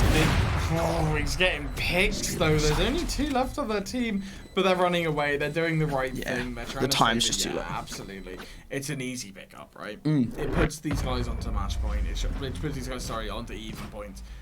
Should be really, really nice for them, right? Yeah, that was an important round for the attack to win. Absolutely, yeah. That Astral, absolutely incredible Really well placed. play. Not only does it stop them from peeking the entirety of that site, it means that if they do try and peek, the amount of information you get is nothing. It's really, really hard to step up after that. It really, really is hard to... I've seen some teams, they cut off at the bomb site. It does mean that you're a little bit susceptible to things like AoE. You're a bit susceptible to smokes, because you can still send a couple of things through this. but Less putting angles, it through yeah. the peeking walls, the windows. That's smart. That's a nice play. How do you get through that? It cuts off the peak onto the screens. It cuts off the peak at heaven. Yep. What an excellent read. What an Yeah. excellent read. I think there was no way for them to move in, and now we're seeing them again, very slow, just looking for this opening pick. And we saw, I mean, you look back specifically back at Haven, and there was a lot of opening picks come out with some of these long-range marshals, the operators coming through. The Sheriff not going to deal with that Vandal now, and Dave pushed deep into sight using that Cypher ult. He's going to get the locations revealed, and that will be the signal for them to all swip around. They're running straight onto sight, going to move into a position to get that plant going down. Spike is set. Time is now on, and again, the attack now, they have pretty decent control over this site. Absolutely. And this is sort of a return to actually what I really like seeing. Because on the last couple of rounds, I think the Ren have taken it a bit too slow. Yeah, I like the paceness, but you need to be able to have aggression. But they've moved on to sight quickly this time. They got the slow, methodical pick, and rather than still taking it slowly, which is what they've done before, they instantly moved. It's back to what they were doing before. They've had a little bit of a shake-off. They brushed it all off their shoulders, and they're good to go. They've moved again. It's so quick. Bosch with the operator, we know what he does. They save it as well. And he swapped back to the Phantom at the end. Oh. Hopefully, I'm hoping someone picked that up.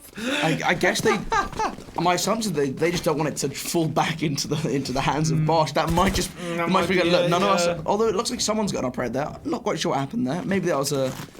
Oh, they've given. Yeah, they're going to the Sage. Yeah, they did save it. Lovely yeah. stuff. Lovely, really, yeah, really good. They hit some amazing shots in the last map, and even in the last half as well. Yeah. Really clutch. I mean, it was Sam we saw rocking the Marshall a ton on B and Haven. So upgrading the sniper probably helps. A little bit more damage this time. Yeah. Just a little. The bit body more. shot will do it this time now. Again, nice and slow, methodical. The Cypher's set up his equipment on A. Couple of picks here. See if we get anything. It's a nice pick. Man, I have to say, Cardiff have absolutely smurfed on some of these peaks today. Yeah. Really putting a number down. He picked the Reyna. It's a ballsy pick to do. It is. Only person I've seen this do this for is a couple of people on Gambit, but he's making it work. What great showing. He's back in the spot, not going to quite work out for him, but Caution just holding on tight. Sam will fall, Caution and Anthony holding on tight. They're not giving up sight. They're doing their best. They're putting it in absolute Match shit. point. And they say match point, 12-11. They turned this around. That's 3 rounds back to back now. Back to back, I guess. But it's flipped a little bit here. And I mean, you're on the defense, and it's generally quite nice. Yep. The split defense, you got a couple chokes, you can force them through, and you do have a couple operators here who are going to be really good. Sorry, I should say agents. Operators the gun. They have a couple agents who are going to have to stall out some time here. You're already seeing Luke J. Walker on this sky, preparing his concussive dog, he's preparing his stuns. Gonna just try and fight back on this angle, because that's what they've been pushing through quite a lot. I don't like this adaptation. I don't like it. You see that they've moved a lot of people really close up, really aggressive.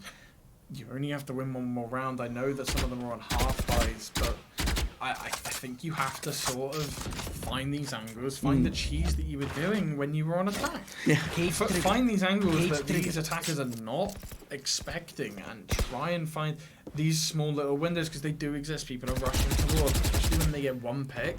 They need to notice where that pick is, and they've done so much of a good job. The Guardians have. Oh my lord, my favourite gun in the game. I can't use it. I just that's my favourite gun. Actually, no, Odin is, but that one's a close second. the spray and pray. What can you do? And that's what I mean. They just found hiding. Those yeah. They're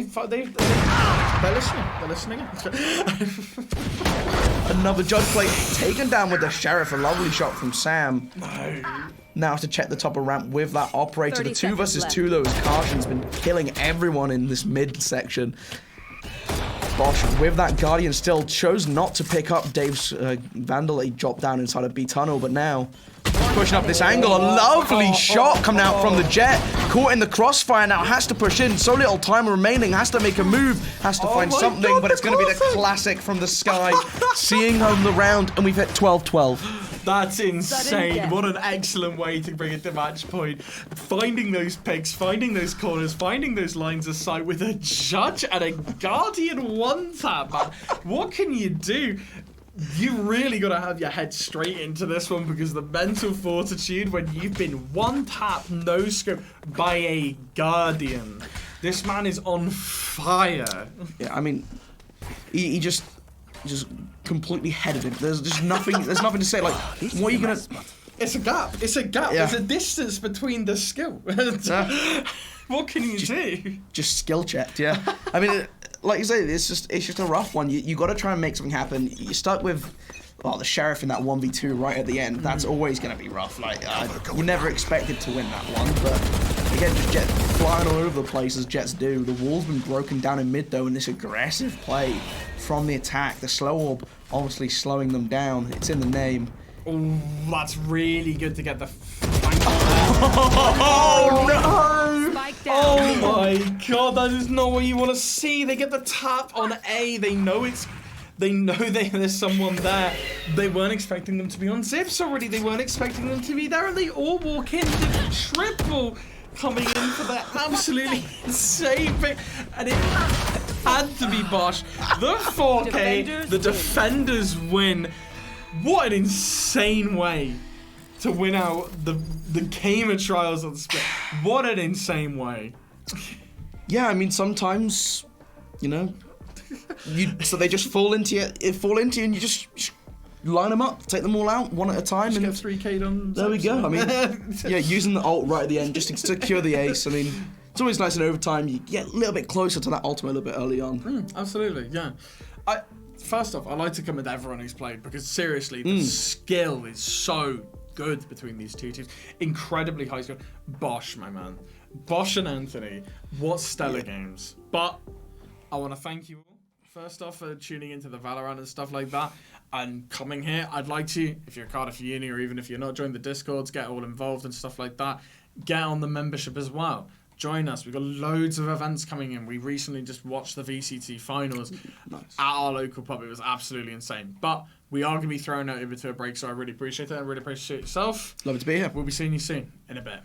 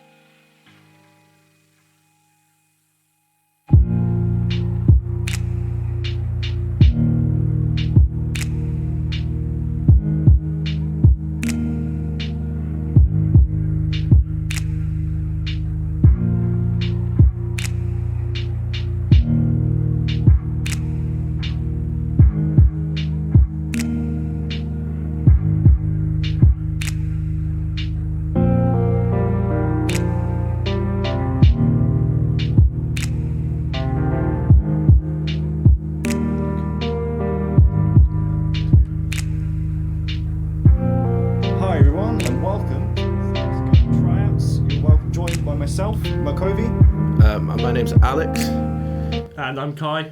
So we're going to be watching live here and giving some feedback, obviously to you guys, so you can watch it and see a bit of what's going on. At the moment, we're waiting for the game to start up. We've got two teams mixed up. They're normally the higher elo out of the group. So we've got Doc on one side, face at level 10. Sam on the other, leading his team, face at level 9. And then the team's ranks are adjusted by that. So we're just waiting to see what they get into, what maps they pick, and obviously we'll give you a cut down as we go there. Yeah, and I'm very much looking forward to seeing this. The standard of the university teams this year might be pretty exciting. I played last year on the second team, and it couldn't have been more fun. So very excited about it.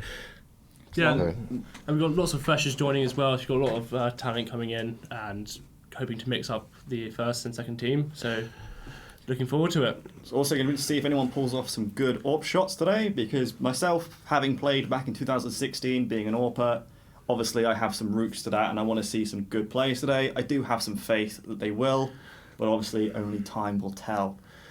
So yeah, we're just waiting for the game to get set up now. Obviously we do have a nice little view here. Obviously you'll also see it as well. So it shouldn't be long and the game should be getting live. But yeah, CSGO, man. CSGO. One thing I'm looking forward to this year is seeing which team names are selected. So obviously the first team has to be Cardiff Crusaders, but the second 3 to 4 team gets to decide on their team name. So we'll see. When I first started, we were Cardiff Crusaders. That's what we went for. We were the B team, so we were like, oh yeah, let's go Crusaders. I think we inherited your Discord channel or something. Yeah, for I think last you did. year. We haven't cleaned those out, but yeah, the Crusaders. Yeah. It was a chaotic team. There was subs in and out of AWP all the time. I started off the season. This was a couple of years ago now. I think it was 2. I started off the season as the AWPer, and unfortunately, as time got busy, I had to step back, and so the team sort of rotated players. But yeah, so it's good to see. Obviously, these teams are going to be competing to see who's in the primary team, the main Crusaders team. So it's not a case of whichever team wins automatically gets into it. It's normally, obviously, the winning team will get the priority, but whoever's performed best on either of the teams. And also, worth noting, there are 7 other matches going on. We're just lucky enough to view one of them. But yeah, so the teams are made up from individual performances from each player. Obviously, if there's 2 great AWPers on each team, then one will be the main, one will be the sub, and so on and so on. So that's how the teams are settled up. So we're lucky enough to see sort of the prime seed, the top players, and we'll see how they perform today. Yes, we will. So have either of you played the operation yet? I have not. I have not had chance. Me neither. Not loaded up CSGO in a long time. Yeah, fair enough. It's good to see though the game is still getting updates, because this is an old game now. It's coming on to the. I mean, ignoring CS 1.6, this is coming on to levels of League of Legends lifespan, and obviously with League they don't update maps. They don't. All they do is change the characters. CS:GO is whole new maps, reworks. Obviously, our fan favourites Dust 2, Overwatch, and Mirage, they've all had small tweaks, as well as literally everything else has had a tweak at some stage. So, interesting to see how these players perform under these tweaks. Obviously, we're to see if they've actually learnt the maps, see if they've learnt the smoke spots, see if they're able to peek properly. Yeah, we're waiting to see. Yeah, so a change that I'm very interested to see today is the droppable grenades, and also if Dust 2 is selected, obviously you're not allowed to, or you can't AWP down mid now, it's been blocked. There was a quite good troll by Valve the other day with one of their updates where they blocked a boost spot with a tire, and on their patch notes said that they've retired or retired the update, but what they meant by that was they put a tire on top of it to stop a boost. I thought that was pretty hilarious. There's been some great boost spots in the past. If everyone's seen the competitive scene, Olaf Meister's boost on Overpass, legendary in history, probably the only 3-man boost I've ever heard of. That was against, I think it was Team LDL Blue, I think it was, the French team, or Envious, one of the two. But yeah, that was, there's been some great boost spots in the history of CS. So it's good to see they are still paying attention, and where things are becoming unfair, they do step in, obviously, and fix it. I think last year we did try a 3 or 4 man boost at the beginning of a game on Overpass and for the B team, and we're getting into unfortunately it didn't work. The other team came in and just mowed us down. We are getting into the game, it looks like now. We so are. Vertigo. Ooh, interesting choice. I think that they selected it. Oh, it could be a warm-up. Ooh, looks like there's some warming up going on. If they do decide to go for Vertigo, that is a lot of university teams have been playing Vertigo recently. I know this was one of the couple of years ago now, Cardiff Crusaders, one of their favourite maps actually was Vertigo. And obviously where I edit videos, I do get to see some of the replays these people produce. And yeah, Vertigo is some of the places where you get some of the best shots possible.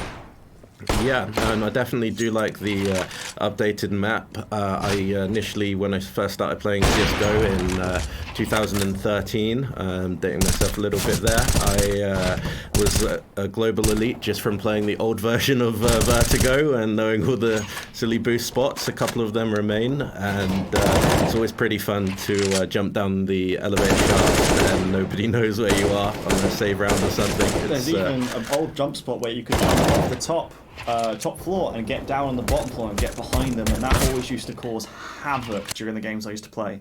It's hard to do because most of the time you don't get the angle right and you fall straight off, but if you're able to do it, oh, that can be game changing.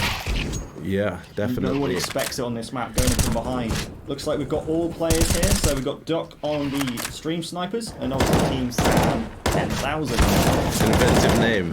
Absolutely. So yeah, looks like everything's getting started up now. They've just had a bit of warm-up practice. It looks like we are actually starting on Vertigo. Oh, this is going to be fun. Yeah. So let's see what teams decide to go for. Obviously, Doc's team. Doc is the highest rated player in the game, face at level 10. So obviously he's one definitely to look out for in particularly. And the players here are on the good old knife battle. Looks like the terrorist side is actually winning, yeah. So it's going to be the terrorist side deciding what to go for. Which side would you choose to start on this map, Kai? I personally like defending side quite a lot because I quite like holding angles and letting them come to me. Also, there's quite a lot of sneaky spots in Vertigo. You can hide behind that little cardboard thing and they don't really see Milesy you. here, he's going for the sneak. They're trying to boost up to spot where he's going to come from. Obviously, Milesy has a uphill battle here. He is 1 versus 3. Although all 3 of them are low health. So you see that they've got him in his sights. The question is, what are they going to do? Obviously as well, if you do have a look at chat, they're having a bit of a joke around here. Good to see. Oh, ready? And it's the terrorist wins. Okay. Well done. Let's see which side they select. They're going to stay the same. They're doing a bit of They're warm-up feeling now. confident. So I do know Secrets recently just played Valorant. I was on his team for Tryouts, so he's already warmed up a bit, I imagine. Well, would you say that playing Valorant helps your CSGO, or does it ruin your aim kind of from the spray patterns? Because I felt that happened to me a lot from playing Valorant. They've just switched sides actually. So Sam's team, the previous terrorists, have switched over to counter-terrorists. So obviously it seems like the team is in favour to start as CTs this game. Okay, interesting. And to answer your previous question, I think Valorant's a bit more one-tappy than CSGO. Yeah, I can see that. So it really depends on how you shoot and how you play the game. Personal preference, really. Yeah. Okay, so we'll get into this. Obviously, your teams have bought up equipment. Looks like a rush, I believe, up the ramp. And yeah, we have Dadum Hungry coming up, Skinny as they call it in America. I don't actually know the call out in Britain for some We've got reason. some nades going out. It was a good nade from the CTs there. Got most of the terrorists hit with it. Trying to contest the smoke right here. through the smoke. Gravy with a beautiful headshot there. They got the bomb plant. He's going to go in the corner and hide behind the in that sneaky hiding spot that everybody should know by now. If they don't check it, then I'll be very, very surprised on this retake. Yeah, CTs are going in for the retake. They're watching their corners. Obviously, footage is a little bit choppy at the moment, but that's a beautiful headshot there. Now, Down. Oh, this is an interesting retake. We have 5 CTs still alive on the retake. Beautiful. Oh, the whole team wiped, as you see there. Gravy getting the kill with his final bullet. So, as we go into this game now, it looks like the CTs are obviously favoured. The terrorists are try and contest the fact that the T's have the inherent cash advantage. We've got a couple of scouts in play now, as well as some SMGs, and obviously the good old Galil for the terrorists. I do love a Galil nowadays. I do love a Galil. There's nothing wrong with it. Yeah. It's all one-shot headshot, I believe, in unarmored players now. So. Really? Yeah. Any drop off range? Or yes, there is, I believe. Yeah. Yeah, most guns they do have a little bit of a drop off when it comes to damage. Obviously, AWP and Scout Sniper not so much. AK doesn't. AK does up to a certain amount. Obviously, AK is famous for the fact that it is a one-tapping machine. Oh, there we go, engagement there. Nice. Stock's just taken down Sam. Oh, team captain on team captain there. Yeah, we have a B-take, a rather nice shot there when he was jumping up to the top of that box, and they should get sight really here. Gravy is in a really awkward position here if they flank him from mid, and he seems to have Not held quite off. the one league there. Yeah. Might need to go back to the drawing board there, Darth Rico. Yes, We've so got a bomb plant on B as well. It is a 2 versus 4, so we never know what will happen. Obviously, the CTs have the disadvantage here, especially with Gravy being such low health, and the Ts also having far more players and far more health. if they don't save here, then I would have been very surprised. But yes, they're saving. Yeah, So. it looks like a save. Got to try and keep that equipment. The Ts, obviously, they have the round. Oh, Gravy, what are you doing there? Oh dear, oh Got dear. caught out a little bit, I think. Oh dear. Yeah, and looks then like we have it's- yeah, definitely a save. Trying to have a stay safe. Obviously, cat prowling around on the A site, saving boxes. T's are looking for him. Oh, is he going to peek? No, he doesn't peek. They were looking right at him, but no one went over to check. They could have quite easily taken him out there. But now we enter the third round, 1-1. Now, it's an interesting buy here. I think they're forcing some deagles just because of the M4. So let's see how this plays out. Got full equipment as well on Cats. The rest of them obviously are just kind of force ecoing. They don't want to be too outgunned, but the T's have the inherent advantage here now. I see a cheeky little Zeus there on the cat. I don't think that was please just- intentionally bought. Oh, nice boost though. I think it was, but it's going to go to waste because he's dead. he Nice is check. definitely dead. Trying to smoke off the sides. There's Molly there. I hope there's a throw the Molly. Yeah, good. He's got it past the smoke. Although I don't sound like it's all past. Throw a Molly into the smoke. The Molly doesn't work. Secrets getting a double kill there. One through the smoke. A nice little flick. We have some frame rate drops here, unfortunately. I could. So we've gone back. So he's still defending. Oh, beautiful there by Miley. Just keep spraying and praying. That And lineup, isn't was, down. that lineup there between them both was a little bit lucky, I'd say, but They should have been should have attempting been. from different angles. You Definitely. know? Especially at this tier of play, everyone knows that you should not line up to any angle. The fact they Yeah. were attacking the site from the same side, that's on them, to be honest with you. lack of communication. But now it is a complete save except for the Deagle, which is an interesting choice. Is he going to actually make use of it, or is he going to flail around, not actually hitting the one? I believe he will. Oh, he's just missed the AWP there. Oh, he's got this on the second. It's going to be flashed out. And yeah, there should be a terrorist round all day.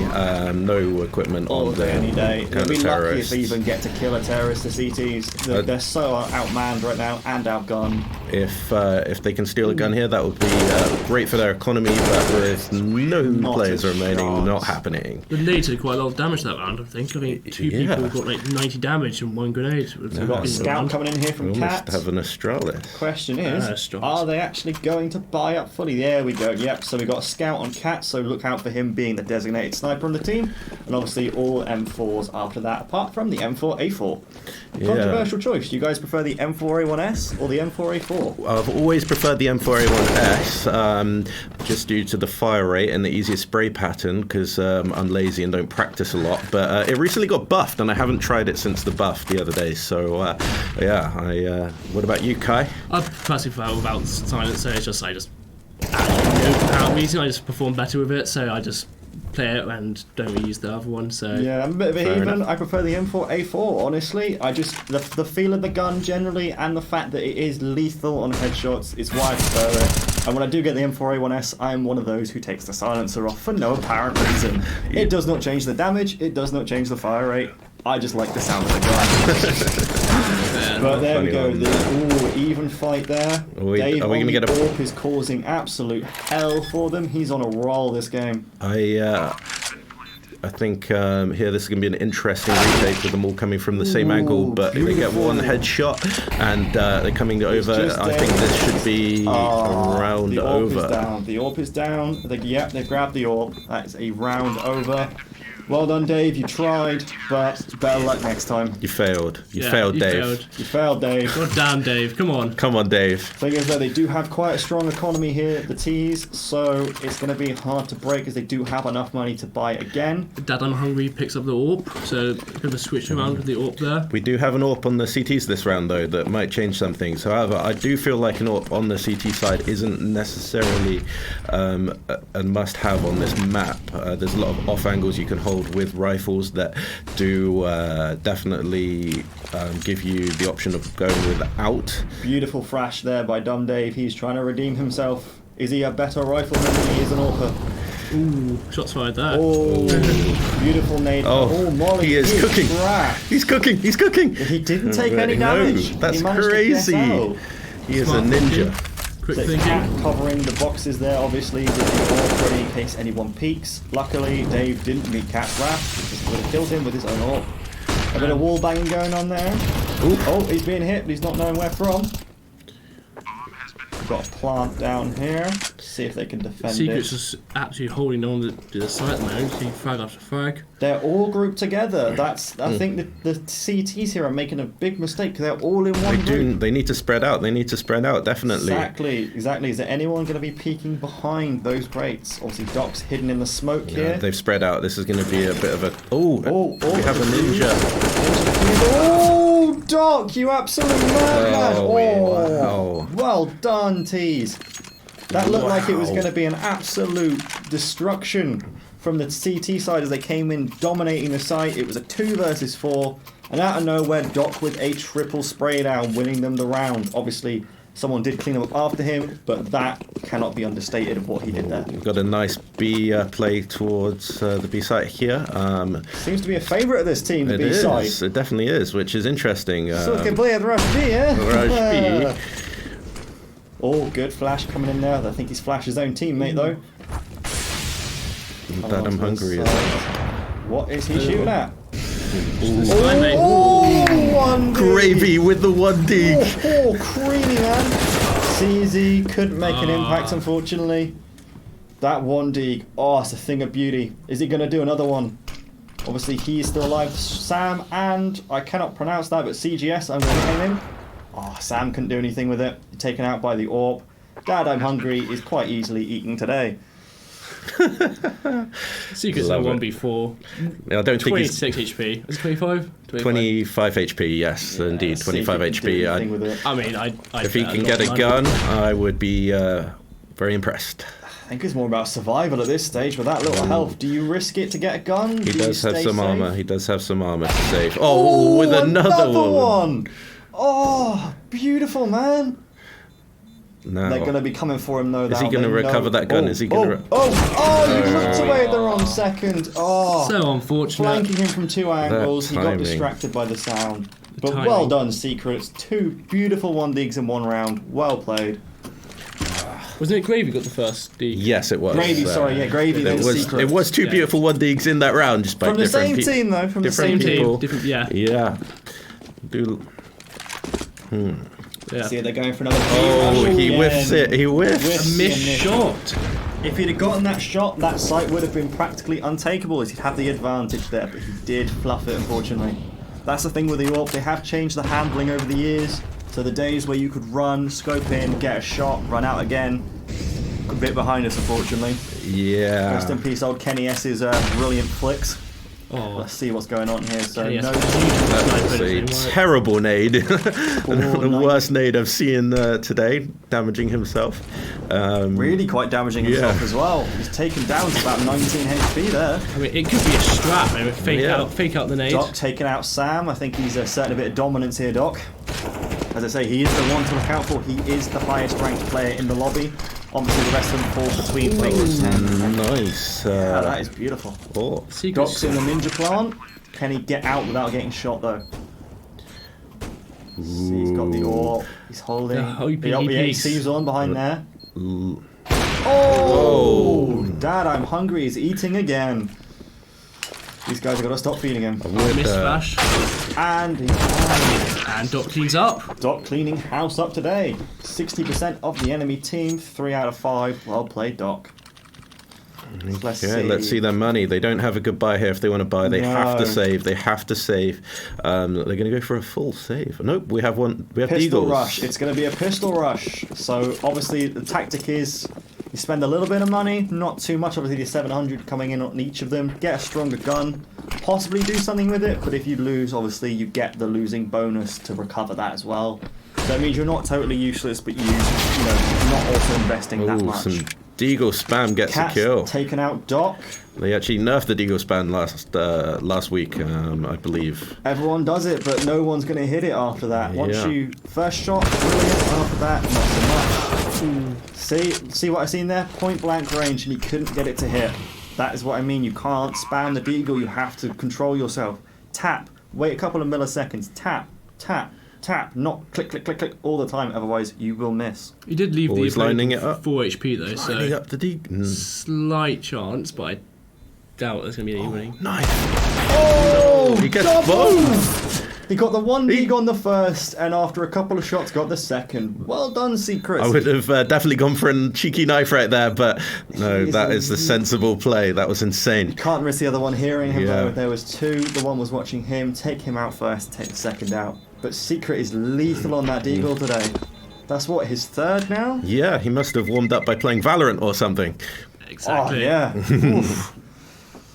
So let's see. Obviously, Cat's saving the AK Obviously, there. he They're in a position to buy now. So, yep, Secret's up with the AWP. Double AWP. That's an interesting one. I wouldn't have done a double AWP on this map myself. But let's see if they can make it work. Double AWP, obviously. Yeah. Brilliant. If you can hold both angles, both sights, it can deny anyone getting access. However, it's a little glass cannon. And Secret has fluffed it. 3 HP left on him. He's going to be paying for his mistakes for a while. So Gravy dead there, and we should see an execute here very shortly. I think they're setting up towards the B site where Secret got tagged, but no, we have a kill on A. Are they going back to A? Yes, we have the bomb going to A, That is a and fake out they're of the rotating century. out, and a nice little fake here. And if that was intentionally what they were going to do or not, but they've achieved it. So Put some pressure up on B, get the CTs moving over, and obviously you can then move over to A, get your team there, and the CTs are left stuck. And obviously the valuable time it takes to rotate, that's time you've got to secure the site and let the bomb tick down. So brilliant play there by the T side. I think we're just going to see a save round here with Secrets, but this is such a small map. I do think it is difficult to save, more so than normally sized map. You see here the T's there making their way over to B site in a little train, so this is going to be interesting to see if Ferox can hold them off. They're entering the site, Ferox can hear them, he's tucking into the corner. One. Holding the angle. Yes, 2. That's a lot of economy damage right there. Wow, well done, Ferox. 2 kills, hunting down the T side who are trying to get rid of the Sabres. Well played, Ferox 90. Doing a bit of damage to their economy. I mean, they still got a strong economy because they've got multiple rounds in a row, and yeah, they're but still doing very well. Look at their economy. Dave is where most of the money is. The rest of them, Dad, I'm Hungry is down to 500. Doc is only at 2,000. Darth Rico 1,000. It is still hurting the economy. Obviously, the CT side, is still hurting as well. Yep. But yeah, the damage he did there did do an impact for him. I think the droppable grenades come into play right here. You can definitely, Dave can definitely drop some grenades for his teammates next round if Lining needed. up, so we've got 2 pressure in A, you've got 1 pressure in B. Bomb is going to be rotating. Taking down the player on B. Oh, the bomb is going alone on B. So he's going to get a sneaky. If he gets that kill, he does, but he could smoke it off and get a plant here. But the whole team, you see the CTs are now flooding over. His best bet is to sneak out while he still can. But the question is, are they going to be following him? Ferox are a bit scared to peek. We still have a player on A. They do still have a player on A. They're not. See, they're now rotating. rotating. They know the gig is up. So 2 are going back. 2 are still holding B. He's double fake, so he's going back to B site to see if he can make something happen here. Obviously, they have the advantage. They've got the stairs peaked. Yeah, this isn't looking too good for Marzi because they're going to start coming around behind him now. They know where he is. He needed to get that kill. He needed to get that kill, and he would have had a free plant. But unfortunately, it was not the best aim I've seen all day. He didn't, but we're on to another round. Obviously, the T sides are leading it 8-3. Obviously, first to 15 does win, so we'll see what they can make happen in this next round. And Doc's topping off the lobby as we kind of expected him to, with 17 kills. Secrets on the other team leading their CT side. So kind of overall expected play from Doc. Sam being the final on the other team. Sam is, cleaning up a little bit. That is a bad nade there. That is hurting them. Seen that nade multiple times already. It bounces back and... They keep trying. I think if they get the angle right, they can have a great nade onto the other team, but it's getting that angle right is really hard, especially when they're trying to contest the site as well. So it looks like we're going for an A site here. They're holding off, waiting for a slow push.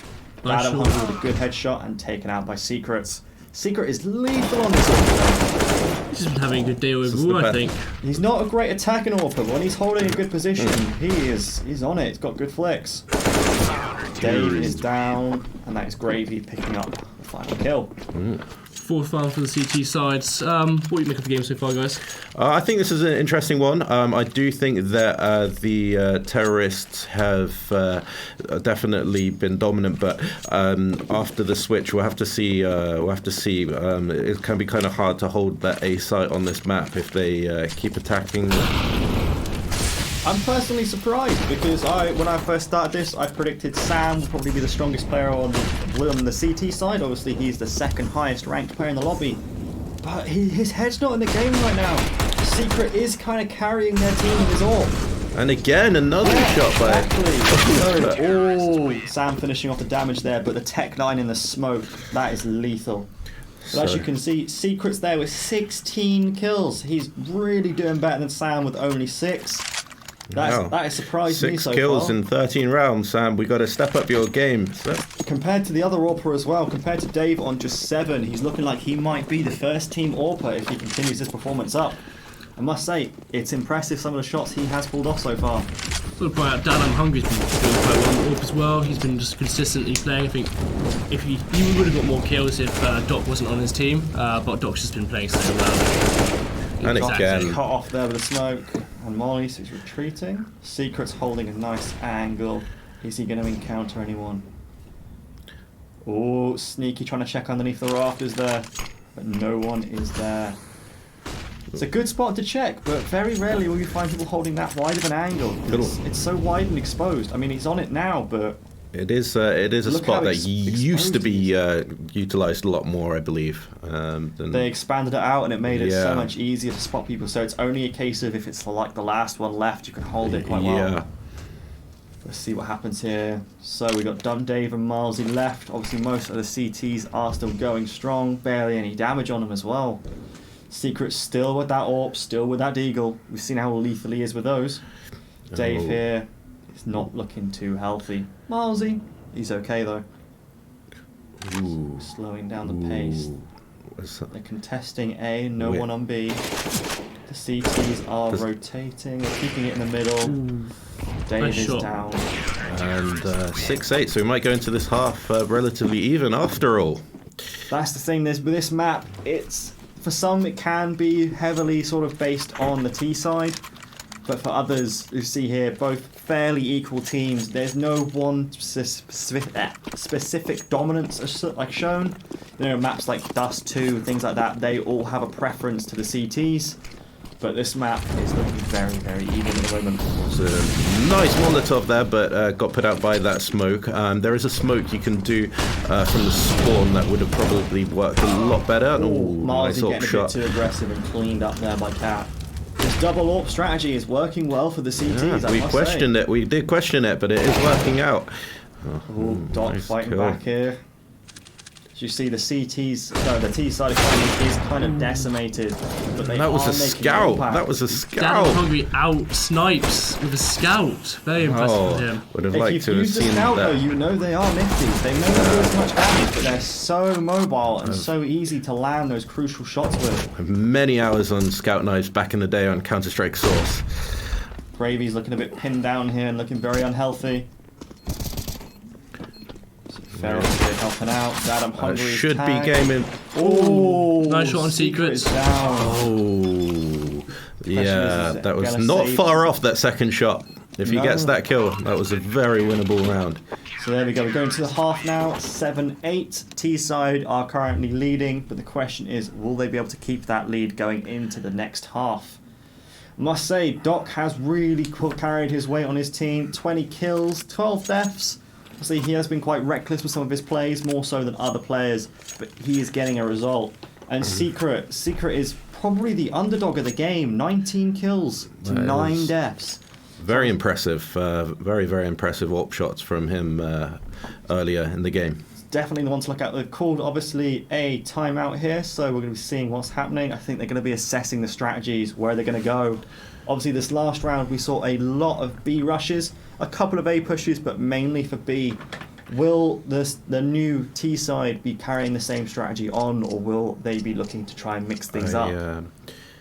I'm very interested to see the strategy here from the terrorists and Team Sam 10,000, sorry, not 1,000, and see if they've done any research on the smokes on this map. I didn't see any smokes like lineups on that last half. It just seemed like they were winging it, and that might not be the best way to go on this map. There were some good smokes landed on B and A. Obviously, not all of them hit, but there were some that did block out. Obviously, you saw the Tech 9 smoke work out 100% really well. that one, yes, I do remember that That worked one. out really well for them. So there is about a 50-50 on hitting the smokes. Obviously, some of them, they are really hard to hit on this map because you do have a lot of construction equipment up in the air, so you have to get the right spot. And obviously, you can't throw it from the below floor up to the top floor because there is a floor there. You cannot get past that. So it'll be interesting to see if they can change up how they use the smokes in this round. Now they're switching sides. Well, it's going to be interesting to see how Secret uses his AWP on attacking rather than defending, because he was quite a defensive AWPer, so if he even picks it up in general. It'll be interesting to see as well if Dave or Dad I'm Hungry pick up their sniper and if they can do more impact. Obviously, Doc here picking up the dualies, which is an interesting choice, especially with how powerful the USP is. Let's see. Definitely, yeah. They are cheaper nowadays, though. Only $300, which is very, very cheap. As we have another timeout. I think it seems like they're going for a timeout just to catch a breath, have a drink or something like that. They So paused. we'll see. Could Or be it's a- technical. It could be technical. I don't think it's technical. I think it's tactical. Okay. Got the whiteboard out apparently, Gravy. Oh, they're planning. They're planning ahead. Let's see what they can do out of this. Okay, let's go. So counting down, see what they can do With, with the dualies. Obviously, it seems like there is a predominantly armor buy for the T sides, whereas the CTs, some armor, some have gone for utility A instead. nice little smoke there. Yeah, with the that's one. dualies! Yes! I believed in it. I believed in it the whole time. We like to see that. Brutal taking down of secrets. Oh, well done there. Cat taking down Doc. He's got the dualies now. Ooh. Judy's her Dart power. there with massive kills onto the You're not going to do any damage at that round with the dualies. Dualies are great for up close and rushing because the firepower you get out of them is second to none for pistols, but you can't be taking long range engagements with them. That's what the USP is for. So let's see. So the T's are staying as an eco. Got a couple of P250s. Yes, Yeah. P250s is the name of that gun. I was going to say P200s for some reason. To get the last bit. But we do have some SMGs. We do have an M4 and a FAMAS on the CT side. So they're coming in very strong compared to the T's here. The T's again, it seems like B is the favoured site among the players. Very here. interesting. Especially as, I mean, A is quite hard to take, but once you get it, you can hold it really easily. There's some. Good smoke there blocking the site, and Adam Hungry is down. Doc is just taking out secrets off I camera. could say he's not hungry anymore because he's dead. Yeah, you could say that. Yeah, he's not feeling any emotion at all whatsoever. Brutal. So now we see, the teams are building up their guns here. So AKs for the lot, we're getting the grenades coming out. Gravy obviously only with that one, but the teams are looking more fairly matched now. No warps so far though, but neither team can really afford them. So let's see. Default right here. And, Yeah, they're looking to see if they can get an advantage on either side. So we've got 2 on B defending with 1 sort of pushed back and 2 very much on A. They're holding default, trying to see if they can get any openings on the site. There's a little damage there. Nade does a bit of damage as well. You know, good usage coming out from the T side as well. Just overall good place from everyone at the moment. Suppressing fire there, they're trying to keep Gravy locked in. Oh! Good opening there. So, Secrets is going on a rampage. Duck as well with his SMG. Trace is so coming they out open some everywhere. space and they're going for B. They're going for B. They've got 1 chasing them in the middle and 1 rotating from A. Let's see what they can make happen. So going in. So it's all on to Dad. Hungry and takes 1 out, but he's eventually taken out himself. Beautiful headshot. Doc from behind. Stops the plant and gets the other kill. Wow. Doc from behind. They didn't even get the plant. Doc They coming just in got from behind. stopped just behind. Absolutely great play from Doc and the CT side for that retake, as you said before when Team Sam was defending. They kept on retaking from the same side.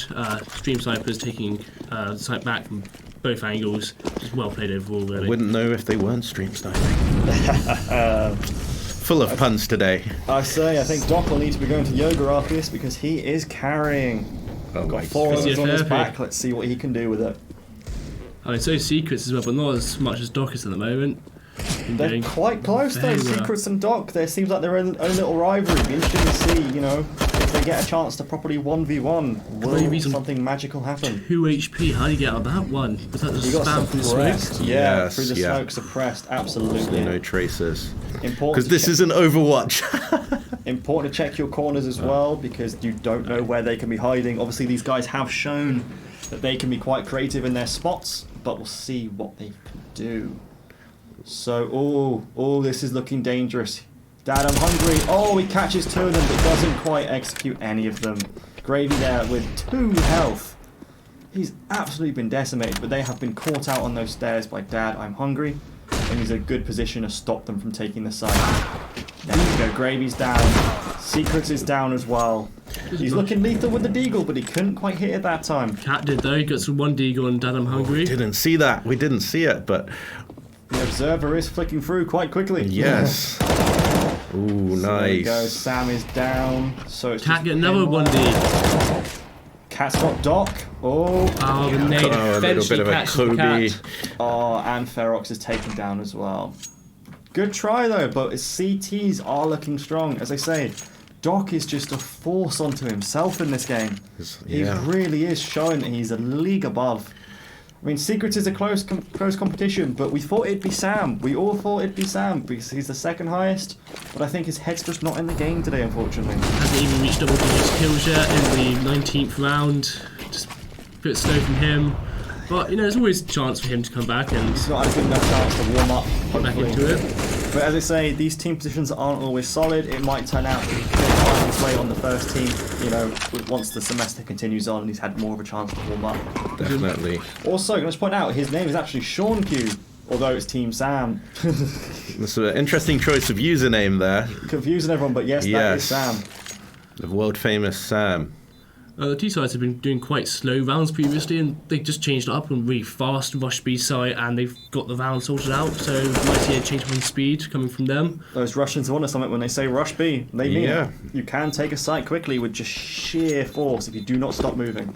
Yeah, just W key it and you'll be fine. It's a save here from Doc and Dave. They're going to be going hunting. They might run into one of them as they continue on, but it looks like this round is set with a T victory in this round. Say that force, you can't beat it just running in. It's something else. But you do have to use utility quite well there to deny some angles, but obviously they're decent players, so they're going to know what to do if they're going for a rush. So well played for you, Team Sam, for that round. Full utility on both teams except Milesy without. And Doc with without a molly even on Doc. No, he's got incendiary, sorry. I am blind. Even with glasses, I still can't see. Great shots, even getting naded in the meantime. He was just holding that angle, waiting for the player to peek and just get some still headshot. If you don't like flashes, I'd look away because there is a lot of flashes going on this B side. They are trying to get them disrupted, trying to push in like before. It just won't happen, so they're falling back. They've got the whole team on B. A site's completely empty. They go really fast. If they're not quick, they're The going to lose the CTs advantage. think they have rotated to the A site though. Yeah, they've so lost the advantage there. If they'd have just been quicker, they would have been able to get onto the A site and secure it, but they took too much time. Obviously, they can't see that the CTs had completely rotated. However, it is now back and they are closing in from behind and obviously defending the A site. Oh, Secrets gets a pick though on a flank. Nice little hold from him. But he might be looking for another one at the moment. But, I mean, CT giving a bit too Marley much taking respect. down Secrets. No. Yeah, Miles is coming from behind. that one flashes and Doc's been it's taken gonna be down. enough. Dave's been taken down. It's just Milesy who's on B side. The question is Milesy going to go save or is Milesy going to contest? It looks like Milesy's contesting. oh, he is feeling confident today. He's full health. Only Yeah. Gravy on there is He even does have a remotely- molly. He does have a molly and a smoke. So this is possible. We could even see a smoke diffuse, but It's unlikely when very it's unlikely. 1 versus 3. Yeah, it's the planted bomb on is the in other such an easy spot. side. It could be. He's thinking. I think he's probably talking to his No. team. Are we going to do it? We're not going to do it. Probably looking for a silly pick. Really. Right. I think yeah, he's going Yeah. to try and get the Go exit for it. frags. Right now, I'd be screaming at him to ninja, but He's he's not got going one. to. He's sensible. He's sensible. Oh! Gravy takes him down. Good gravy right there, mate. Good soup. Right on the Sunday roast. So it is 9 versus 12. CTs are in the advantage there. And my bad roast puns even. So it looks like it's a CT save. Obviously the Deagles again. So T's are thoroughly in the driving seat this round. Can't wait to see how Doc does the Deagles because he's got tons of kills and see if he gets nice one taps and if he picks up an ace would be quite nice. The holding default here. Question is Too which easy. side They we're had gonna go 2 kills, but I didn't see where they were. The Zeus is pulled out. They I were- love a Zeus. they were This on is A not a side. good angle for a Zeus, but I do like a Zeus. Give him the Zeus kill. Come on, be nice. Come on, don't check that angle. Will he get it? Will he get it? Will he get it? Oh! So close. I wanted to see that. Zapper. We almost didn't see it. This observer. But that was so I close. on there. would be interested to see some what is it called? Highlights. There will be some highlights coming No, up I'm- after this. But after the round, unfortunately, Valve hasn't reported that yet. I know some games do highlights between rounds, but yeah, CS is not one of those, unfortunately. Kill cams. Yeah, kill cams. Kill cams, highlights. Same thing. So going for another B rush here, they do seem to have control of the site. Oh, just Yeah, right now. So, Farrock's taking down Dart here, Cat taking down Cute. Dad, I'm hungry. Yeah, you They have control, they have most of the control on the B side. We've got Marlsy here going through the middle and Dumb Dave trying to take on the outside. They have got the bomb down, they do have control of the site. So the question is, we've got one of them saving. Doc is saving currently on A, he's got keep the it AWP. going. We'll see if they can make anything happen. Good molly. Nice molly there. Oh, Dave's taking down Gravy. Marlsy's coming in from behind. Oh, he saw him. Dave has been taken down. Doc's got the operator. Doc is saving. sorry. Somebody has been playing too much Valorant Yeah. over there. Sorry. Yes, the operator. So it's what I meant. actually evened out this game now. What started off as a strong lead from the now CTs has been turned around by Team Sam 10,000. Yeah. Stream snipers, I think you've closed your stream too early, mate. They You got did. too confident. We've got 2 FAMASs here. The T's do have a better buy if they execute here. It looks like a little bit of a, is it a mid play or a towards A? I can't quite tell Default through the... securing, more of going towards an A, but we do have some players sticking behind to Yeah. make sure they can't be counter-rotated onto. Oh, come on, Doc, give us some nice little shots. So here we go. Oh, he tags Misses. him. He tags him. Good. Oh, and he's taken down himself. Good tag, but it just wasn't quite enough. Not quite towards there, mate. Not quite. Not quite. Coldzera is famous for jumping, obviously, on Mirage, wasn't it? Yeah. Mirage, Jumping on yes. the B site, taking No down scopes. to B long. That was actually one of the first professional matches I ever saw. Actually, the first.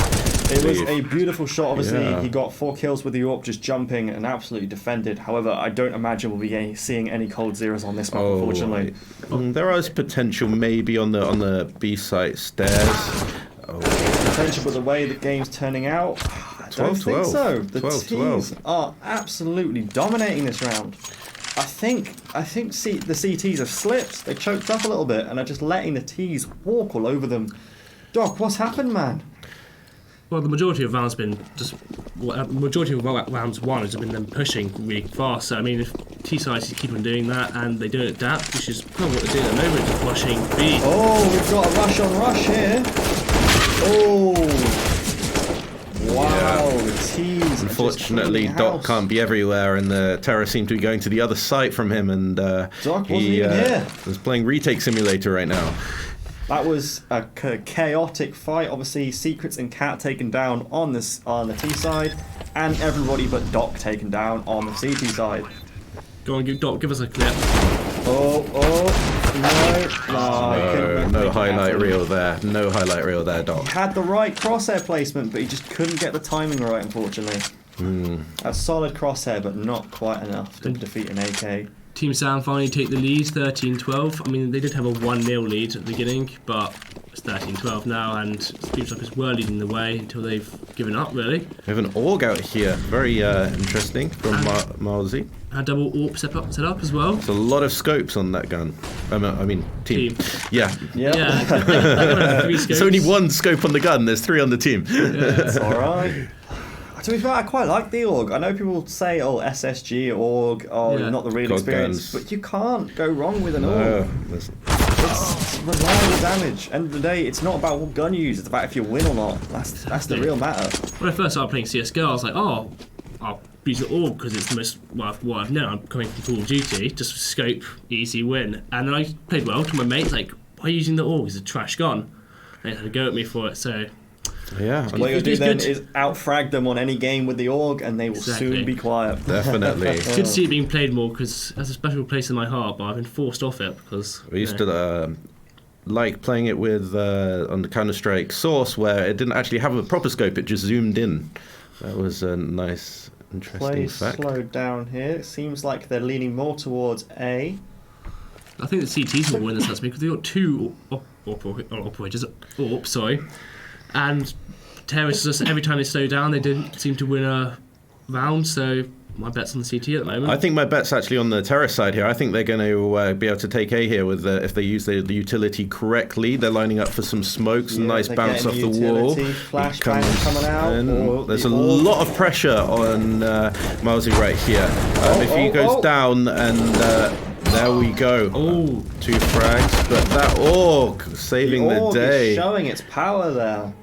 So it's now down to Ferox versus 2 hands taken down. See right there, I think if he didn't have that AUG, he wouldn't have been so comfortable holding that angle. Is it going to go down to a draw? That's the question, because they are getting neck and neck now into the last couple of rounds. 3 rounds left, and also the first needs to get past the 15 mark.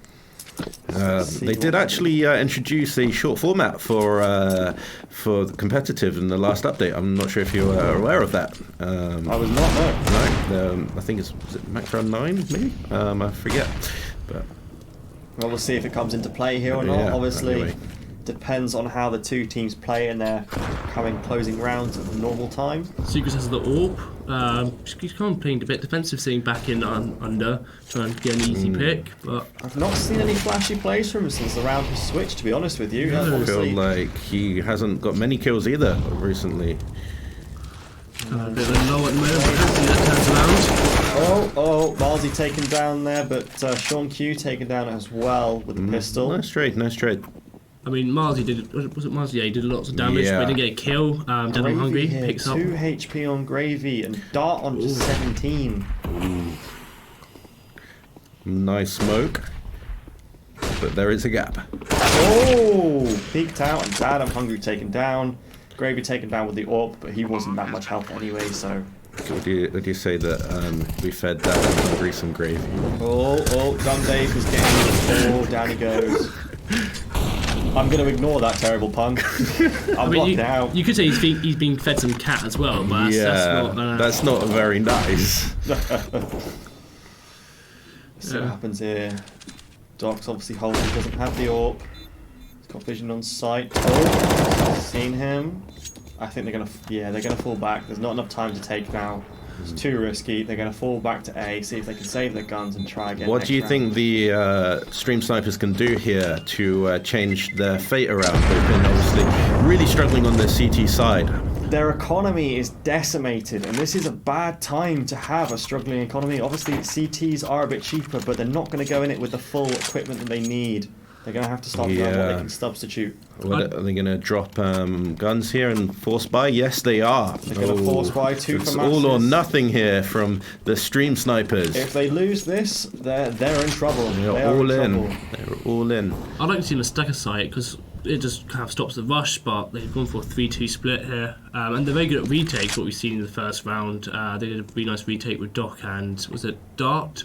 I believe so, yes. So, I mean, why wouldn't they just gamble all or nothing, put on one site? The question is, though, the AWP obviously watching the intersection there. You've got player watching the long on B site as well. Will anything happen? Oh, Secrets is so close to seeing him. Obviously, he's not on that girder. He's just behind that pillar there that Ferox is looking at. Their Doc is sitting down. Nice pick from mid. Doc comes round to the right there. That could be... They're going to go for it. Oh. Doc, obviously, he isn't moving. He's towards the left. He's got headphones on. He's waiting. Oh, that's risky because there is. He sees him. He saw him. Just tucks in here, plays his life, waits for his teammates to come back and flash. Dart's coming in. He's got an AWP as well. If he stays there, Secret, you will be taken out. This is great play from Doc. Flashy. So Secret is trying to have to do a bit of offensive AWPing there. There is an AWP also watching him. Little do they know, though, they are being taken back from behind as the enemy team comes in from A. I wouldn't run your knife out here, buddy. I think they were going up from top, not bomb. Yeah. Although... Oh, I was wrong. No, he was on the ramp. He doesn't have any bullets in his FAMAS. They managed to hold it back, so get down to the end. A double AWP set up from the CT side. Does Secrets pick up this AWP? He can't afford it. They have plenty of money on that side. Gravy has 10,000. Oh, Gravy okay. is the bank for that team. So I wasn't looking at Gravy. But now The bank is open. They're back to being even here. Obviously, Cat spent quite a lot of money as well. So Gravy and Cat were carrying the money. Cat is obviously not so rich now. The question is, are they going to go for aggression, or are they going to play it slow through default like we've seen them do so many times? It's very good from the CTs for slowing them down, using utilities such as Molotov, just slowing the T's down, just stopping them. And That is the smoke I was talking about from earlier. That's a great smoke. Yep, but Milesey's actually been hit for it, if you see there. Ooh. So they've been suppressing down, and Milesey didn't move in time and did take some damage through that smoke. Cat obviously watching quite closely in case anyone feels like brave enough to charge through it. Yeah. You know what they say about cats? They're great hunters. but Except when you don't want them to be. curiosity does kill the cat, so we'll see if he gets a bit too curious. If Cat dies here and you say curiosity kills the cat, curiosity did kill the cat. I was gonna make a joke about him jumping off the map and landing on his feet, but Nope, there's no comeback to this one. And he's out with 9 lives. Well, Ferox is left here, and yeah, 15, CT's taking it 14. down. So this is it. This is the final round. If the CTs win this, Doc has carried his team through. It's going to be all on Team Sam 10,000. Can they make it happen, or is the dream over? Cat, just wanted to point out, Cat is now top fragging on the terrorist side. I don't think Secrets has got a kill yet. The thing is, T side. look at the balance of economies. This is a bad time to run out of money. Cat can't afford anything other than a deagle. That deagle. And their utility is We have seen him do a few spicy one digs. Oh, but Doc is taken out. This is big. Well, the few kills Secret has. Yeah, and that was Very massive. Gravy's just taken out Milesey. Very impactful Secrets. Choosing your kills at the right moment. Oh, they're going Perfect. for a boost. It's a nice boost. But is it? Yeah, It's going to work, but it's That's kind of impactful. But Dad, I'm hungry. Doesn't know he's there. Oh, they're going to see each other. He does. He sees him, but he Cat gets doesn't the kill. spray down and doesn't. Oh, this is it. Very, Dave. very messy, but T-side. Dave can't save here. He has to go for something, and it's 4 versus 1. Can Dave make He magic has happen? the AWP. He has the AWP. has This is an AWP and a not a dream. good gun to retake from on this map, I believe. Unless you're Kenny S, in which case it's perfect. Yeah. Oh, that would have been a beautiful shot if he landed It that. would have been. They know where he is, though. They are coming. They are hungry. Oh, Dave. This is game over. And we go We into go the draw. It's a very exciting half of Counter-Strike right there. And we're into overtime. Are we going to overtime? Yes, we are. I believe that was... Overtime, round 1 out of 6. Here we go. As you can see, these teams are really evenly balanced. Obviously, with having such high elo players, it's got to make sure you've got an even distribution of players so it's not so one-sided. And we haven't seen anything majorly one-sided. Some teams have dominated in some rounds, but otherwise it's been fairly even overall. I mean, we're 15-15. I can't say it has been completely one-sided, but yeah, it's been, as you said, very even. Very excited to see this competition. Tag down to 57, Miles is down to 17. So let's see what's going on here. Secrets is still low, no one's got a frag just yet. They're playing default. It seems like they're pushing back. Very slow round from the T side. Just a bit, Yeah. poked a bit for a bit of damage. They're But trying to mix up the tempos. Obviously, they've had those really fast rounds where they've stormed B and held it. Now we're going slow. And They've still got a minute left of the clock. I think they're just trying to see where the CTs go, see how they react, see if they can find and make themselves a window. looks like a B execute here onto the site. it's absolutely great to see that they're still like holding one person back to watch the flank, trying to put some damage, trying to maybe when the bomb plants down, go for a flank at the end. It's just good to see this high level play coming out of these university students.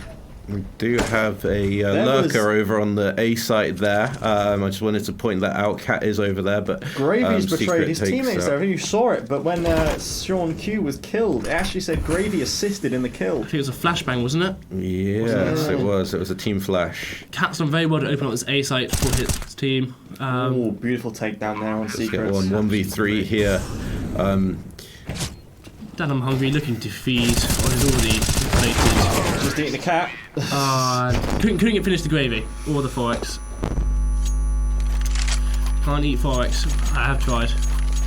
What is a Ferox? Is it Ferox or 4x? It's a Ferox. Forex is the foreign exchange, so it's not Yeah, that. we don't want to eat the Ferox. foreign. Oh. We don't want to eat the foreign exchange. I don't think it tastes very nice. Depends. So, A lot of money in there. Depends on the standard AKs exchange here, I rate. think they've dropped the idea of having an offensive Nice. here. Secrets, it's the second time he's got a pick on drop, exact same place. Just They're very well going played in from for him. aggression here. They're going in for aggression. Ooh, he nopes out of there. I think they realise this going fast just works for them. Cat gets picked up. Beautiful pick up by Dave there. It Wow. was great to not over rotate. Oh, well done there, Dad. I'm hungry. You just got some gravy for dinner. Picking up those kills just left, right, centre. He's just been being a consistent player throughout the whole game, really. Yeah, honestly, who do you guys think has been the player of the match so far? My player of the game so far is Doc. I think he's just been carrying his team so far. I believe if he underperformed them even a little bit, they would have lost in normal time. But as we can see, he's not doing a lot right here in the overtime Ooh, so bit far. Disrespect there. Secrets. I think Secrets has been slept on here. I think so too. I think Secrets, he's got 32 kills now, overtaking Doc. He's really on a trailblazer. 32 I mean, kills. look at Cat as well, 25. They're really onto something Also to here. point I out, think- Doc hasn't really been 25 kills, and I believe Danham Hungary's got 24 kills. So Yeah. say I think they get a bit of fatigue here from the CT side because obviously Doc started rounds really quickly, taking out players, cleaning up house. Great. As the match progresses, though, I feel like he doesn't have the stamina in him to keep this concentration up for as long as it has. Obviously, his results have been beginning to wane. So let's see here. Cat coming in around the corner. He's coming in around the On corner. the A site, they've got the bomb on A, but they're going to keep it there. They've just cleared out one CT on B. And the CTs are actually rotating back to B. That was they've a been faked terrible out. smoke if that was from the CTs No, there. they're But coming back. They're coming back. that was a great smoke ball. Oh, through the smoke. Well done, Dom Dave. Not that time, is he? No, he isn't. No. Nor is he an FPL bot. I never know. You never know. Can't get them in here to interview, unfortunately, because it's rumours about 20 degrees. Yes, it is. And very small. And So very, very small. that would be fair, man. It's actually triggering my allergy slightly, so it's going to be a fun one. So, 1v1, Marzi versus Cat. And we have the we've got the defuse. defuse! Low HP defuse, well a bit of a played. ninja. Oh, 5 HP ninja there by Milesy, well played. I would say that's probably player of the game, maybe. Could change everything from I 18-15 don't know, to that triple kill from Doc earlier 17-16. was beautiful. Spray down was perfect. As far as impact in overtime, 18-15, 17-16, I think could... We get to see if Team Sam 10,000 can win this round and pull ahead. They're in a good chance to win. Obviously, if Stream Snipers wins this round, we could be here all night. Fingers crossed not, because I- I've got plans. and I'm going to boil in here. We might just collapse. Well, there are the games on after this, so I'm sure there are people waiting to come in. Which, Yes. but no, it's 2-on-2 again. These teams are really well balanced. They get the bomb plant, though. They got the bomb down. This should be a terrorist Secrets coming in though. Oh, Secrets! going into He's secret. been Oh, and he's taken Consistent. back for the counter frag there. Oh, so he's one-on-one. holding the wrong angle here. Oh, well played, Ferox. So yeah, Team Sam 10,000 taking strong. If they win this next round, match Can I point. just point out there where they kind of like planted the bomb and went through the site, even though the bomb was planted on the other side of the boxes, and I feel like that was a big mistake there. Yeah, not a good post plant hold. Very good retake from Team Sam. Secrets here back on the defensive AWP. We know he's not very good on the offensive, but on defense he can pull out some great shots. He's got his trusty D in secondary. Cat, the team's second highest fragger, is also on with an AWP and a D. Let's see what they can do here. I think Secrets has Match been- point. Match point. We didn't expect anything from Secrets coming out of here, but he's just been absolutely amazing. He's been consistent, Yeah. getting kills every round. He did have a bit of a lull at the beginning of his team's T side, but he's came back from that. Good, strong mentality. I think he's know. definitely stronger on the defense and offense, but he's Yeah. no player to joke about when it comes to offense as well. He can pack a punch.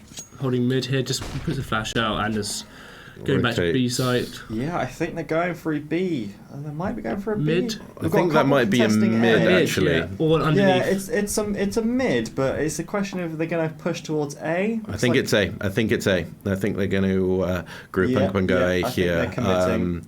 We do have a lurker there in mid, though. I do like a late mid lurk on an A take here to Trying to cut catch off off the, the catch off the rotations. rotates. It really does work very well if you time it right. But Question is, can they make it happen? Oh, gets Sean. one.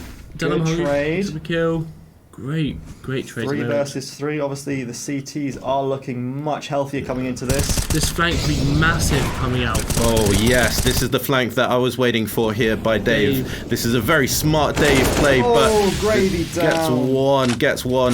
Could have maybe done with some more trigger discipline, then he could have got maybe another one. But this is an They know- incredibly strong Position he's got. position here behind them. They can't hold behind and retake the bomb site at the same time, obviously. Oh, Dark in there, good AWP shot. Secrets Secrets has- takes down Dave. Can he It's out on or? Secrets. Oh, Oh, that's gotta be a tag. And tagged That him was with so the Deagle close. there.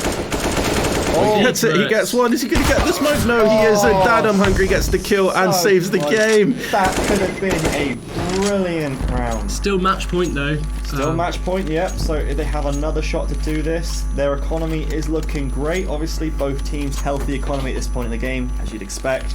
Very healthy. Everything to Again. play for now. Very healthy economy here from both teams. And Teams yeah. need to win this if they want to stay in the game, and the CTs want to win this if they want to go home. I think Secrets, the Team Sam will win this round. I think they've been playing well. I think that last round was a bit unfortunate, but I think this Well, round they'll. go. We'll see Well, soon. when the remains first- to be seen. We have a nice lurk here, maybe. He's clearing out the site. That molly landed kind of in the middle of nowhere, so He's didn't just- really do anything, He's just using unfortunately. utility. As you see, they've got the desired effect. They've It might have moved been over. a fake. It might have been a fake. It wasn't fake. They're pushing towards A. They've Great had the fake. most success there so far. They faked them into defending B.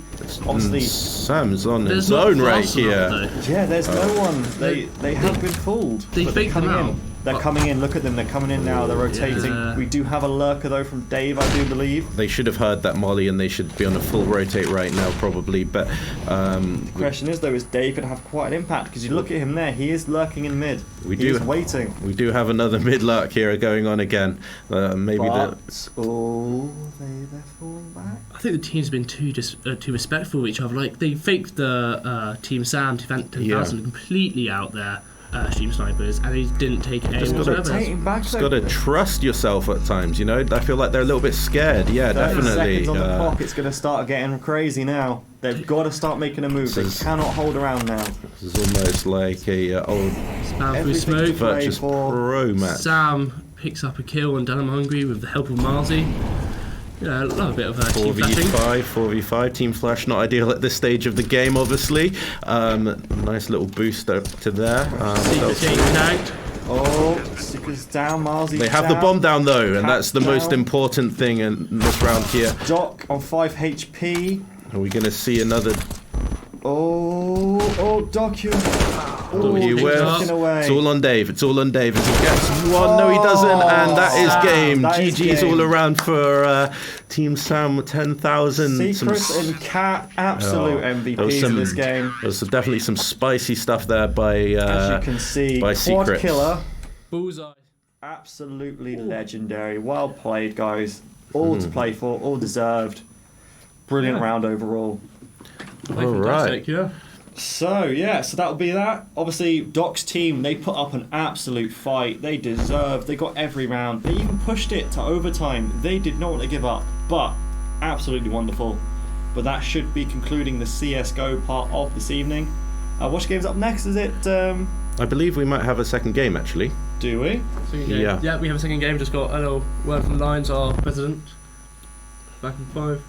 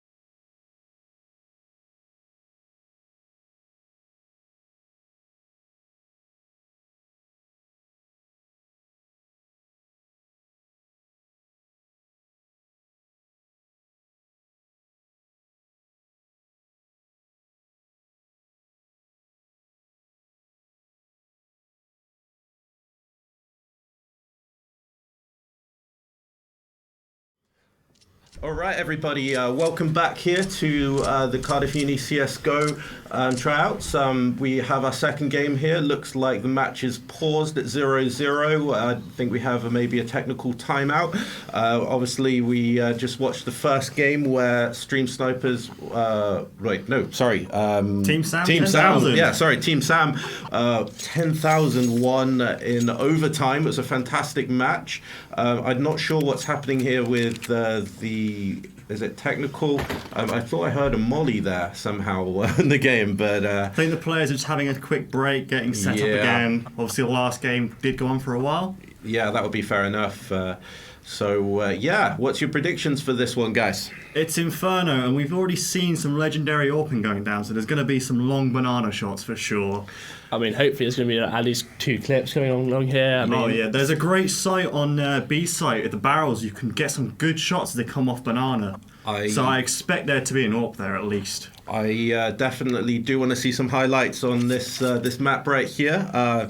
Definitely a good one on banana for some AWP shots to hold it down, and I think we're back here, ready to go. So we should be getting started shortly. So do we think that AWP's going to be key in this map? AWP is going to play a big part in this map, definitely. Not so much for A site. Obviously, you can get some long shots through connector from A into CT spawn, but I don't think it's going to play as much of a role in A. But B is going to be a great shot for AWPing. Banana, definitely. I do think that it can be vulnerable to a rush. Obviously, a rush B is on this map is another one where it's a classic. And good Molotov though. You can molly over the house from B site, and you can block off banana really easily. So they've got to be careful how they use their utility. If they block off, or are they going to use it to try and stall them? Be an interesting one here.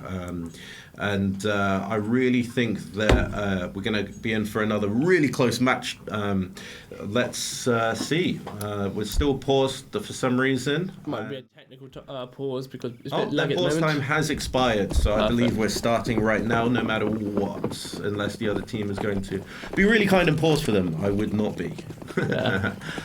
All right, let's go. So who do you think on this map's then going to come out on top? Because obviously we had our picks. I think that I want to see some more here from Dave. I think that his lurks might come in really handy at some points in this map. But as we can see, we've got a quick play towards A right here as they're going down long and short already. That's a nice low. He was blind right there with that headshot, but we've got an execute on the A side. We're lagging a little bit, but there's only 2 terrorists left, and it should be the counter-terrorists to fend them off. Secrets with a highlight reel. Wow. One's flanking though. What do you know about this? A bit of game sense awareness. Ooh, this is going to be a very tough round for Secret to win though. Very low health. USPS, a couple of one taps could be done, but with them flanking him, I think he's about to be shot in the back right here. Not flanking, I don't think. No, he is. He's right behind him, and he whiffs. Sorry, he's got a move. Sorry, yep, cool. There we go. Perfect, lovely. Yes. Secret fakes out the plant. For apartment. Dad, I'm hungry. Eats him alive. Even though they weren't flanking, they still managed to get him. That jokes are never going to get old for me. Dad, I'm hungry. Perfect. Dad jokes and Dad, I'm hungry. Oh, Perfect. it's just genius. I love it. I've blocked them out already. Amazing. I mean, Dad, I'm hungry. He's been kind of like just consistent throughout the last map. I think he'll pop off this map. He's warmed up. So we've got a scout here as well. Sorry to interrupt. Scout. Yeah, that's an interesting shot. We have a shotgun from Marzi, probably going towards the apartments area, surely there. A Nova for apartments is lethal, but it's where that scout going to go. Yeah. No one's contesting surely mid, but they're not contesting it. Shotgun on B. Ooh. This is an interesting play right here. He's back on the site with that shotgun. If Dave goes down, it could... Cat's got some really good aim. Been consistent with the Deagles. Gets a headshot. Doc, I mean, I want it. The terrorists don't have armor here, so it should really be easy to mow them down, just like Dave does right there, through by the CT spawn, and this should be round over unless we see some more spicy one. He ran into him, but he can't see him. Are we going to see another one? Secrets. That should be illegal. That is definitely illegal. He took out his teammate with a Nova, and Secrets just cleaned him up. And now Secrets has the Nova. But Secrets no health and the Nova against Armor. Is he going to make it happen? No. From that range, very, very difficult with the Nova. I believe the only shotgun that could probably get away with that is maybe the XM. It has a little bit of an extended range on it. But here we go, 2-0 to Stream Snipers. And we're going to get a little bit of a mixed buy here. We've got a scout on the terror side, which is going to be incredibly tough to use. We'll see if Cat can produce something nice here. He's going over to the mid area of the map. But it looks like it might be a B play. We have a little bit of a default maybe. Bomb is all the way back in spawn. Ooh, Dave, I love it, Dave. Dave cleaning house on banana. He played a K last map, but this is just popping off at the moment. Yeah, he was my pick. I'm just going to let you know he was my pick. I'm going to stick with Dan, I'm hungry, but what's your pick? Secrets, honestly. Oh, that was an incredible headshot there by Cat. That scout really paying off. I doubted the buy at first, but I actually think that worked out in the end. Scout down mid is actually better than AWPing down mid on this map. It is quicker. It is quicker. Yeah, because you need that speed to be able to pull off the peek and hide. So scouts are underrated at the moment. But it does also depend on your aim. Yeah. 2 shots. Any good sniper can take a headshot from there. Nice spray down there by Mosey. And is he going to get the second one? Cat there. He is flashed. He flashed himself. Oh, no. Oh, Cat. Jumping 1D. Okay. B is open if you go there, Cat. But no, we have a... Just run B. You know he's there. He's running B. He gets the better gun as well on the way, which means my favourite here for this round should be Cat, but you can never underestimate Doc. He has got some really good skills here today. Sensible plant there, not in the open. And this is where the merry-go-round starts.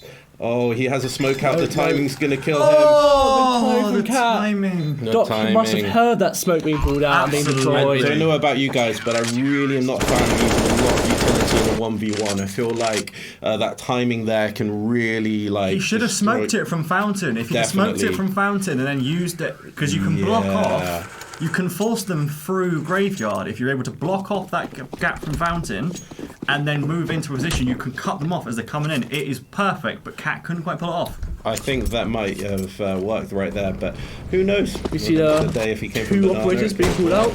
We have a double... Oh, not an operator. You've got to stop saying that, Kai. Valorant for life. Valorant for life. Is... you can curse our other caster here, Kai, in the comments, because he thinks he's playing Valorant again. Valorant for life. Yes.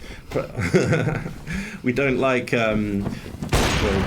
love Valorant players, just not right now on CSGO Tryouts. All right, here we go. We've still got that scout on Cat, and this could be dangerous. Is an interesting angle. He actually almost tagged him there through the wall, and I believe he might have a little bit.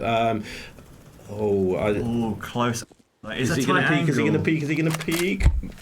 Don't think so. We're going to get a B play. I think we might get a B play here out of it. The bomb is all the way up banana, and we're getting a rotate maybe there from Dad. But Doc's clearing off Gravy there.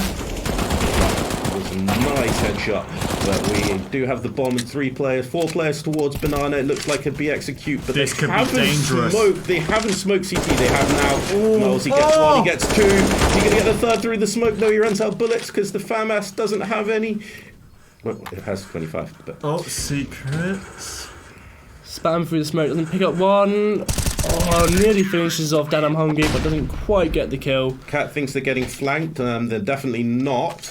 Secret's in a pickle right here. That's how I would describe it. But yes, he gets taken down. Tucked his tail and run, and Dad took care of that. It's a nice start here by Stream Snipers. Bit of rhyming there. It really is. Yeah. It's a good start. They are cleaning absolute Am I right house. in saying it was the opposite in the last game where Sam went up about 7-3, 7-2? I can't quite remember. Yeah, this Team Sam just aren't able to find their footing so far. Yeah. They need to commit to a site, because I think the issue I'm seeing here is there's too much default play. They hold in default. They'll maybe try and push apartments, or maybe not, and that gives the CT time to read what they're doing and to react. As you can see, again, they're being taken down. Too passive. Banana's been taken. I mean, it is a save round. Behind there by Doc as well. He could have knifed him, Doc, there, but he didn't. He went in for the behind headshot. Ooh. Banana's just been taken too easy by the CTs at this point in time. Dave's been doing really well with the Oh, and AWP. Sam's middle name is Whiff. Because they really have whiffed it so Yes. far. Last game, it was everything to play for. They tied up so many times, but this game, I mean, it's a heavily CT-sided map. I will give you that. The CTs have the advantage here. It's so easy to pick up a position on Banana and defend it. Same with apartments. You have one in apartments, one in Banana, and one floating around mid. Other two can be floating around back. You've got a site locked down. Hold on. Oh, that was a very close shot there mid, but they're still challenging it. He's still challenging it. Gets another headshot with the scout. That's just T always has crazy the aim. advantage on that side Wow. because it's so hard to hit the T-sided sniper versus the Oh, CT. that was almost a very nice lurk out apartments there by Doc. I didn't see that on the stream, but I could see on the mini map that it was really, really good timing. 2 AWPs and 1 rifle. Would you pick up a rifle in this situation, or would you keep the 2 AWPs and hope for the best? Or I'd keep the 2 AWPs, honestly. They're in a good position. They're 5-0 up. Yeah. They don't really have anything to lose because it's really hard to also Hold on. He gets one. They're executing A where the AWP actually is, but they should take the site right here. They have control of Secrets. Secrets. Well done. Secrets rescuing the round for the terrorist side, and we have the bomb down in a 1v4 with Dumb Dave is Dave, saving. who is saving, which is definitely not dumb, and that is a very They default patched out the save. sniping spot on Fountain because they used to be right where Dave is. There's a little tiny crack in between the barrels and the pole that was great for when you were saving. You could literally put an AWP in there, and the only thing that could really dislodge you was either a utility or another AWPer. They've obviously fixed that because it was so easy to defend once you've got that position held down. I mean, it's good to see the map being updated to stop these overpowered Definitely. positions because it's There a was bit more a even. crazy boost spot on the A site that actually got temporarily banned from Face It for abusing. Apparently it was a pixel walk and I didn't realise. He doesn't get taken down there. That was close, eh? A millisecond longer and Dave would have been down there. That's CSGO timing for you. Yeah. A blessing or a curse. I'll just point out here, Dave with 8 kills and 2 deaths. He's having a very good game so far. Good to see Team Sam though putting one on the board. Cat, I think, has anyone put Cat as their pick? Because they've been pulling off some I think good he's been playing shots. well, but I thought Adam Hunger would go for a bit more of a lead, but He has, but Cat on the T side there is actually putting in a lot of work for them. I know everyone hyped up Secrets and he had a great game last game, but Cat is screaming out to me as being a really good shot with that scout definitely sniper. clawing his way back into the game right here. You and those puns. really good one. Wow. How many lives is it? By the way, we have Less than 9 or? but more if you have Sage on your team. All right, let's go. We've got terrorist attack onto B site right here. Great teamwork. Oh, Mousy gets taken down though, gets traded out, but that was an incredible flash right there. And Dave. Secrets. Dunham Hungry trades out the kill on Dumb Dave. Yeah, and Dad, I'm hungry is clean Dad, I'm up. hungry is definitely. It's good to see the AWPs being spread around. We've got Doc on dropping AWP for Dumb Dave. We don't think he played AWP in Vertigo, did he? He didn't. He did, but this map is good for it. Yeah. And It's no he's been tight playing very spaces. well in Obviously, that. if you keep your AWPs out of apartments, because if you AWPing in apartments, you are insane. But if you keep the AWP out of there, you can get some really good spots where even non-AWPers Definitely. can actually make a difference. Cat with his scout again. Let's see if he gets another kill down mid. However, I don't think they are challenging it this time, so probably not. They've given up challenging it. They lose every time to Cat. That's a big win there, actually. Could say he's got cat-like reflexes. Oh my gosh. You're on it now. You're worse than me. All right, let's I had go. So they've CTs think it's an A push and they've gone up Banana, but Bomb's been left behind at spawn. Yeah. Smart play though, because they haven't really established any superiority on the site yet. So that's common. You leave the bomb in apartments, and then you push out and see if you can push. Yeah, they've stacked A here. They get a kill onto A. Now they think there's only going to be maybe 2 on A, so I think they're going to go back towards A right here. But they're not. They're very, very, very clever. And Push up mid. Mousy with the lurk. Oh, look at this. Now, what do you have the trigger discipline? He does. Yes, he does. No one knows he's there. Oh, this could be Literally big. sneaking in the. If they can hold them at B. But no. Hack his He's kill. Wait. Wait, Gravy is behind him. Marzi gets. Oh, don't freeze! Oh, he He gets one. got one. The stream's messing up, but he gets shot by Sam. Sam, who rescues the bomb. Maybe if the CT is still Site's clear. smoked. No.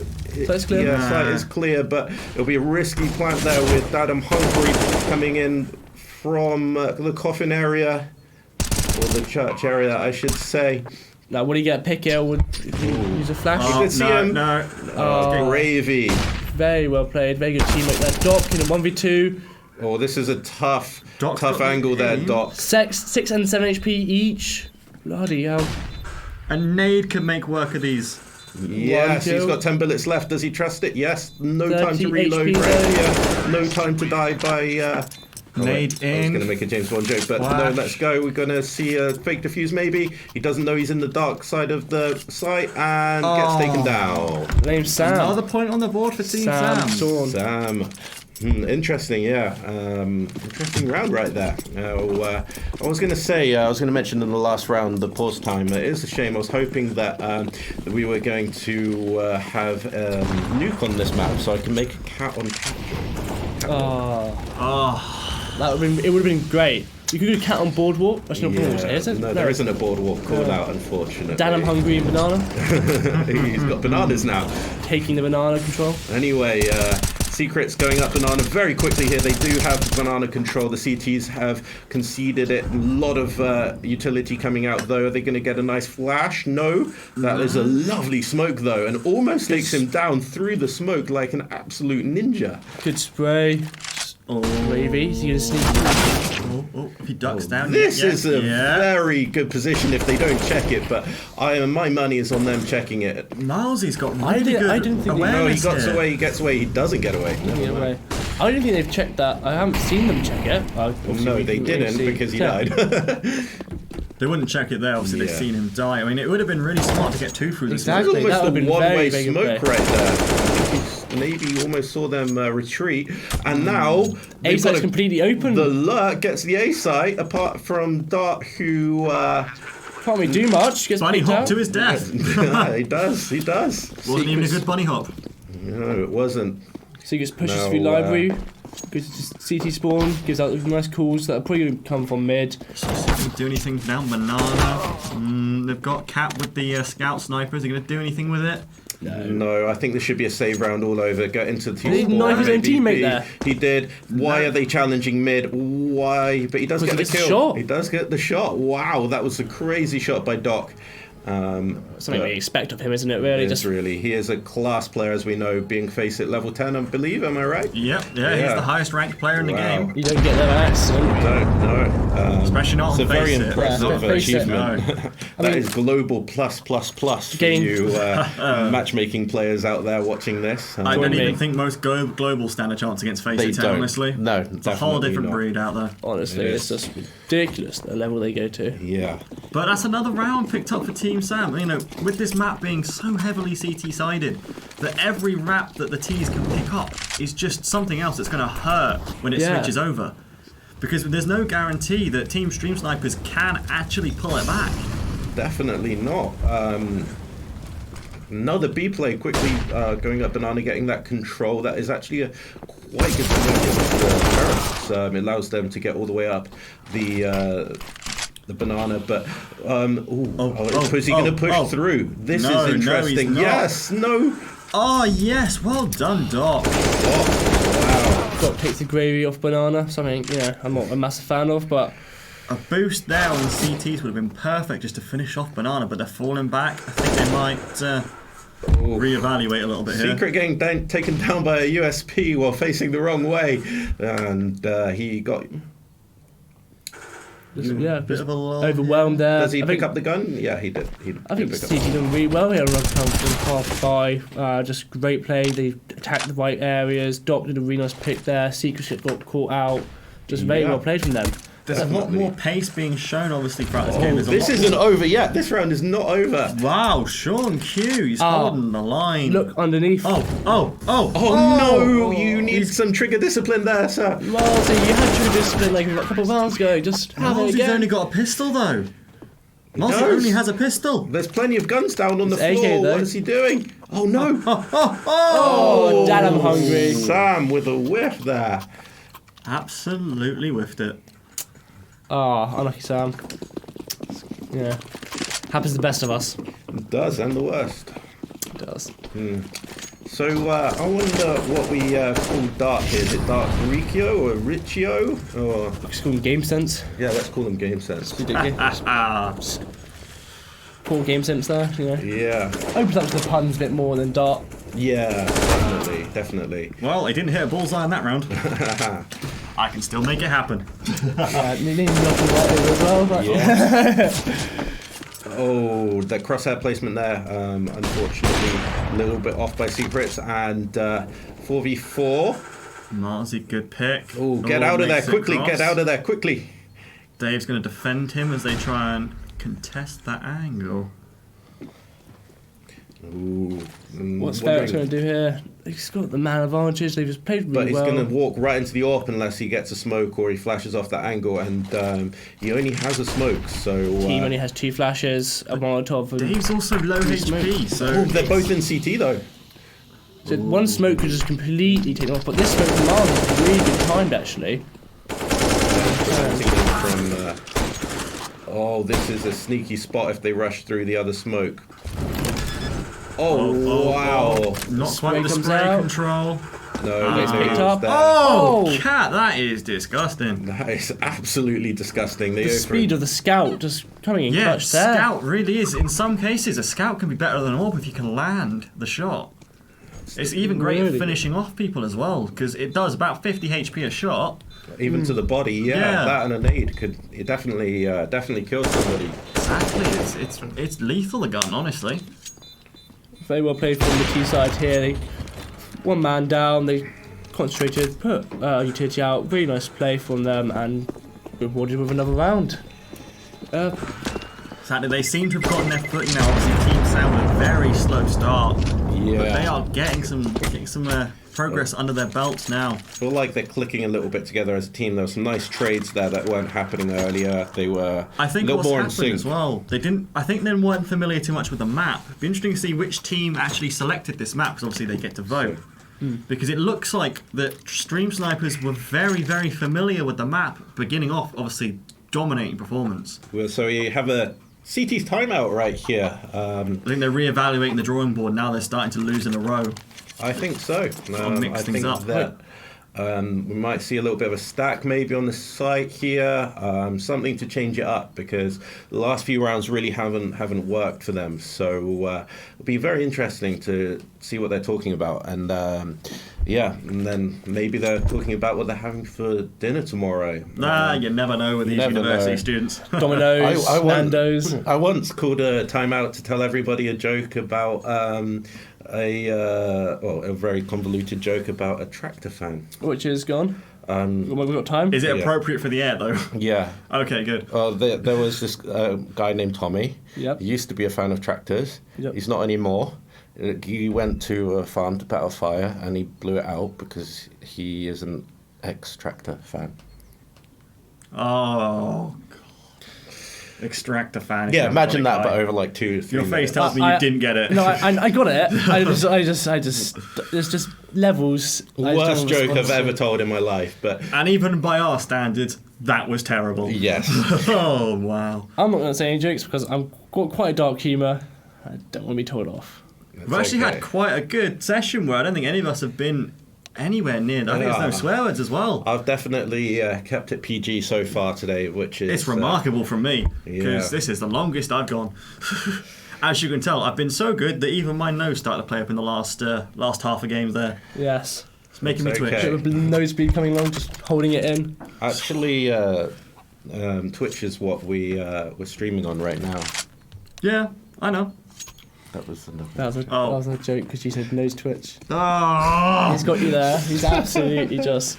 Enough with this talk. We're back into the game. Yeah. 2 seconds to go. We've got a deagle from Dum Dave. Let's come on. Pull out a clip just for Alex here.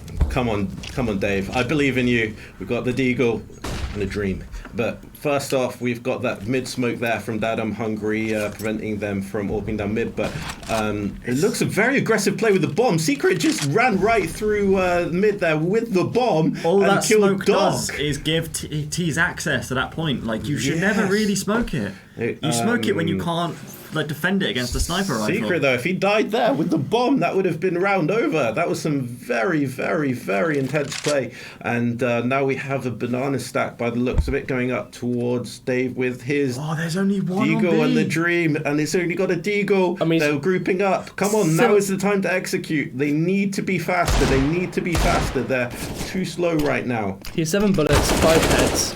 Come on. No, but the thing I is, believe- it's not too slow because there's no rotation coming in yet. There isn't. It's been done before. Okay, now the rotation's coming in. Now they know. Yeah. They've got to be quick now. There we go. Dave Right. goes down. But Smoke. They don't know there's only one person. on There the we go. side. Yeah, Now they've they smoked do. the site off. Good. So now they have control. Are they going to save it or are they going to go for it? I believe they're they'll going go for to it. look for a pick and go for it if they get a. Have they got 3 backside just in that, behind that wall? Wow. Yeah. It's like a firing range back there. That reminds me of that great clip. Have you ever seen, I think it was Fnatic versus someone, where they had 5 AWPs lined up and it was an absolute turkey shoot. Oh, and an auto, They- if I believe. Yeah, Yeah, they were on T side, one person peeked mid, and it was a turkey Was shoot. this old Fnatic? It was old. Oh Dust yeah, too as Olof well. and Co. Yeah, it was an absolute Which turkey you shoot. cannot do anymore because they've lost that. Do you know the AWP trick that spot. used to be the case that you Cat if you looking at timed- chickens. Oh, Oh, that's brutal. What are you killing the chickens for? he needs hungry. to bump up the stats, getting those kills. You actually do you get like 1 point on Valve Deathmatch or something, don't you? Hold on. Can I just point out that we did have have almost a James Bond in this? It's in this double game. 07. Ferox was 01 and 7 the last round. I forgot to mention that it was almost. Ferox, what's happened? He's not. He's got the AWP. Let's give him hope. I believe he can come back from it, but Big investment to give your worst player an AWP at the moment. all I could say is that maybe it would be no time to die right now. Doesn't get any Dead. better, does it? All right, let's go here. Secrets is down, and Well, Diamonds are forever. Secrets is not. yes. I love it. All I right, hate you both. it's okay. I hate myself too. All I'm right, gonna edit let's this go. later. I hate you both. Oh, you watch it over. Oh, Lord. Yeah, Yeah. I'm gonna watch it over and relive all of my bad puns. All right, Literally my job here. Should I look into the camera as I say them now? Just and then Well, you should be looking in the camera anyway. Yeah, you should be looking at the camera and give it a wink just- after you. make a dad joke. Yeah, I don't want to turn it sexual, so yeah. it's really hot in here. Too much, It's actually cool. Well, at least this side's That- cooler than that- that yeah, side. that- Yeah, so- this so is much cooler. boiling right here, which would make sense since the all the equipment, Yeah. everything is this side. So Now you know how I felt last I'm match. absolutely boiling right now. But anyway, we have a terrorist execute towards the back to the match. Yeah, we have a terrorist execute towards B side, but we do have a Oh, that boost is on a the plant brilliant box. position there for I'd Dave. say a Deagle is not the best gun to have in that situation, just Depends on because who it it's is. hard depends on who to- has it, mate. Well, he's not making Oh, use of see, it. Obviously not if he Dave. doesn't hit his shot, that right A there, Nova. he doesn't. Nova would be perfect there, honestly. I think Negev. a spray down, a Negev. They've yeah. changed the Negev spray pattern though. It used to be really predictable, but now it's love- terrible. I absolutely love the Oh, I Negev. do love a The Negev. first time in history, I think the M249 is actually better than the Gev. Yes. Oh, fair enough. Okay, so anyway, as we were saying, we now have 0 and 9 from Ferox. He really hasn't got into this game, and his team is actually somehow really compensating for it. He must have been throwing some good utility there to set up his teammates, because they're not too far behind. 5 rounds on the T side is not a bad half, even right now. Even if they lose the next 2 rounds, 5 rounds you can come back from. We have Stream Snipers here again with the first kill. Dave getting traded though. There's Ferox with his first kill of the match so far, and probably a good time to get it. And now Marzi retreats back onto the site, but there is no execute there. Secrets. Secrets with a smoked off. luck. Is he going to get through this? Oh, No, he cleans doesn't. him up. He does clean him up. Predictable. Gives him some good medicine. That was on 2 HP, challenging. Well, that's not fair, it's a Sam. Ferox is the one on 2 HP, and he is with the bomb back there, but Well, you ain't get 2 HP he gets anymore. a kill. He does get a Got a kill. kill. It did get traded though, so Traded his last 2 HP for it. yeah. Is that worth it in that situation? I don't know. Absolutely. Okay, so we have Sean with a AK, lots of utility, but what is he going to do? Is he going to go for this? Is he going to try and retrieve the bomb? He'd be very, very intelligent, probably not to, and try and sneak towards the B site and save. But we have Dadam Hungry hunting him down like a Siberian tiger. He's got nowhere to run. Trying here. to feed him that kill. Doc from above, Dad from behind. He's got nowhere to go here. Nowhere to go. If Doc just peeks out, he'd see him. Oh, not a lot of there time. we go. Doc, No, you saw him. See him. You saw him in the corner of your eye, Doc. What resolution are you playing on, Doc? Obviously, he's not an eye doctor. Oh, he must be. Oh! The... No. Oh, Sean. He's going to Doc get to site and get the plant. He's going to get the plant here. Oh Yeah. my God. Doc has cost it for his team. He there has just by whiffing playing. that, but no, this is the worst plant spot he could possibly have chosen. He needed to be back on the site to get it, and now we've got a short interruption of the stream here. Give us a moment, folks. Yeah, just some technical issues. So thoughts about so far on the Doc game? messed that up. He did. Doc, I don't know what almost resolution threw he's that playing for on. his team, but I think he's probably playing on 69 resolution. You know, the bars are cut off on the side. Or of his the screen. mobile phone. Oh God! Or is he playing on a potato? Because, I mean, we're only on 1080 here, and even we could see it in the corner of the screen. Doc just not paying attention there where it mattered most. Yeah. I mean, even if he's playing on a mobile phone, it's quite impressive performance of him so far. So I mean, keep it they going. still pulled the round back, so it wasn't as disastrous as it could have been. No. But it's plays like that you realise people can slip through the cracks really easily on this map. Like, if people just don't check all their corners or are focused, they can use in apartments. Ooh. Dad cleaning up mid here, taking out Ferox. He gets one. Is he going to get secrets? Ferox has been about as useful as a chicken on this map. Oh, at the Sears moment. gets a pick on Dad. I'm hungry with the deal. And Cat is down. Oh! Secrets with the one dig. Dirty. Can you do it again? Right, always.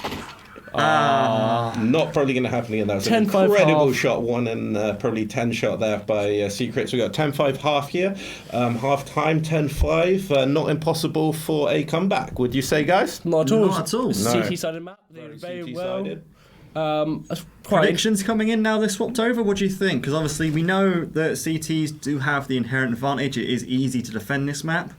But Stream Snipers, they've only got to get 5. And if you look at Team Sam, they managed to get 5 when they were on T side. I just don't know if Doc has any strategies lined up, because obviously if he's level 10, he might have some really good strategies. And in this map, it's all about having the right team play. Cat with the one tap. Wow. Or you could just send But Cat this is Banana and actually have a it very hold good it. strategy here. They've isolated Secrets and they can probably wrap around to B, which should be open, but Gravy and Sam getting the one It's taps never open with also, Cats there. and it looks like they're in a bit of a trap right here. And another one down. We just had that I'm hungry left. He whiffing all of his shots everywhere but his...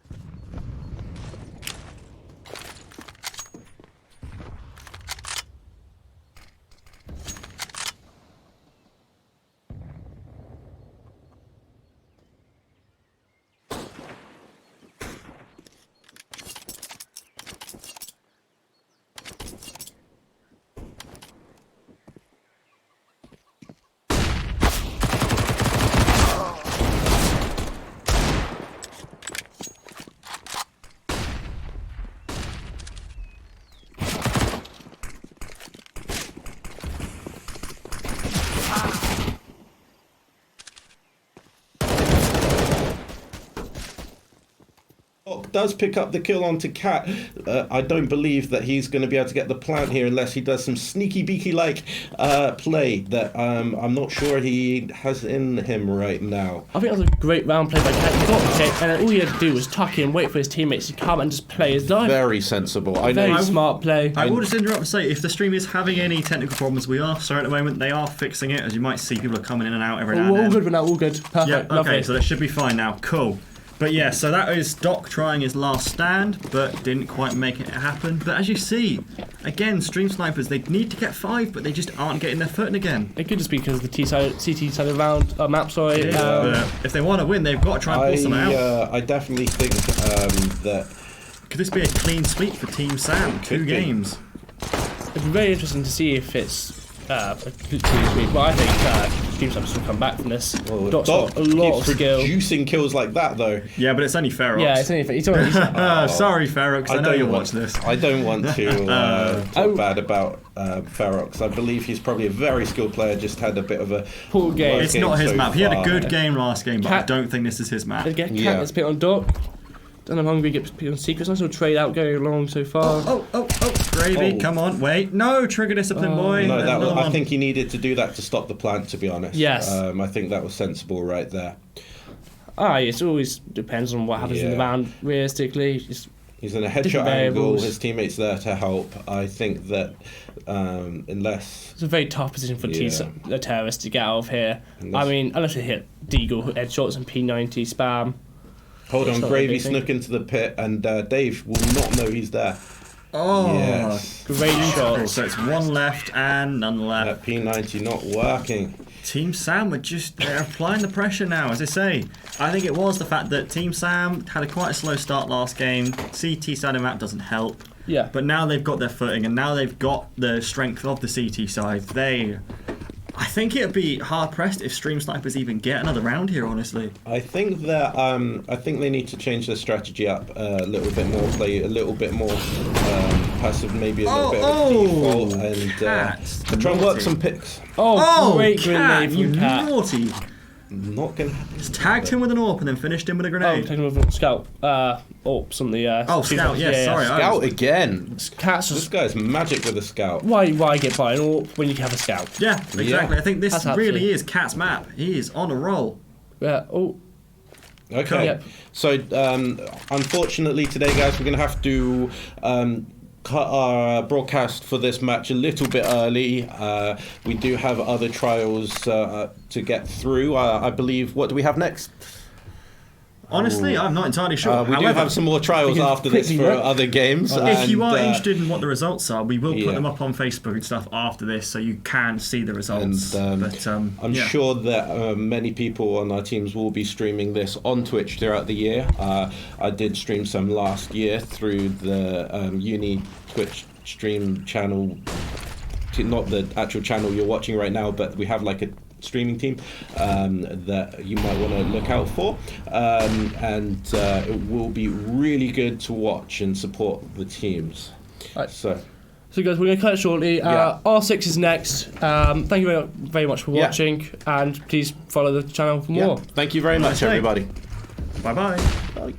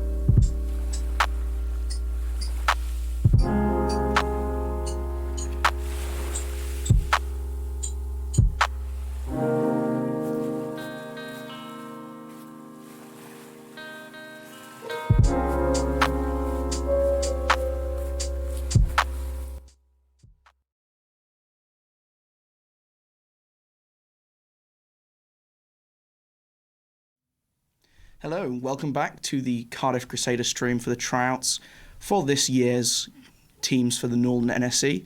We're joined for some R6 right now, as we got the lobby all set up. We're going to play first off into a game for Oregon, but it should be a lovely time. I'm Goalie Molly, also known as Ben, and I'm joined by the lovely... I'm Conch Casts, otherwise known as Brooklyn, and yeah, we're hopping straight into it already, immediately off the start, and I'm very excited to see how these teams operate. Our first map is none other than Oregon, and well, always a good time on Oregon, right? Yeah, both the teams, all the players, they wouldn't have all played together before, so it's picking up, starting off, a map like Oregon, everyone will know it fairly well, how kind of the default setups run. The similarity between the ranked playstyle and the comp playstyle is becoming more and more similar each day. So the teams will have a good understanding of the kind of the basics, how they want to move around the map, and we'll just jump straight into it. First off the bans though, going to lose that Maverick, taken away by the defenders. Now, that is an interesting one. I mean, Maverick is a strong pick. Maybe not so much for Oregon, I would say. I would argue the only time he really becomes very useful is maybe when you're attacking the open area, church little bits, to get into that kitchen. Yeah. Other than that, usually you can go underneath to remove that walk-in and also that attic wall. So to be honest, Maverick doesn't really do much, but obviously we do see Thatcher getting removed, which is obviously a very, very big and common one that we do see nowadays. As well, the Cade's going to join in. So it looks like the Team 1, starting their attack, they are going to go with the classic bans for basically every game of Siege. I mean, those electricals are such a pain to try and get rid of consistently, especially if you're already losing that Maverick, you've lost that Thatcher.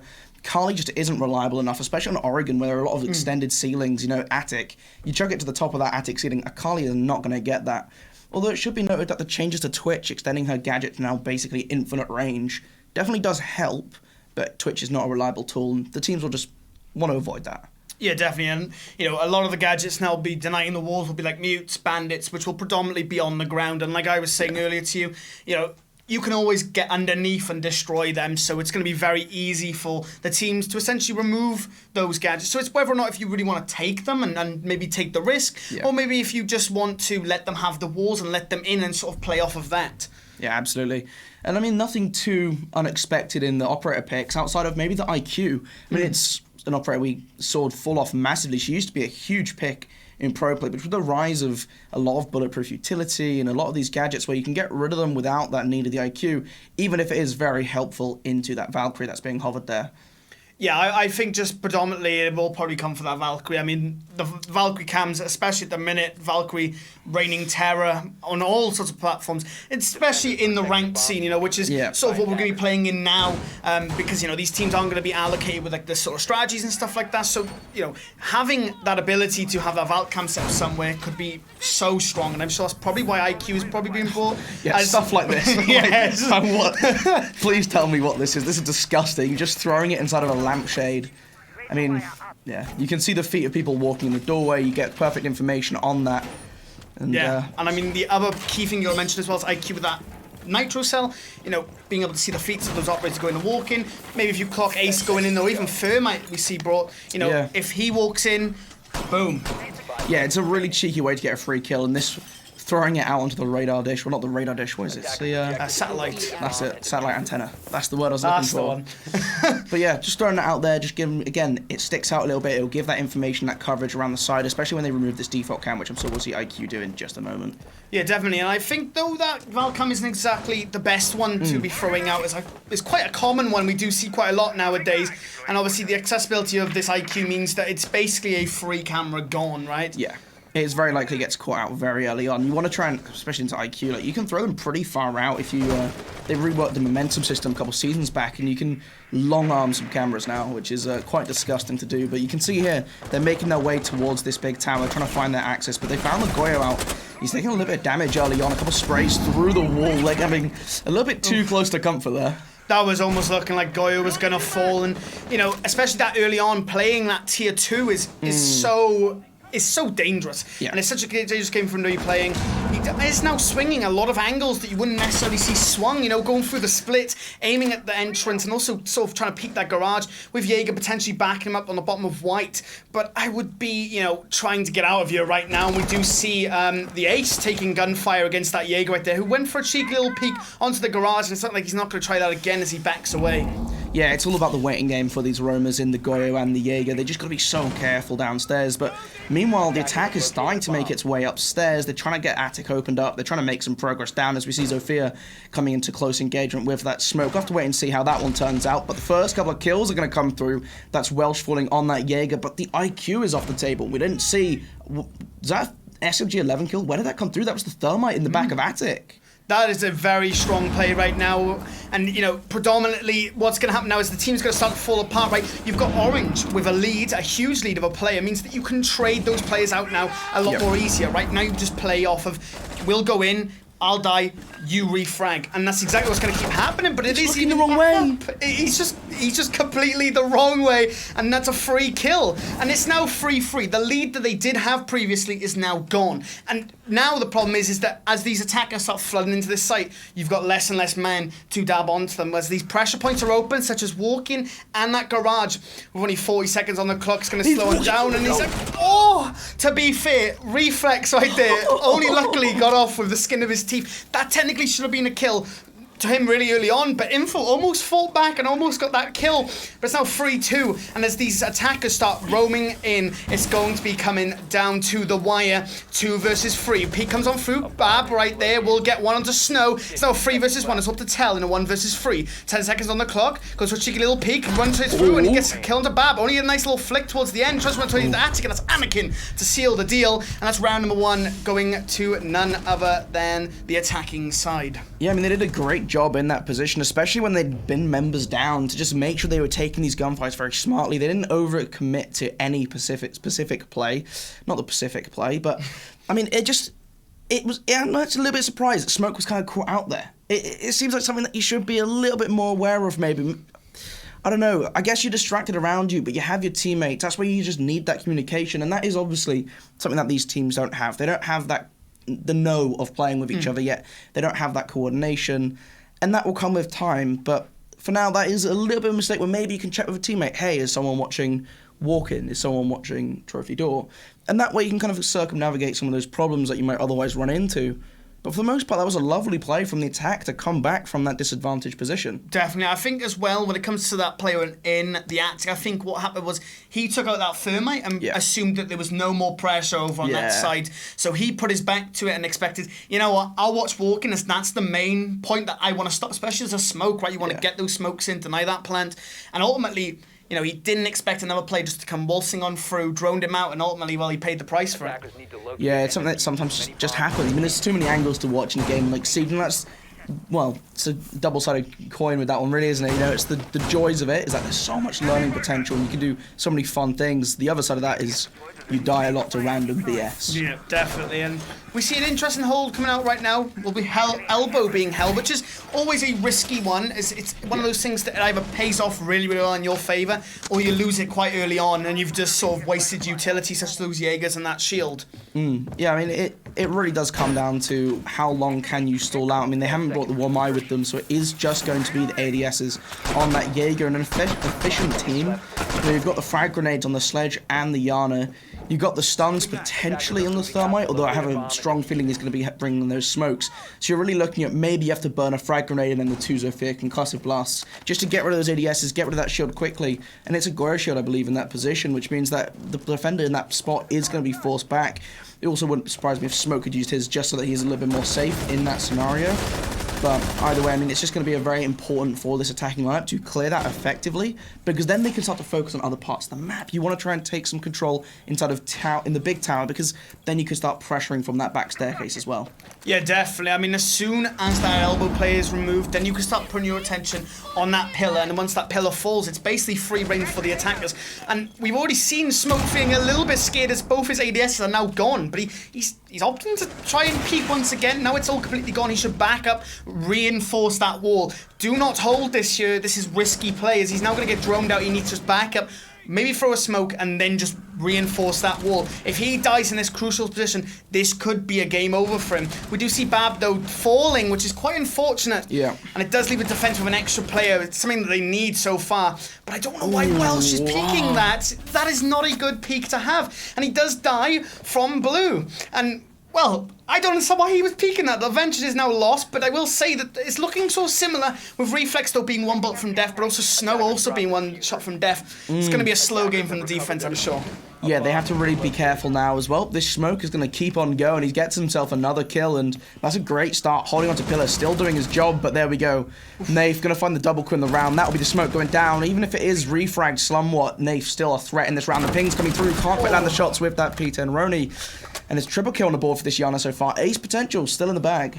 Definitely. Now it's 2-2. Tell will fly on out, killing Anakin. And it's now a 1 versus 2. A minute left on the clock. There's plenty of time for Yana to do something, but in a 1 versus 2, 1 on backstairs, 1 close in boiler. It's going to be very, very hard. Cross on over. A little bit of a ambitious wait there. But you know, time's still playing. If only Smoke could reinforce that wall. Oh. He does find that kill. It's now a 1 versus 1. Info though on full HP. But in Freezer should have stuck that plant right there. That probably honestly would have gone down. But he is getting a little bit worried right now. 35 seconds on the clock. He's got to try and get that bomb on down. He does go for a bait a little bit. Info though taking a lot of damage. Oh. It was just such a close round. But luckily enough, Nutty comes on through. He does a nutty play and he clutched up for his team. And that'll be the defense now winning 1, and it's now 1-1 across the board. It's so close to getting that ace clutch as well. That would have been an amazing play for the Yana there, but last the Goya was not to be. And I mean, it is an interesting to see how they went. You know, we did see them lose that shield on elbow very early on, but Smoke was able to stick it out. He's able to make it work, play those toxic babes to slow down that offense, bring them just that little bit more in. Unfortunately, he lost a couple of his teammates on the back side of things. I mean, the Aruni able to do a good job stalling out the Sledge on that rear tower stairs, and that's a dangerous position, like you say. When that Sledge starts getting in there, you can drop some grenades in uncomfortable positions. They couldn't quite make it work. It was then that opening that Ace had made earlier that basically led to getting basically 2 kills, because Aruni was stuck on an island, and then Jaeger felt pressured to make a move. Definitely, and also another key factor went into that game was the Aruni once again. Getting those 2 picks, I think, is what really turned the tide. And you know, it was looking a little bit worrying, especially when it went down to 1-1. But luckily enough, Info was able to come on through, and he's able to get it. You know, it was very, very close. It was a close round. They shouldn't let it get that close again. Especially because on this map, especially, the defense have such an edge over the attacks, right? Yeah. You know, if the team plays it right, it should always be that the defense should win in technical favor. That's especially more said if it's a 4-3 or like a 5-4 lead in their favour. That there is no way in hell they should be losing stuff like that, but it still happens. They just need to stop peeking so much, and I'm obviously going back to Welsh once again, who was peeking from electrical. You know, you can't be peeking angles like that because you will be punished. Yeah, it is difficult when you're stuck in effectively an island or corner by yourself. There's not much to do, but you just got to try and bait out time, try and wait for someone. Maybe they won't check you and you can pick up a freebie later on. Always a difficult spot. And, well, now they're going to be returning to this top floor. The interesting change-up, though, no longer bringing this Goyo, instead going for more of a roam-heavy setup. You've got the mute instead of the smoke. So that's just to try and deny some information over there. Paired that with that Mozzie as before. And that was an infamous combo way back when. Yep. We saw it basically rule the meta for the best part of 6 months. But this Pulse, this one's going to be really interesting. If they're not careful, if they don't spot it out, I mean, they're checking that window. He's hovering over him. He doesn't know it, though. The frag grenade coming in, just trying to get rid of these mute jammers on the wall early on, but they know that they're not checking it. Maybe that, the Pulse take a couple shots, will give himself away, but able to get a kill in exchange for it. That's the Sledge going down. A great pickup, 2 frag grenades gone, as well as a miss throw from the Yana means that that's gone, and, well, Yana's off the board as well. The miss throw didn't even matter. That is absolutely huge right now. The defense just needs to, honestly, what I would be doing at this point is I would be saying, let's rotate back to site, let's just hard hunker down in this site, let's waste time, and let's just ultimately just starve them for any source of advantage they could possibly pull out. Because, you know, with Snow being low, he can't peek that much, so he's got to rotate back. Well, if you lose someone like Welsh, you know, you're losing guns once again, and you obviously want to keep those lives as live as possible. So, like I said, hunkering back down on that site would not be the worst of ideas right now, and it's something that they should be looking to do. We do see them trying to breach, though, into this attic, which could be sort of a swinging play for them, especially if they can gain a big control of it, as that does oversee basically all 3 sites. So You've got to be careful of this flank, though. He's taking his time with it. That's a kill, another kill coming in favour. That's the Valkyrie picking up Anakin. That's the ace off the table. He managed to use some of his hard breach, but still, you don't want to be losing guns in this position, especially a gun as potent as that AK-12. The Nitro Cell up at the top, able to find the Zofia. Lovely toss landing right at her feet. And now, well, clutch or kick, I guess, at this position. Oh, and as I say that, it finds 1. Now it's a 1 versus 4. A nice kill on the Tom right there from Angry Scott. He peeks once again. Oh, almost a flick right there. That could have been another kill, and that would have been absolutely amazing for him, and that's exactly what he's been looking for at this point. But Pulse sights him using that cardiac sensor, and Snow gets that kill onto Angry Scotsman. And that's another round for the defense. They're looking a lot more stronger now after that first round. Yeah, I mean, that is a, you know, maybe sometimes it takes a little bit of time to warm up. You know, you get your in and out, you get warmed up again, and you're ready to go. And I mean, they've done a really nice job at just playing very sensibly around the map movement. You look at that round, they got those opening picks. Like you say, and what did you say? You said you wanted to see them fall back. You want to see them play it just that little bit slower. Only the Pulse really stayed downstairs. And that makes sense because, well, Pulse has his Pulse scanner. He has a Nitro still in pocket. Even if he doesn't have much HP, the likelihood of getting contested downstairs at that point in a round, you know, a lot of teams will forget to check for you afterwards. So you have that to your advantage, and you're giving information to your team. Your team know where they're coming, and when you got, you got the MPX, you got the 416C, lethal weapons to be looking down on.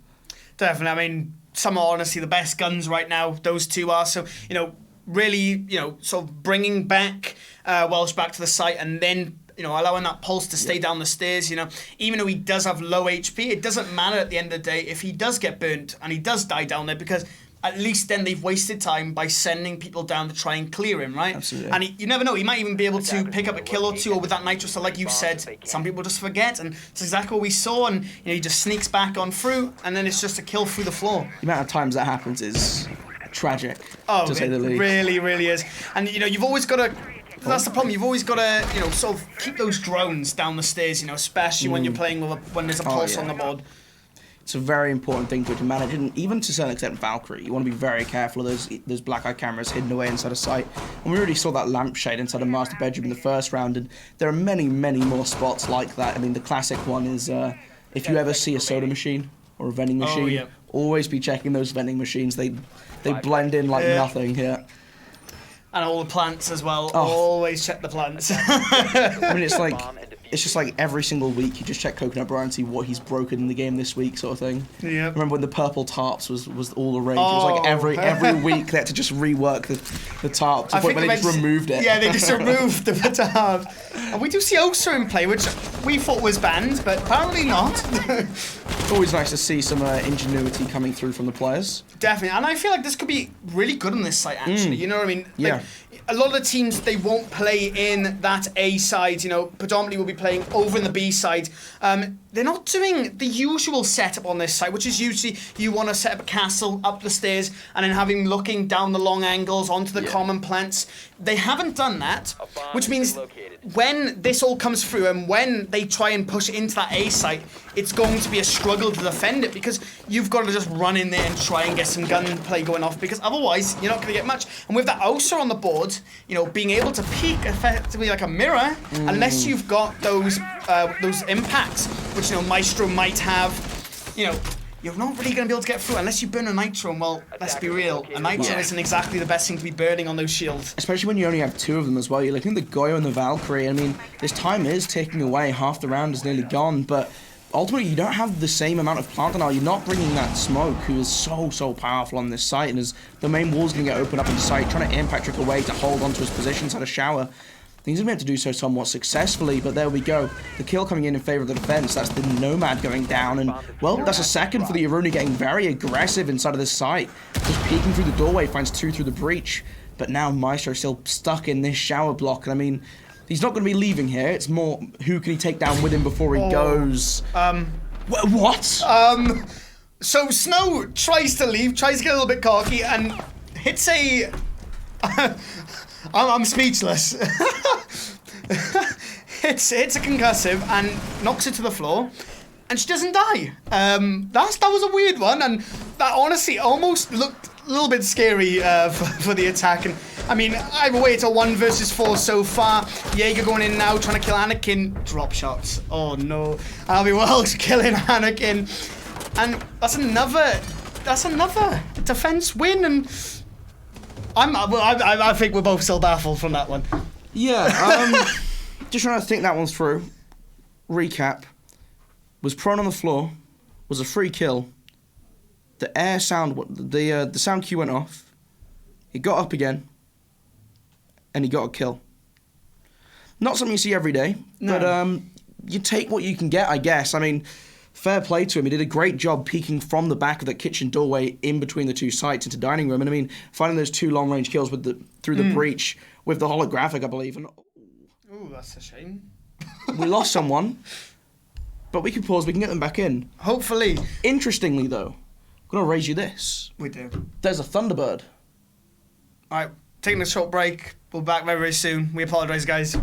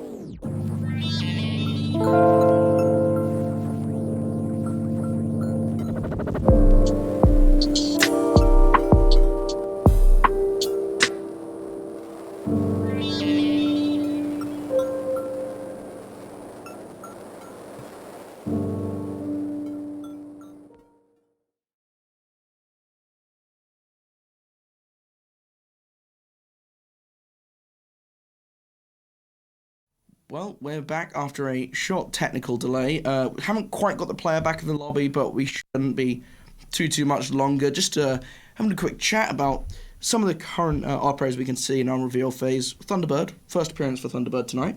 Good to see. Interesting to see how they're going to use the new operator. I mean, we've already seen Osa played. So, just taking it one step back. Whether we see Flores get added in afterwards, we'll have to wait and find out, because I'm surprised we haven't seen him yet. He's a very powerful operator.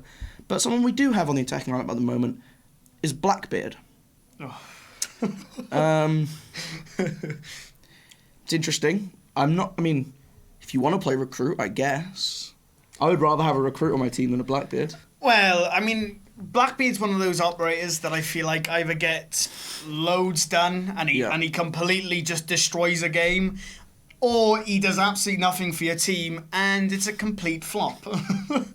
I mean, I've had many Blackbeards that will challenge angles and will win a lot of the time because of that extra bullet it can take.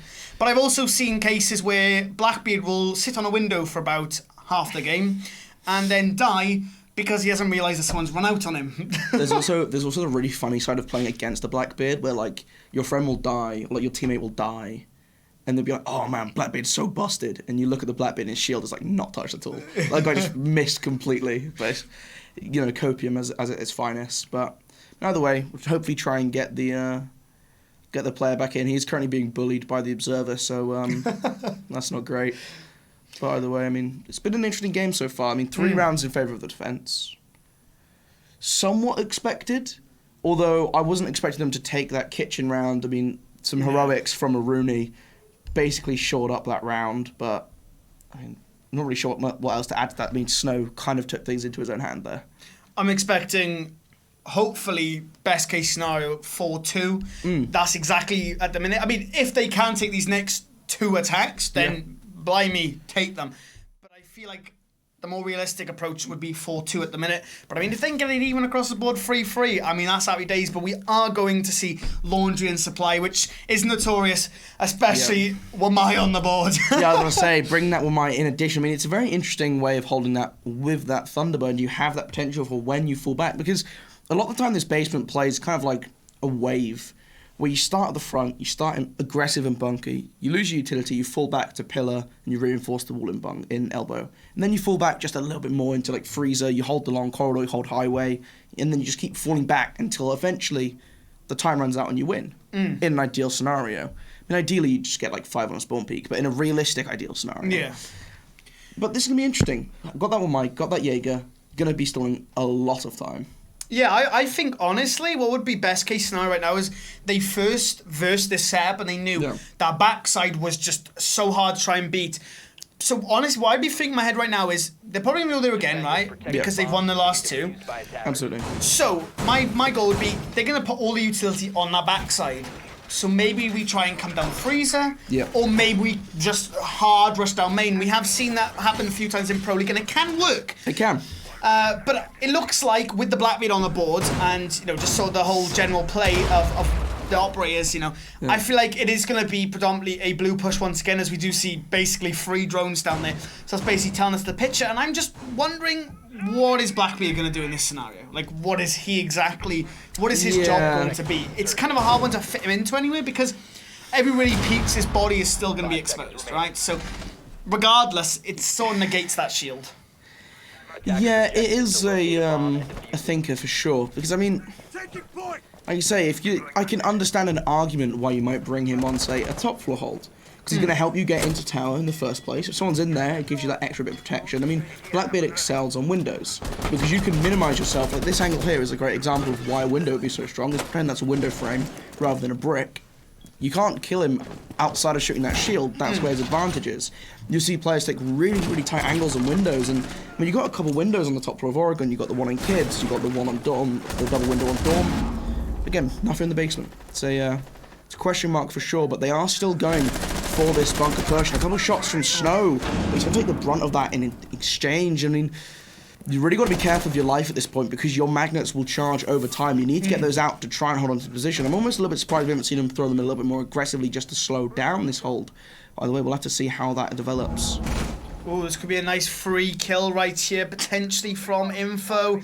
He's just waiting. He just missed his chance, and he's just wondering if he can get it again, but he doesn't. Whether or not that information now gets relayed, we do see that player though who has just rotated all the way down. He's going to come to those black stairs, apply that pressure onto that pillar. They know that pillar is such a strong position. It's Iana. Jaeger's going to meet though, and that's Bab finding Welsh as Welsh tries to challenge. It's unfortunate that didn't go through, but that does mean now that pillar is gone. Snow is the only one who could technically rotate back as we see him sort of nearby, but he's opting not to challenge. He's sort of fallen back from it, and I think that's honestly his best opportunity. Yeah. We do see him go down though, I'm pretty sure from a nade right there, which is quite unfortunate for him. Info right there will find Bab, and it's now even all up, but as I said, Tom will find Reflex, and it's now in the defensive favour. Snow will get picked on up. Nice swing from Anakin though, onto Tom. Back. That was a very weird play from the back of the side. Pulled the deagle. No, what was Blackbeard's deagle. Was it? I think so. It couldn't have been because he died. So, what did we just see? We must have seen like. Was that? Yeah, that was Blackbeard deagle on pillar. Oh. He's still. I mean, fair enough. He's gonna get caught out by the swing though, and as that goes down, the Valk will find one of her own. But now down to the 1 versus 1. There's enough time for a rotate to happen. They're gonna recover that diffuser. There's plenty of time to see something magical happen. Definitely 40 seconds on this clock. 1 versus 1. Heading through electrical supply. Preemptively shoots through that corridor door. Expecting a Valkyrie's head to pop on through, but doesn't match or meet. And now the Valkyrie's only playing very, very safe. Wasting this time. You don't need to swing at the end of the day, but he's looking the wrong way. Oh my god. The turn. He's able to catch him out on the turn. Here's the footsteps at the last possible setup. He almost didn't even see him behind the casing of the holographic, but fair play. I mean, that's a way to end a round. What a way as well. It's quite unfortunate actually, because I really thought that round was for the attackers. That was the round that they really needed to, bring that 4-2. Like I said, now you're sort of playing on the edge of it now where it's 1-4, and you either take this and you go up 4-2, or you won't be up 4-2, you beat 4-2 overall. Yep. Or, you let them have an extra round and it's 5-1, and, even that on a defensive hold is quite hard to achieve. Again, those 4 rounds, especially as you've got to go to some awkward sites such as that kitchen, which could really throw you off. But they are going to be returning back to this kids' dorms, which is a great way to finish off a half. You just won in the basement. Why not go to the other site that you've won before? And you've won at each of the sites, not including the meeting hall, but obviously teams not quite fond of that. But bringing up this warden in response to the Ying. Wow. That makes a lot of sense. It makes a lot of sense, but I don't know if I would have sacrificed the smoke for the warden, just simply because of the deny that obviously that smoke brings, and especially on this site, like I said, you can't hold and peak angles a lot on this site because of the fact that majority of your walls are going to be open. You have to stay active, you have to stay, moving on this site. Absolutely. So having that smoke just to throw it, get back into cover and sort of wait it out is very, very strong to waste that time. But now, because you haven't got that smoke, you've got to sort of challenge those gunfights where you're going to be mainly in probably a 2 versus 1. Also just shot through his teammate there. God. Just showing around a bit of damage, making things a bit even. Bit of a love tap. Handicap.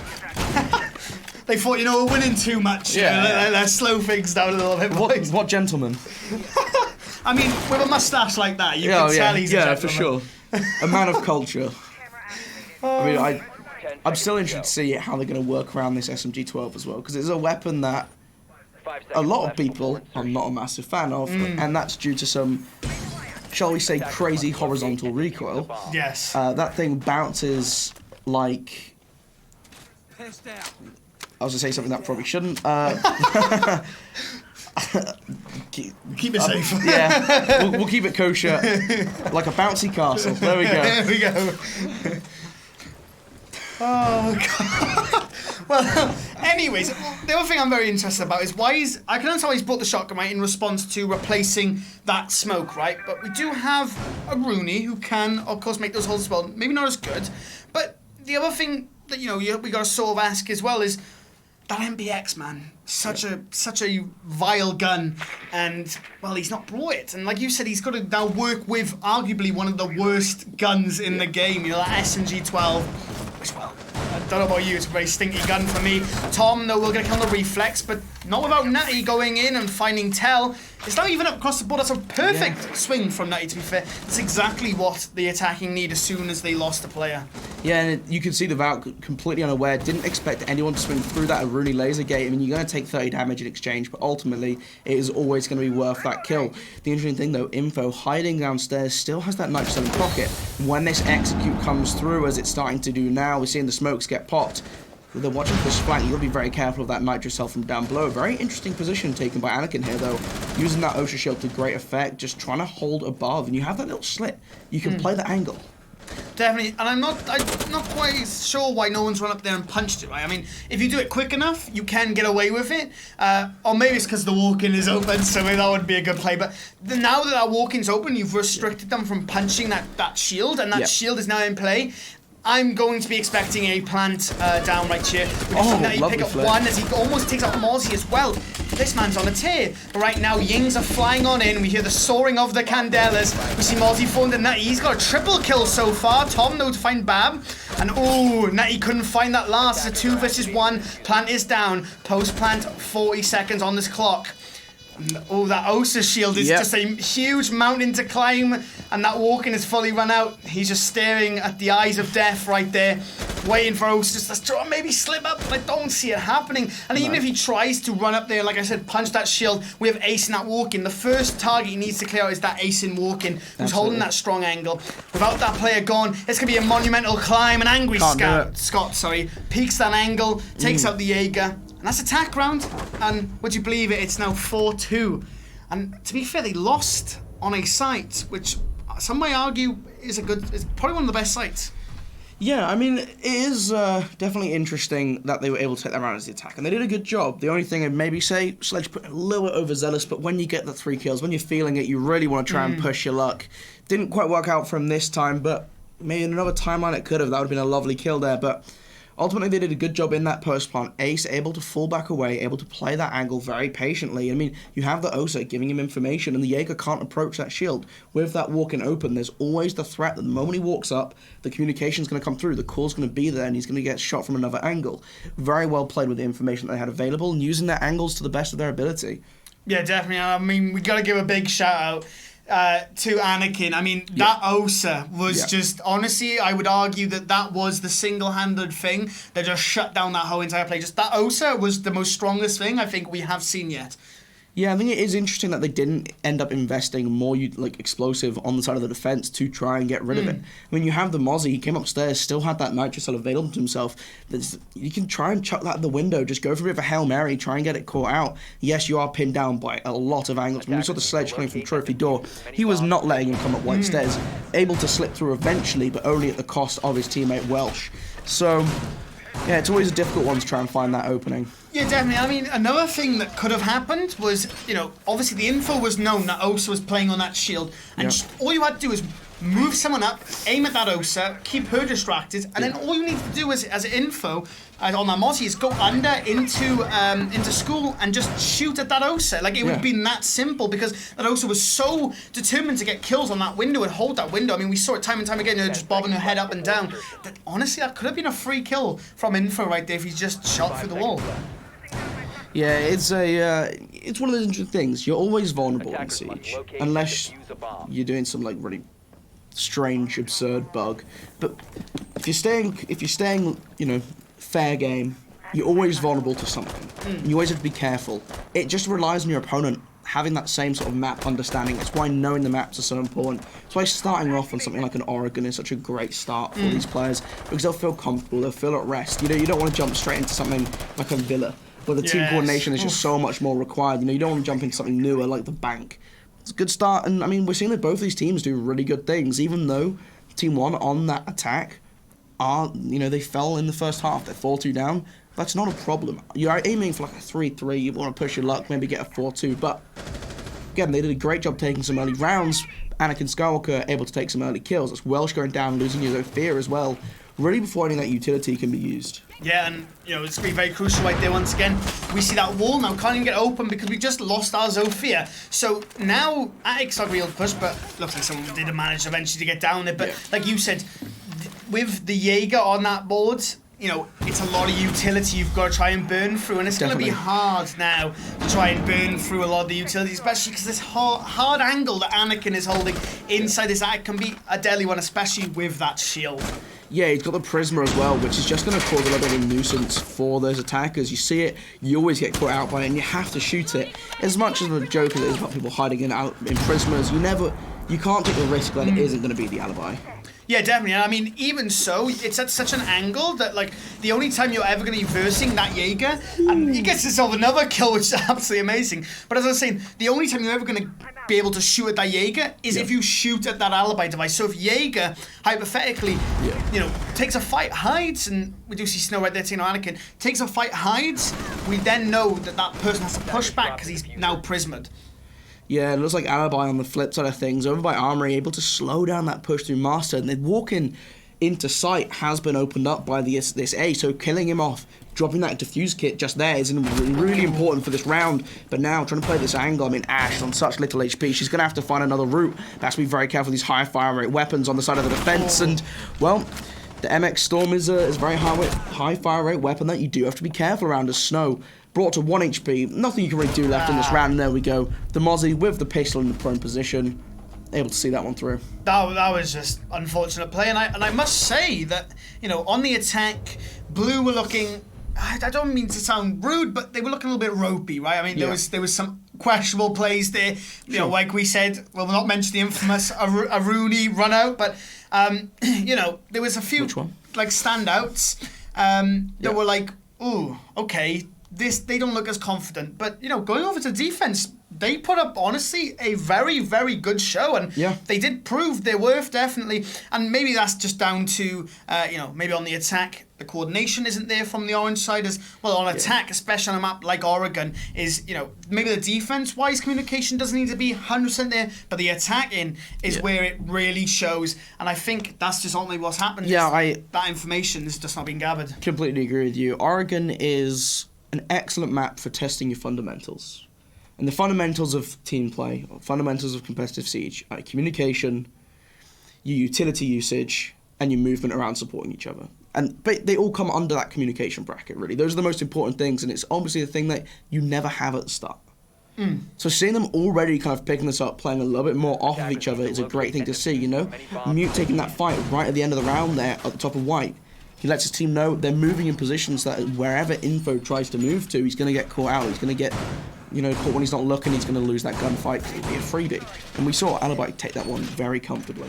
Yeah, definitely. Like you said, you know, that pressure just went on, and it just, you know, Smoke took that fight, left her on one, called out to his team. His team then cut off any rotation that Ash had, and, well, we saw the good night onto that Ash, and it's quite unfortunate. And right now, we've got Blue team now defending down in that basement, and interestingly enough, we saw every single round from the orange side them run that smoke inside that elbow. But this time, you know what? They've gone, let's not do that. Let's put bandits on there.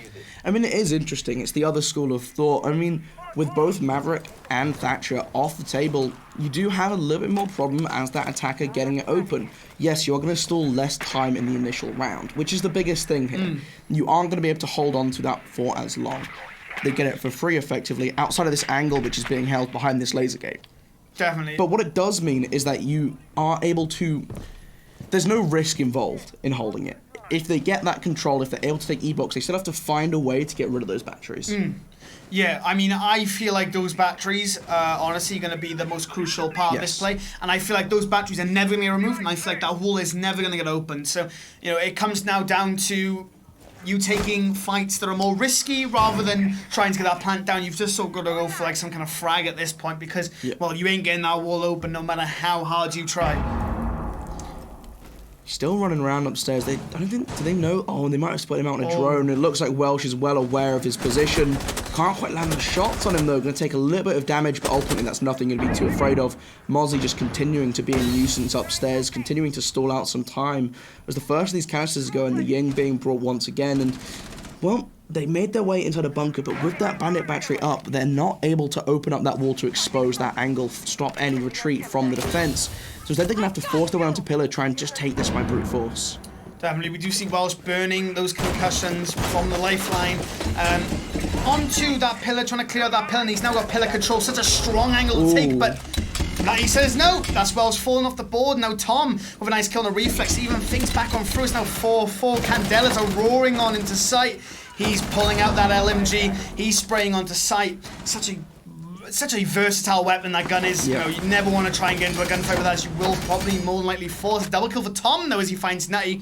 A 3 versus 4. A lot of people stuck in E-box right now, trying to go for that rotate into sight. Could potentially see a default onto B, which is exactly what it's looking like it's going to come on down to. We do need to see a Rooney though. Just be careful of the nitros. Yeah, definitely. And we do see Tom there kill Babas. Anakin kills Snow. It's 2 versus 3. Telno gets his plant on down. I feel like that Rooney just took too long of trying to deal with the pressure that was in Freezer, and now has ultimately paid the prices. She was the only one that could have stopped it. We do see a very aggressive play from Angry Scotsman, but he's got so many angles to try and watch. With only 30 seconds on the clock, Rooney's got to try and come in and help as she comes through supply, trying to apply any pressure she possibly can.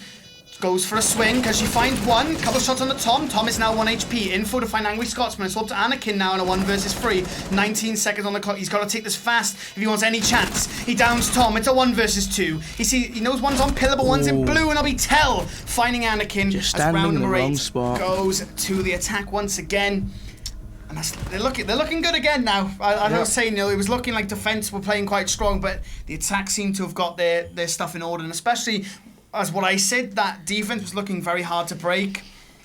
They still worked with it, and they ultimately just went for the frags. And I feel like what we can see here is maybe the orange team are better off at playing that fraggy type of role. We see the Ying, which is a very aggressive type of pick, and the blue maybe more of the defensive type of thing. And once that sort of all fell apart, the defense, it was very hard to get picked back on up. Definitely. It is interesting though now, looking at the next round, the Finker. Ooh. Now, here's my hope. We're going to see... Get rid of Thermite. Thermite's not needed. Yeah. Sub in the Blitz. Bring in the Blitz. Run the... Oh. The 6-6 coming through. Not Zofia, though. It's got to be a Blitz. This is a mad Blitz angle. I'm telling you now. Yeah. Looking at basement... Okay, it's Sledge. Okay. That is... I don't know if I like that. What does Zofia, what does Finger have available to herself? She's now on Stuns and Claymore, right? So you got that utility, Claire. This is interesting. Getting that extra set of frag grenades will help you on a basement push. I think that's the reason they're bringing this Sledge is. They just value those frag grenades so highly. And that's completely understandable. I would have to say, hands down, the frag grenade is the best secondary gadget in the game. Oh yeah, 100%. Second would be deployable shield, but frag grenade takes the cake. And, you're looking at how valuable they are. We've seen them in previous rounds. They are using these stuns. They're using these Zofia concussive mines. Obviously, Zofia isn't here anymore, but they're using this bait utility to remove these ADSs, force these players out of their anchor, their strong positions, by just using those frag grenades to force them out. You can stay and die or give us the space that we're looking for. And it's just going to be how well can Team 2 play around that potential. How well can they clear out this utility? There is no Wamai on the side of Team 1. Yeah, that's going to be a crucial play as well. But what I really wanted to see from Orange was them trying to switch up the play a little bit. We've seen a lot throughout this whole entire game. It was very just play slow, play traditional, play the angles. I was really hoping that we'd see, the Thermite come off for the Blitz, like you said. And I was hoping, honestly, I've just got rid of all the hard breaches, maybe brought a Ying or something like that, and I've just absolutely just sent it straightly down that main stairs. Yeah. Like we've seen some teams do, switch up the momentum and catch them, honestly, catch the defense when they have no clue. If you just start running in, without them expecting, they're going to struggle in one, and then boom, you've got that sight control. And it's a little bit sad that we don't see that, but I'm sure they'll make it work nonetheless. Yeah, and they're approaching this from the other side. They're not going through bunker. They're instead going for what you talked about earlier, this kind of freezer main lobby take. And it does really rely on you having that double pressure. You need to be able to start pushing down both angles, because otherwise you get caught in a single doorway. That is the slight difference with this hold. It requires just that little bit more coordination, but it will be interesting to see if they can make it work. This angle being checked by Smoke. Interesting operator to take this gunfire on. Normally you want to play it safe, but he's feeling it with that SMG-11 right now. He's top fragging in the lobby, so I can understand why. Pushing up with the shotgun for some Pengu-esque plays, but there's no one else to jump into that meat grinder. Instead he's going to fall back. He's lost a little bit of health, but he's still alive. He'll still be able to throw those babes out, and he'll still be able to take some gunfights later on if he's called upon. Definitely. I mean, I feel like that was a very crucial kill, especially on the Tom, you know, getting that information with that yarn, especially with Mute not on the board. Sorry, Mute is on the board. But, you know, just that information in general is just such a key factor, right? You don't have to waste those drones because you've got Iana. You can also, you know, sort of burn a Rooney gates as well with that Iana. Later on, you know, that may not be critical, but you never know in Siege, you know, when, you know, you might want to save that last frag grenade, you know, for your team rather than use it on an Aruni gate, right? And, you know, this is all going to be very, very critical. And the problem I'm facing right now is, obviously, we see what their plan was. Freezer, main. But the problem is that they wasted too much time. Like, when it comes to it, is this setup, it takes a lot of, you want to get it early so you can hold an angle and look for a plant later on. But, you know, coming in you with only like 50 seconds on the clock and not even clearing out Freezer, that is a no-go. But we do see Welsh taking out Reflex, which is at a great start so far, but they need to get the ball rolling. Yeah, absolutely. I mean, like you say, 35 seconds on the clock at this point in time and no movement into the site yet. They haven't been able to clear this Jaeger out with Freezer. The frag grenade being prepped, but they're still afraid of this angle across. He's got no one else to help cover him. And here we go. The Toxic Babes are rigging out. They're being popped. They're going to slow down all these angles. And while that wall is soft, while Sledge kind of open himself up an angle into sight, it's going to take some time. And there we see Battlefly go down as Angry Scotsman falls. Anakin Skywalker able to pick up Snow, and that will help. But still, the attack is pushing in. Able to find a couple, though, but it's still 1 versus 3. It's all on the Anakin, on this Aruni, and there's not enough bullets in his magazine to make it work. Able to find the first injure. The diffuser is down, though. That's the problem. They've lost it on the other side of sight. They lost diffuser on Pillar. How? How are you losing diffuser in that position?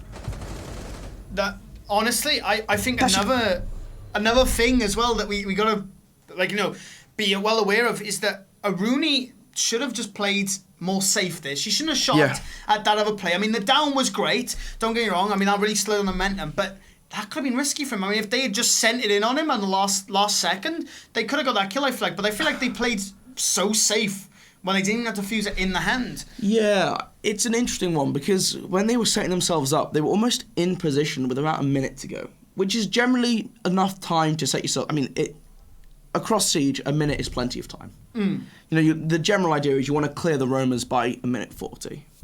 And then you use that 40 seconds after that just to set yourself up, and within the last minute, you're looking for your push. Yeah. And they had followed that formula pretty well. You know, a minute's time, they're starting to push their way down Freezer. They've got the Finger at the bottom of main stairs, and she has some support from, I believe it was the Thermite. That's a great position to be in. You're doing a good job so far, but then they just hit a brick wall. They stalled out time.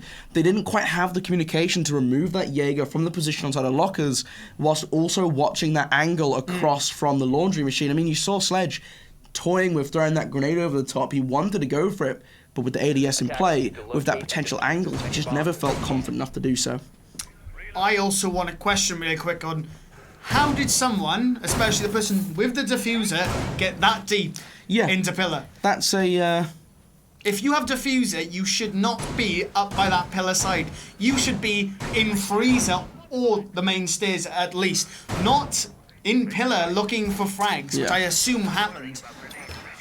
Yeah, I think on a laundry Freezer take, you really want that diffuser carrier to be the second person going in from that laundry stairs, just because you can kind of sneak your way into sight that little bit safer, as opposed to Freezer. There's a couple of angles you can get caught out on if you're not careful, especially because you don't want to be planting in the middle of that double doorway. So how it ended up on Pillar is it's definitely questionable. Yeah, definitely. I'm still fathomed on how that even happened, and you know, like I said, I don't understand. Why would you push that? But my guess is that it was just a small mistake in communication where they're not quite on the ball with. Sometimes, you pick up the diffuser and you're like, oh yeah, I'll just bring it here, and then you just forget.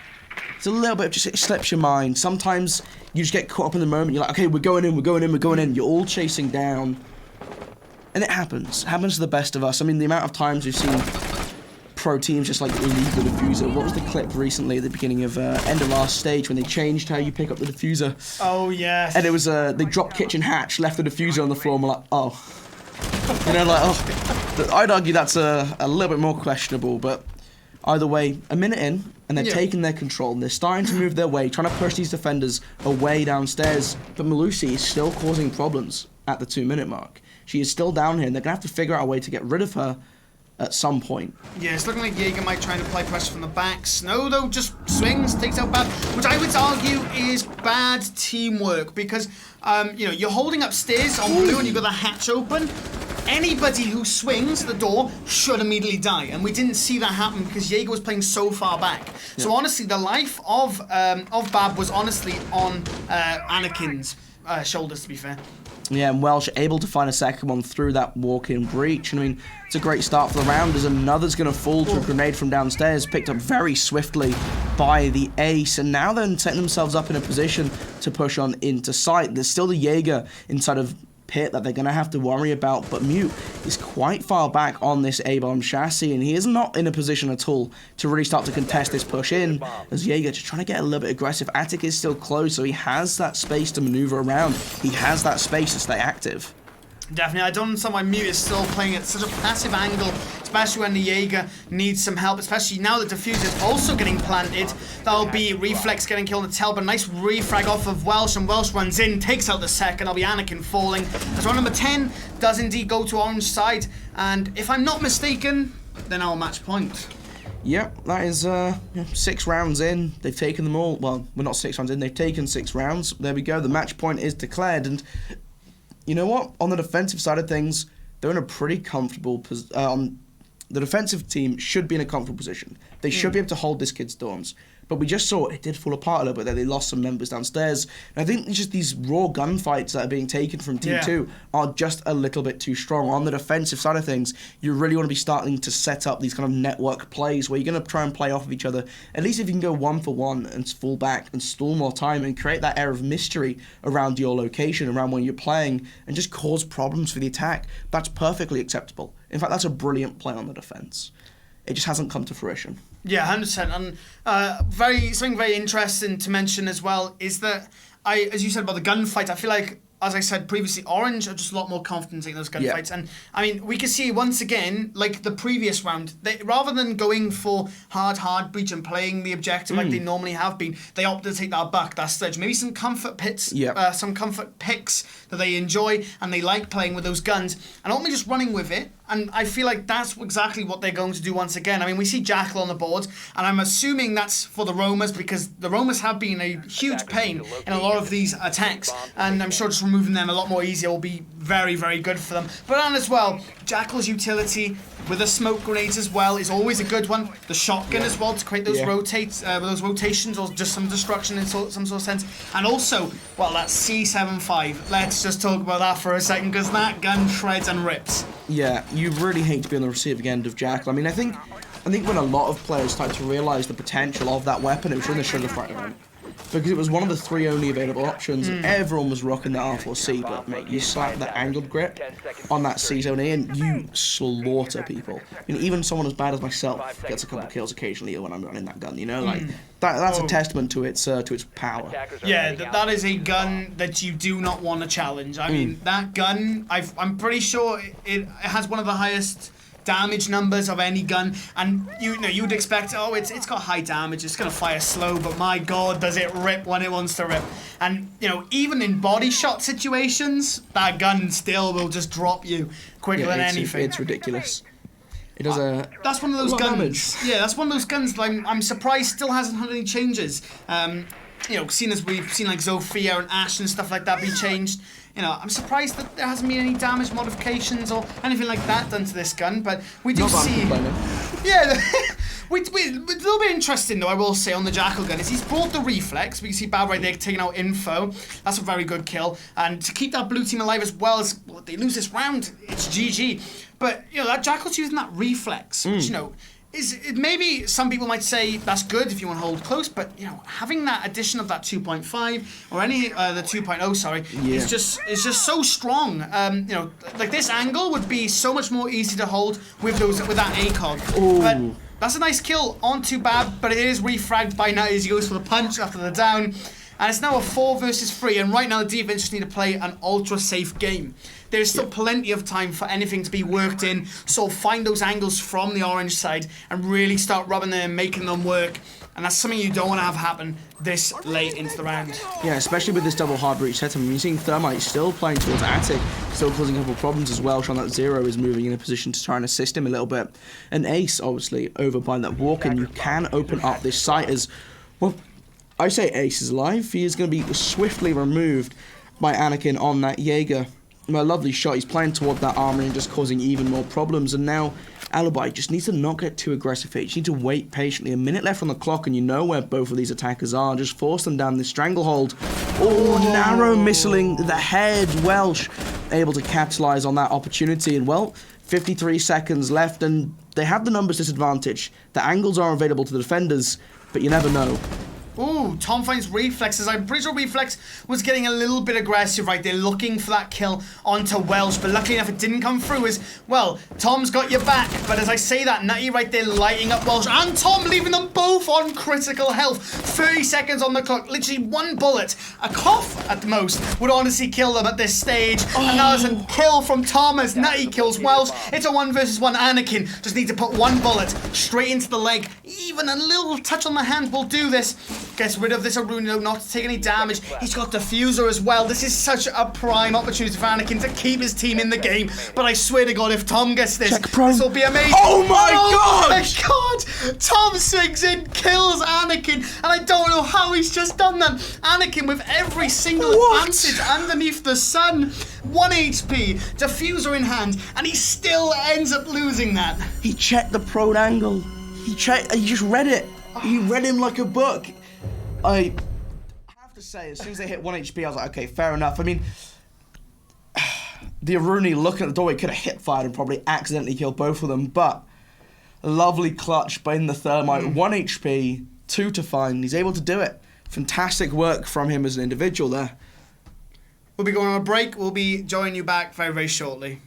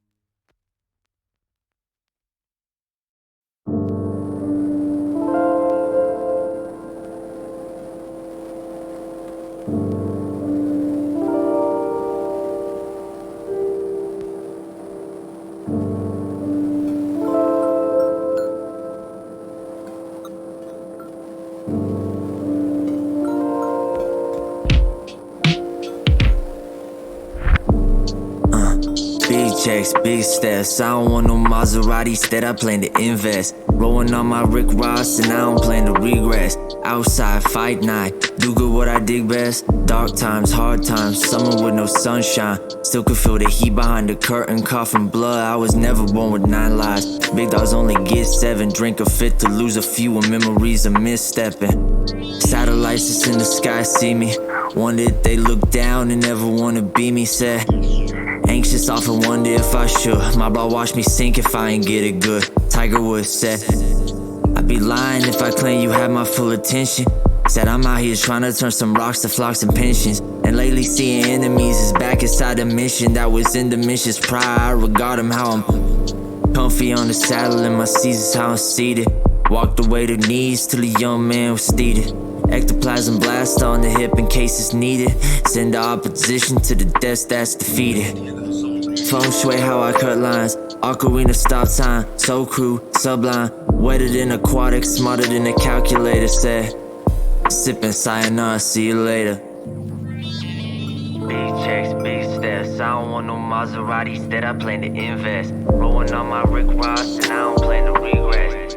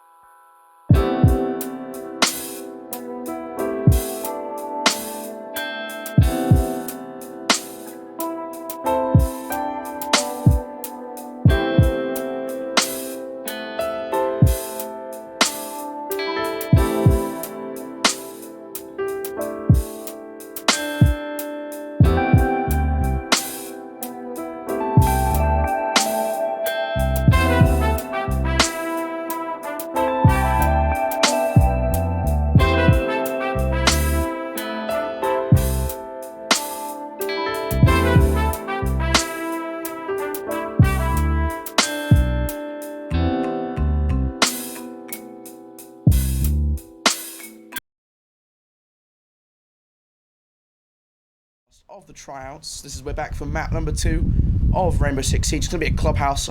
I'm Ben, joined by Abby, and it should be a good fun. Hi, I'm Abby. I've replaced Conchcast, who's unfortunately cannot be with us today. He's gone home. Oh, so done fine off. Yeah, and well, I've never casted Rainbow Six Siege before. I've never casted before actually, but it's gonna be good fun. First time for everything. Yep, looking at the team lineups, I know quite a few people, and I know this is gonna be a good game. Yeah, I mean that's what you want to see. You want to see familiar faces and have a bit of a laugh with it. And we're going to be jumping right into the lobby. I mean, Clubhouse map. Everyone will know Clubhouse very well.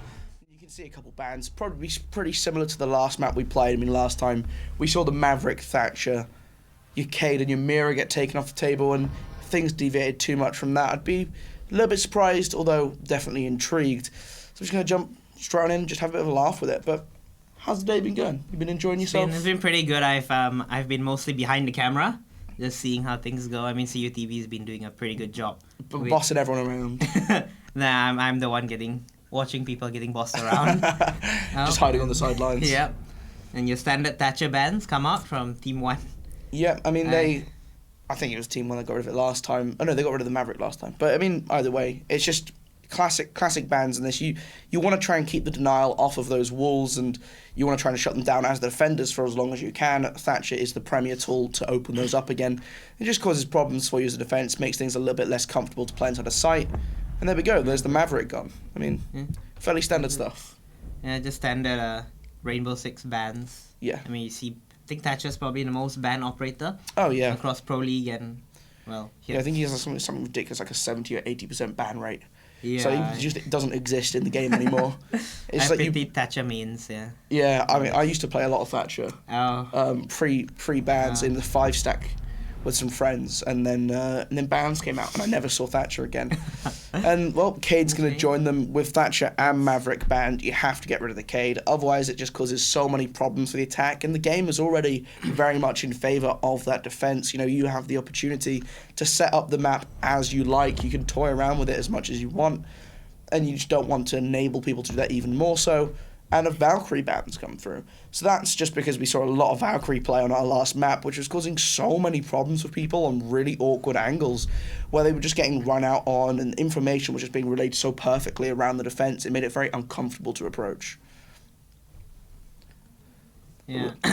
We're looking at a lot of denial being banned.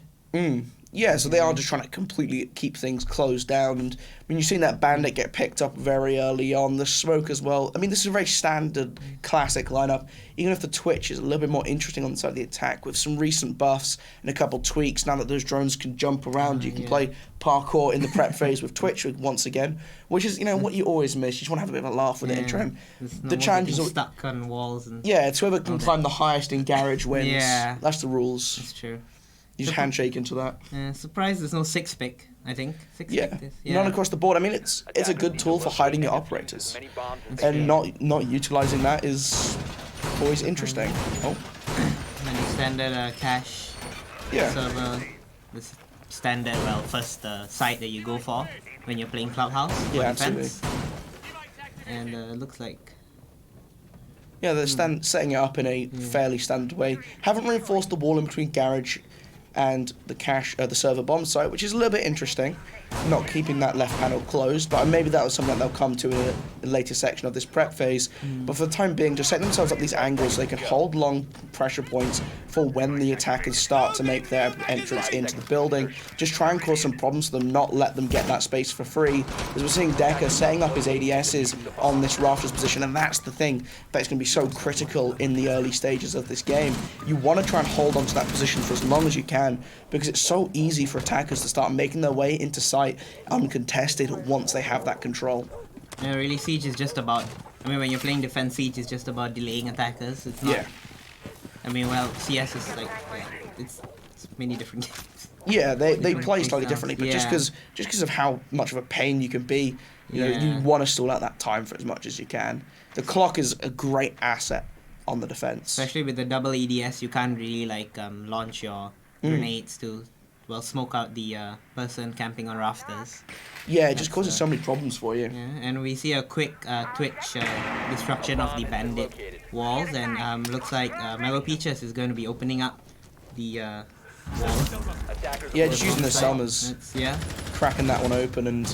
Surprised no one was standing there waiting for the Twitch, considering it wasn't a 6-pick, so they would have expected Twitch to be played. But yeah, maybe they have different strategies up their sleeves. Yeah, or maybe sometimes you just kind of forget, you know, it's like, you're not really used to seeing a ton of Twitch, but a couple of gunfights towards the top of red, they're just looking for a way to move themselves into sight, but so far, no one has taken any action against this Jaeger. Dekko's been sitting patiently still, just waiting for something to happen around him, and it just isn't happening. Seems like they're all just camping on balcony. I mean, if Decker really wanted to be brave, he could run out and get probably a 3K, 4K. If not an ace. I mean, it really comes down to what he can get. He has that angle available to him in that wall into Garage if he wants to try and start contesting this. But an early swing from Legion is going to result in a down. The player downstairs in the lounge caught out by the bandit as the Twitch able to find Decker, so even though they put nothing towards this area, they're able to find a couple kills. Welch picking up another before shortly getting injured out by the smoke, who hasn't yet expended a single canister yet, so he will have all three of those, and you're looking at a timer that's getting dreadfully close to 0. It's a 3v3, it's still a pretty balanced game. I think, spoke too soon, well, Twitch got downed. Yeah, just shut down by the bandit pushing down the staircase. It was something they never dealt with. I think Hyperstream is just maybe a little bit upset about this. Go prone. You can probably crawl through and prone. Probably. Oh, it's the bugs. Thanks, Ubisoft. Yep, all the bugs. Yeah. He's stuck in the wall. He can't move. Yeah, I think.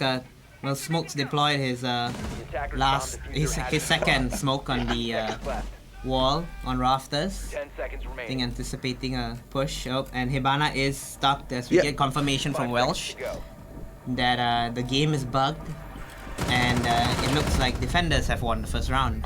Yeah, that's it's always unfortunate when you're trying to make your way through. You're trying to cause some problems and you just get stuck in a wall. Yeah, and it's not even your fault. It's just the game being. And what are you supposed to do in that situation? Yeah. Yeah, I hope Ubisoft's watching this. I'm sure they will be. They should be, yeah. The premier event of the evening, you know. You gotta be supporting the guys playing your game. That's true. Need to get that fixed. Yeah. Wonder if they'll well they can't really. Yeah, I wonder if they'll go through that side again now that Hibana might have some trauma getting stuck in the wall again. Yeah, I think they'll if they end up doing that again, they'll probably be a little bit more generous on the X-Cars being used to open that one up. You don't want to get stuck twice. Oh, and we see the first 6 pick of the game, Nomads being swapped over for Hibana. Yeah. Which is, you probably need, I mean, it's good to have the double breach. Yes. Just in case one of them gets knocked out. And it's also good for pushing, for sandwiching the site, really. Attackers need to locate and defuse bombs. Yeah, and well, going up to gym bedroom, they're going to be setting this one up just to try and hold these feet angles in towards that gym room, because it's just a little bit of a nuisance to sometimes try and hold back the attackers if you don't have that access to shoot them in the feet as they try to vault on in. And it will force the attack to try and clear out a lot more of these positions for the defenders, and it will probably be starting over towards the cache server site, playing out a little similarly to how we saw before. That is the ideal way to hold on to this site, and the reason for that is, well, if the attackers are lazy, if they don't threaten you over by server, you have that window, which gives you great access onto the balcony, which the attackers need to utilize effectively to be able to push in through the windows, start taking some of this site. And you're seeing the ADSs, the laser gates from Rooney, and the Banshees all being put in a position to contest this spot. Oh yeah, it seems like Deka and Bandit are gonna be playing in cache server. So that adds a bit of complexity for the attackers going in, but it doesn't seem like they're going in through that route. Seems like they're going in through construction site. Nope, goes to hit the wall, but it is reinforceable, so it will not get opened up. Hit the hatch and that gets opened up. It will. It's always, I remember you used to be able to, like, there was a couple of maps you could, like, vault up onto the roof. Oh, so I think there was a spot on Clubhouse. Yeah, I think Theme Park was one of them. Yeah, Theme Park was one. Yeah, that was a classic one. You could run and reinforce the roof. There's also Fortress in the casual playlist where you can go into like the little room on the roof where you don't get detected in that room. That's always a fun one. You get 5 guys all run up there. You run the Clash. Was it Clash, Jaeger, Wamai, Valkyrie, and then Goyo for deployable shields. Just bunker up this one little room. Doesn't mean you leave the rest of site completely open and everyone knows where you are, but it's always good fun. That's true. I mean, that's part of the game, right? Having fun. Yeah. And we see the bathroom wall has been opened. Oh, sorry, not the bathroom. A hefty bit of damage dealt, but they ultimately knew that he was in that position, able to catch him out. Deka, though, with the deployable shield here, he has the potential to cause some problems for them. We'll spot him out. Yeah, he'll get it eventually. But they now know he's here. Exactly. So we'll see if he decides to rotate or stick to his guns and play. Oh, that is... The frag grenade perfectly placed at his feet.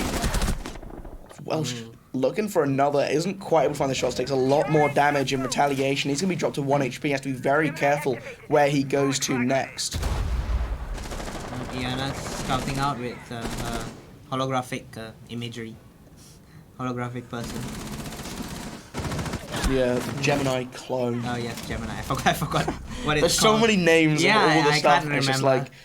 like, and they're all weird. Like, oh, Sam picking up a kill. And Sam gets downed. Yeah, he's gonna fall very quickly to Wongbi, but so at the same time, I think Smoke's probably the best op if you want a 1v3 or 1v4.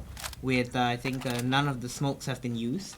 Yeah. So he's gonna have 2 available to him as he's trying to wait for this push, but knows the first. The Banshee being triggered. Oh. What? Looking the wrong way. Oh, He's on a triple kill this round. Sees the last one. A lovely swing. That was amazing by Nat. What a play. That was... Wow. And the control, the SMG-11, I speak from experience when I say the SMG-11 is a very difficult gun to control. Yeah, that is not it's not straightforward. Yeah, and wow, I mean... And the gameplay we are seeing here today is that is definitely an interesting one to see. I mean, lovely play in that clutch, but on the attacking side of things, you have to be wondering when that communication was. Habano walking in, looking the wrong direction. They had time. They could have maybe checked some drones. They should have an inkling of a clue where this smoke might be playing, and they didn't really push together as a team, especially in that 3 versus 1. That's when you're at your strongest. Smoke does not have a extensive loadout in terms of, there's only 17 bullets in that SMG-11. He's not going to take all 3 of you on. Yeah, I mean, I guess that's why we're having the tryouts. It's to mix and match the teams. I think this is not the same team that played earlier. It isn't, It's just some change-ups on the rosters. So we just... And they probably need some time to gel. It was only the second round. This is the third round. So we'll see how the game develops. But so far, it's looking pretty close. We're seeing some great plays from these teams. Yeah, it was... Even if we did see the Wall get MVP in the first rounds. Yeah. The Wall came in clutch at the end, The Wall is the 4th member of the team. Yeah, but I think, Team 2 has been pretty unlucky. Although the last round was a bit of a miscommunication. But they were 3 against 1. And the first round was the Wall. And that's the thing. Yeah, they do have potential. Yeah, exactly. You got to look at it. Just rearranging where that deployable shield's going to go. Try and cover a bit more space and give themselves a rotate option here. But that's the thing you got to consider. These teams are never, playing together for the first time. This isn't something they're used to. For some of them, it'll be the first time they've ever really played in a custom lobby of this sort. It'll be the first time they're playing in a sort of competitive environment. So they're doing a great job. I mean, even that last round, they did a good job getting themselves in a position where they had that numbers advantage. It's just learning how to close out those situations, which just comes with time and experience. Yeah, and we see the third site being played now. Yeah, heading down to the basement, just trying to change things up, keep them on their toes. I mean, they haven't been able to win a round. No, they've won both their rounds. Sorry, it's the attack that hasn't been won. Oh. And Wongbi gets... Oh no! Oh, that's unlucky. Wongbi, that's a very smart play. Identifying that the Aruni wallbanged from... wallbanged from the door. And identified exactly where she was and took her down. That's going to be pretty devastating for Team 1 now that they've lost one of their roamers. Oh yeah, it's definitely going to hurt them. And now you're looking at trying to continue going in. The attack just have a little bit more influence. If you've been able to take that down that sledge, he's not going to be able to rip open the fall like we're going to see him start doing. As I say that, I mean, this is going to make that Malusi feel really uncomfortable. Have to be very good with the Nitro Cell, not quite going to hit. But Vigil, walking down the staircase, caught out on the behind angle, a lovely repel by Welsh. Welsh holding that angle like a hawk. He's not going to let anyone slip by. And it's really good to hide behind the mesh wire. It just makes it harder for you to see, especially when you are not playing at max graphics. Oh yeah, definitely. It's harder to spot out and you're harder to hit as well. You got that cover all around you. And now they have this kitchen angle. They have the floor opened up. They can start to make their way down towards a site in a 7 versus 3. Yes, Nath is still up, but well, you're gonna lose way do that, and that isn't going to help. The Toxic Babe's gone out, but there's still plenty of time for the attack to wait this out, try and bait out some mistake, and force themselves into sight, pushing down into sight, planting on that diffuser, planting on the bomb chassis because the smoke canister wasn't thrown quite right. Ace holding back this smoke, keeping him at bay, not letting him walk back in, and the diffuser's gone down. 40 seconds down the clock as the wall around him is getting completely shut down, able to find the first injure, can't quite finish off the kill before falling himself to Welsh, and that's double kill for him. And Hyperstream walking down the main stairs, he's inside of sight. He dropped out the hatch earlier on, and he's going to use that angle that the defense had opened up themselves to try and stop anyone pushing in aggressively, use it against them. It was a very wall bang. A lot of wall bangs around. I think the defense opened up a lot of angles, but the attackers really took advantage of them. There wasn't any angles that the defenders really took advantage of, despite opening them up. Yeah, it was interesting to see how they kind of toyed around with that, because despite what looked like quite an interesting setup from them, where they had these spaces for the smoke to throw his canisters. You got the Maestro cameras, which are going to provide you that information even through the smokes, which are being brought in the pocket of that Twitch. It didn't really come to fruition. They couldn't quite capitalize on it. I think a big part of that was just losing early roamers. You're looking at a great pick opened by Wong. Is he just able to find the Rooney as she went a little bit overzealous on that peak and couldn't quite find the kill? I mean, I think she didn't quite realize that she hit the sledge there, but either way. And then obviously Decker trying to peek into that Welsh. I mean, Welsh isn't going to miss the shots there. Yeah, no. And we see them going back to the first site, Cash and Silver. Yeah, and it looks like it's the same setup. I think with the exception of Legion instead of with the exception of Legion. Yeah, they're bringing that Mozzie, which is definitely going to change things up a little bit. You highlighted in that first round, they had no one watching first Twitch drone. The bandit batteries were removed pretty swiftly. And this Mozzie pest will kind of cause some disruption for that. Maybe they'll have to just invest a little bit of something to try and get around that as a sort of workaround for the time being. And also, Mozzie's just a very powerful operator. When you're looking at Decker picking it up, he's been playing things like the Vigil, he's been playing things like the Jaeger, good fragging operators, and Mozzie falls under that category. Approaching now. Yeah, that's just walking up, trying to scope out the building, trying to just find their way around, set themselves up successfully for this round. I mean, Hyperstream taking a couple of shots in, obviously not aiming for a kill there, but if you can find one, you'll take it. There's gonna be more. I think they're learning from the first round where someone was camping. I think Jaeger was camping on rafters. Yeah. And he stayed there for quite a while. Nice use of the Twitch drone to get rid of these Banshees. That will help Habana start to open up some of this wall, and you can see that she's going for a bit more of it. She doesn't want to get stuck in the wall again. She's learning. Yeah, improvise, adapt, overcome. Here we see Jaeger on a different side of the rafters. Previously he was on the side that was opposite to the door, but right now he's adjacent to the bomb site, which is interesting. I mean, when I've played, I've never used that part as to sit on rafters. So I'm just wondering why would they be sitting there? Could it just be for an element of surprise? Yeah, I think it's just for this kind of like tighter angle, maybe try and catch people off as they're walking up the stairs. If it looks empty, maybe they'll be a little bit unaware of his position. I mean, you can see it working out for him here. They don't know that he's in this position. The pings are coming through, but nothing can be quite be done. The Sophia gooed up, stuck in this position. No, the Jaeger knows exactly where they are. That ADS going to catch out that frag grenade, can do absolute wonders as Zuck downstairs on that bandit, able to push down and find the first, and quick trade though, he's going to get caught out, the Jaeger out of position. I think the Jaeger didn't expect more than 2 people in there. Yeah. So once he saw that, and here we see Mellow Peaches getting Zup. Yeah, that's just from outside the building. I mean, he just caught him out. The wall is completely open. He wasn't paying any attention to it, and he got punished for it. Hyperstream notices Attackers bomb diffuser had Decker. Bomb located by attackers. Well, it's Nath back in the 1 versus 3. Put money on him to win. Oh, no, never mind. Yeah, I mean, that was an amazing second round that Nath did, but it was quite an ask for him to do it again, especially with like no HP. Yeah, exactly. And, and this side and the cash side is pretty hard to defend. Yeah, when it gets opened up, you're just forced into really uncomfortable positions. I mean, you saw there, they opened the walls all around the Jaeger. They had him downstairs. They had people on the staircase, people outside the wall. He was stuck in a corner there, and he can't really ever escape. And the same was true of a couple other members. I mean, we saw Salty Zark on that bandit. He was standing in the middle of the site trying to lay some support on for the Jaeger in such an uncomfortable position in that situation. You got people coming around all around you. He was just caught completely unaware from a different spot, and when it opens up, it's definitely difficult to hold on to. And here we see Team 1 going with the same draft that they went in the last round. Maybe, if... Oh, sorry. What? Huh? No, Team 1's going with the same draft. Oh. Yeah. Just sticking it out again. Yeah. I mean, that was unfortunate, I think, the last round. Yeah. Yeah, so maybe they want to try it again. See if maybe luck's on their side this time. Yeah, it's an interesting one. Sometimes when you lose out a round, you think, we probably should have won that one, or we made this one small mistake. It can be worth just returning to it, taking another shot at it, and seeing if you can kind of bring it back on board in that way.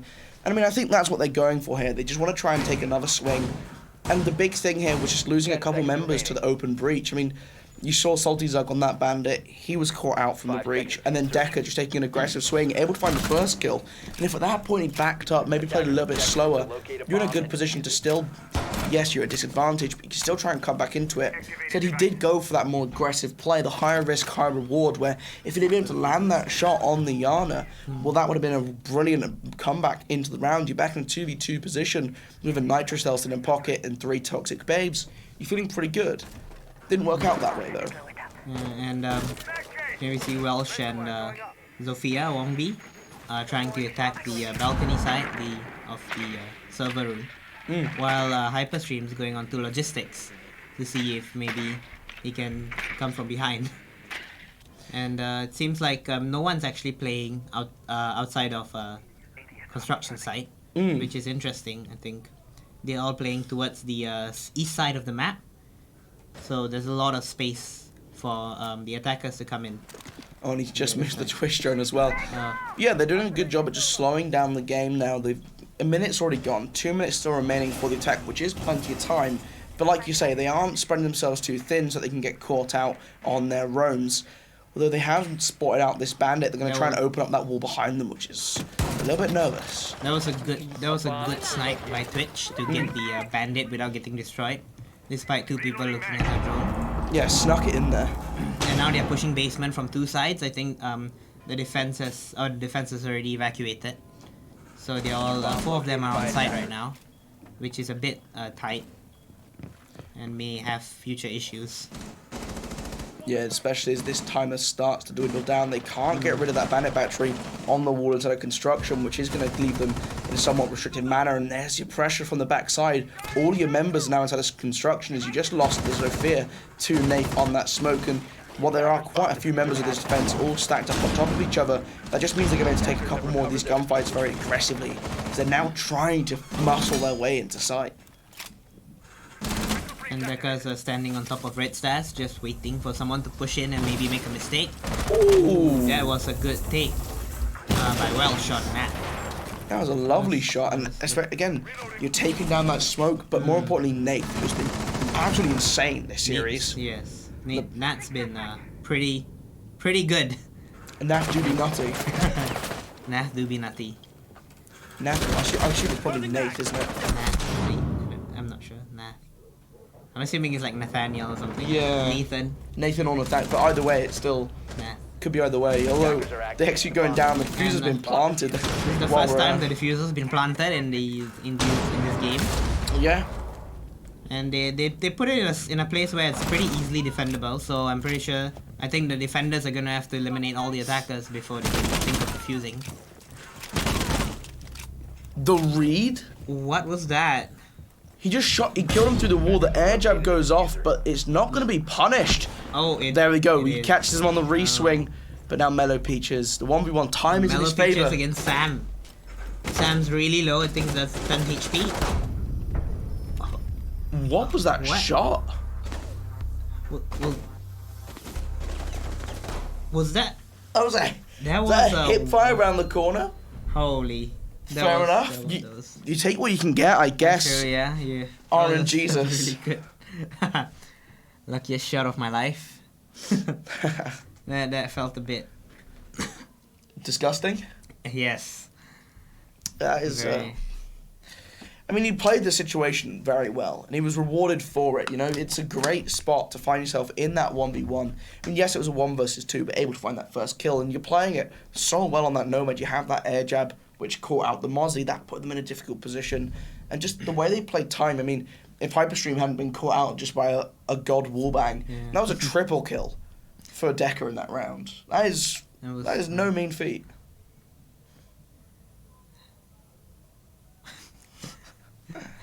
Yeah, well, just to see now, I mean, last round of the half, the attack have really come back into this one. Yeah, I mean, after being 2-0 down. Yeah. And they bounced back in a near dominant fashion. It would now be interesting how they close out this round, because this is the second site we saw in round number 2. Which they lost. They lost. But we have to consider they probably should have won. They probably should have won. Yeah. They did run into Nath a little bit. Yeah. I mean, I think if they do get Nath early on, if it's just a lucky shot or maybe Nath decides to be a bit aggressive, I think they definitely do have a chance. Either way, that is scary as hell. But also to note, they have extended their hold just that little bit more.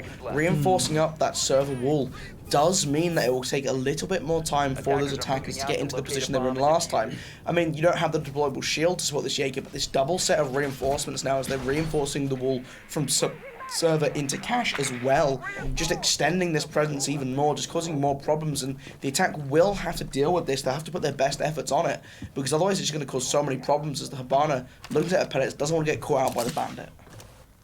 Yeah, I mean Twitch is really going to come in handy this round with the server side and the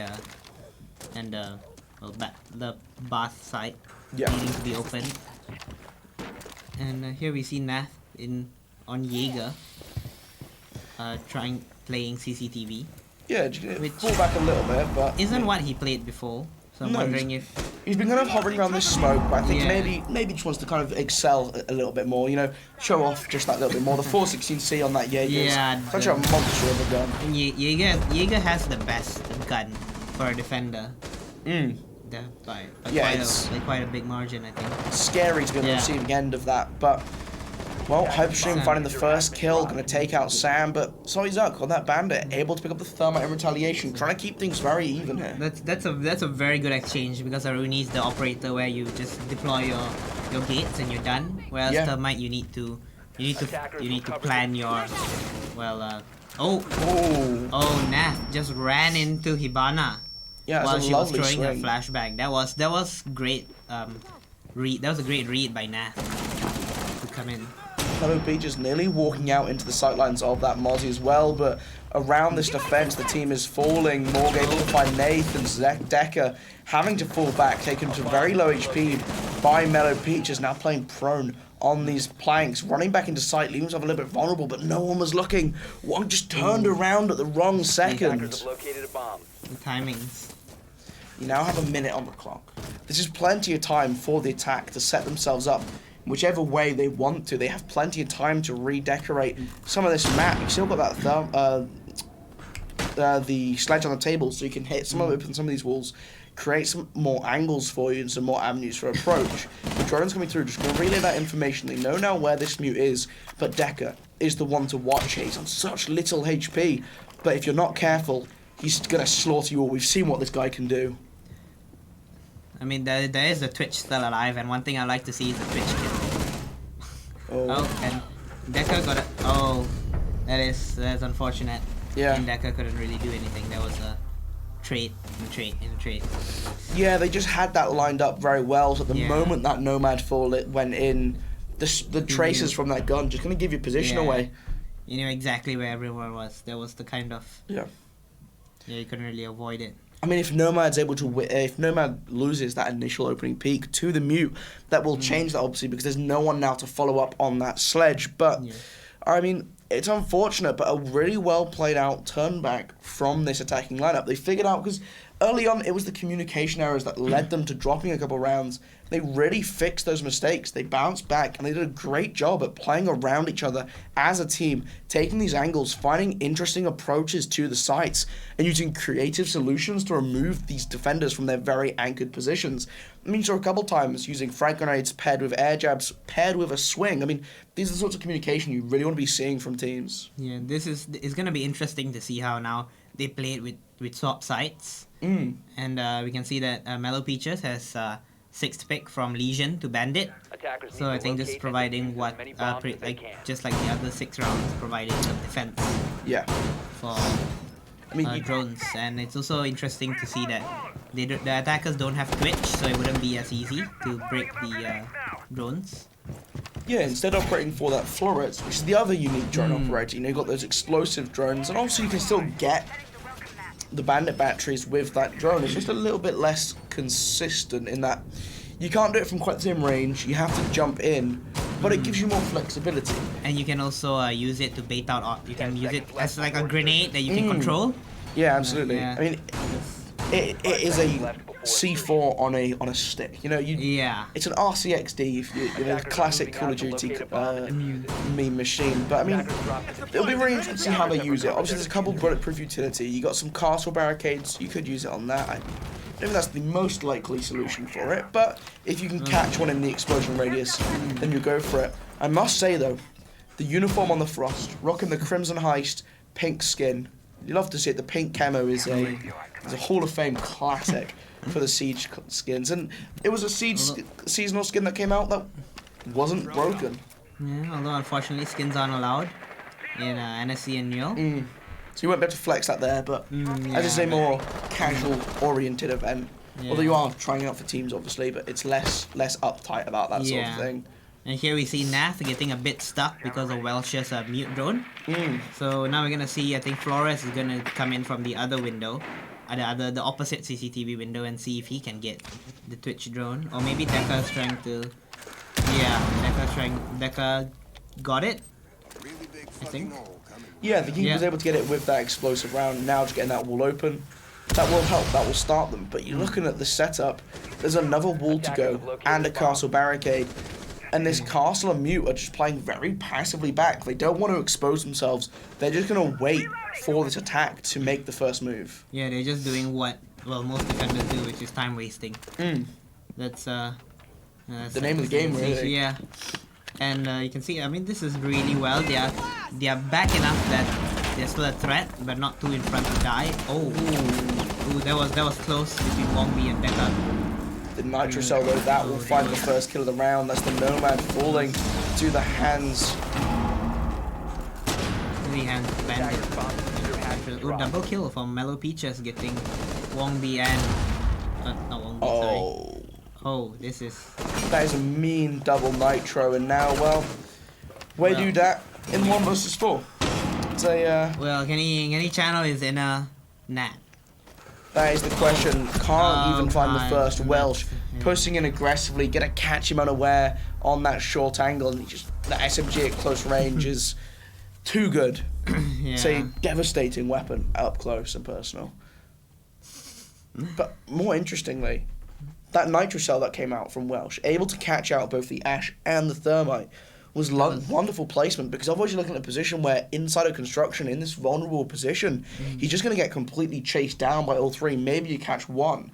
That still leaves your team in potentially a 3 versus 3 situation, and we've seen already in this game how the attacking lineup with some good coordination could start to really dominate in these low number situations. Yeah, here we see Wei do that, bringing in the 0. I think they're looking for more information, or maybe not. We're going to go with Flores. But this time it's a 6-click Flores, so maybe Team 2 isn't expecting that. Yeah. That might be the issue. And there's also no mute on the table this time. Mute is the counter to Flores. You know, those drones will not detonate if they're inside of that mute radius. They will get completely shut down. It is not what you want to happen. So instead, you know, you have that flexibility now to try and get rid of some of these bandit batteries, to try and get rid of some of this utility, especially you've got 2 deployable shields here. You've got 1 in the pocket of that Frost, 1 in Welsh on that smoke, and you try to be very careful of this. You don't want to challenge into those shields. Having that Flores is why he's so powerful. He just removes that as a threat. You don't have to worry too much about it. And without having to show yourself really. Yeah. You can just tunnel in your drone rather than using an ash charge and showing your entire body. Yeah, it's like the equivalent of throwing frag grenades around corners. You know, you don't expose yourself. There's very little risk involved, which is always ideal. You know, you always want to take the path of least resistance. Yeah. In this, well, sometimes you need to take the most resistance, but it's a flawed state for a reason. Yeah, ideally you wouldn't want to. Yeah. And here we see a Hyperstream using all his ADSs on the rafters. So they are expecting a heavy rafters push, which doesn't seem to be the way that Team 1 is going. Yeah. They seem to be wanting to push a CCTV balcony. Well, at some point they will have to try to come back to deal with this problem. It'll be interesting to see, I think it's Legion playing on that balcony, which means he should be continually putting more goo mines down, just slowing down those attackers, and eventually that will just cause a massive problem where you're taking that the damage over time damage from those every couple of seconds. You slowed, you can't sprint. It's a pain to deal with, but the rush coming through, he's running straight in, quickly eliminated though. That is brave by Nat. Not sure what he was expecting, Yeah, but brave nonetheless. you got to respect the try on it. I mean, the attack is slowly starting to fall apart, though. Decker fell shortly afterwards downstairs to Mellow Peaches, and even though the refrag came out, Salty Zug fell very soon after, and we're looking at a 4 versus 2 now.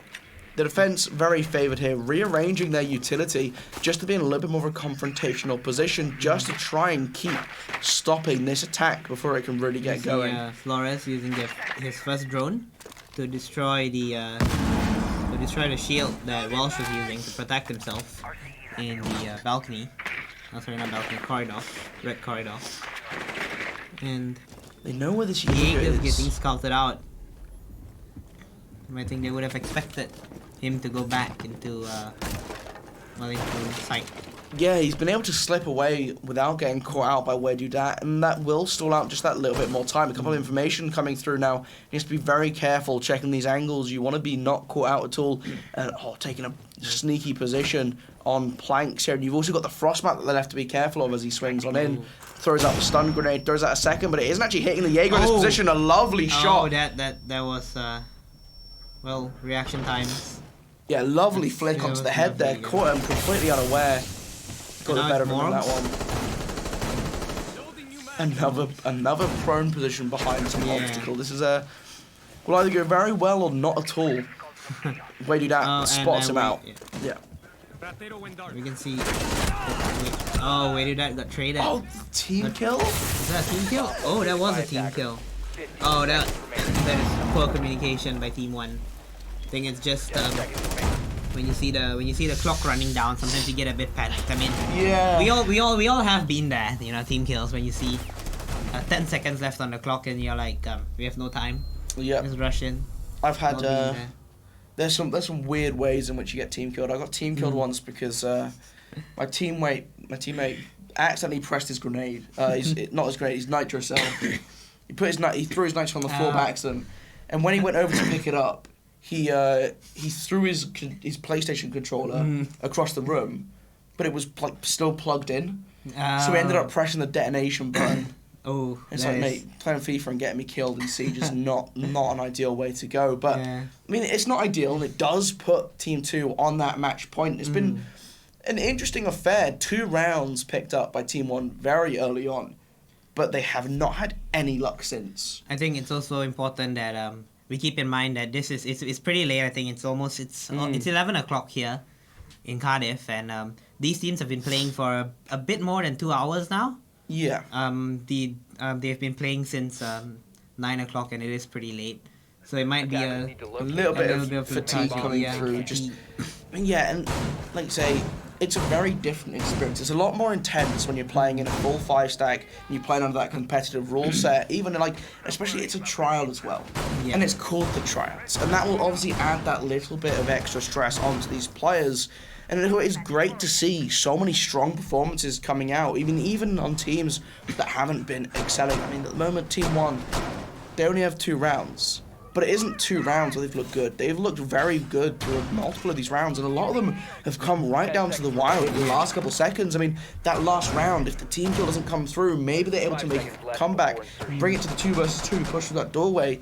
It's these rounds, and it's why it's so important that you'll eventually just get these things out the system. You'll clean out and iron out these mistakes. Yeah, it's just sometimes it's a bit of luck.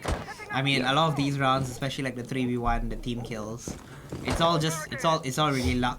But one thing I'm gonna say about this round is I'm really excited to see how the Fuse will play out, because it's a basement round, and it's a basement defense, and I really like Fuse. I like playing Fuse, just sitting on above the site. And here we see the first shots of the round. Salty, Zuck, and Deka getting hit by Welsh, and the first Deka getting headshotted by Welsh in the blue corridor. Oh, and Welsh. Welsh killed Wongby. Yeah, just repaying the favor. Yeah, that's they're trying to even things up. Well, okay, he's gonna get a triple kill. That will do. He'll take that. Oh, and it's a 1v3. Let's see if Sam can channel his inner Nath. And no, he cannot. Well, technically, that is an ace in the final round. Well, Yeah, that Got 5 kills. that is 5 kills, which is an ace. An ace is 5. Congratulations, Welsh. You claimed Good job, the Welsh. ace in the final round. Yeah, that was. Even if one was on the wrong target, it still counts. Well, a kill's a kill. A kill is a kill. You got a stat pad somehow. Yeah, that's true. And that was really good. Although I mean the scoreboard doesn't really show it. Yeah. But there was this was a really good game. Yeah, it was definitely closer than the scoreline would suggest. Yeah.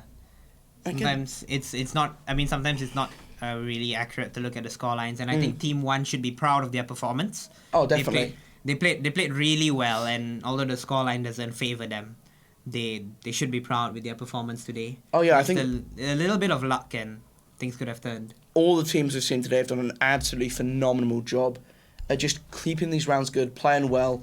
And, well, that will be it for Siege. I believe that was our last game. That's the last game for today. Nothing else to go. It is 11 o'clock at night. We don't want to keep you too much longer. So we will be returning tomorrow with more games. Rocket League, Overwatch, League, and Dota. So make sure you're back for that. You don't want to miss it. Tune in at 4 p.m. UK time, and we'll see you there.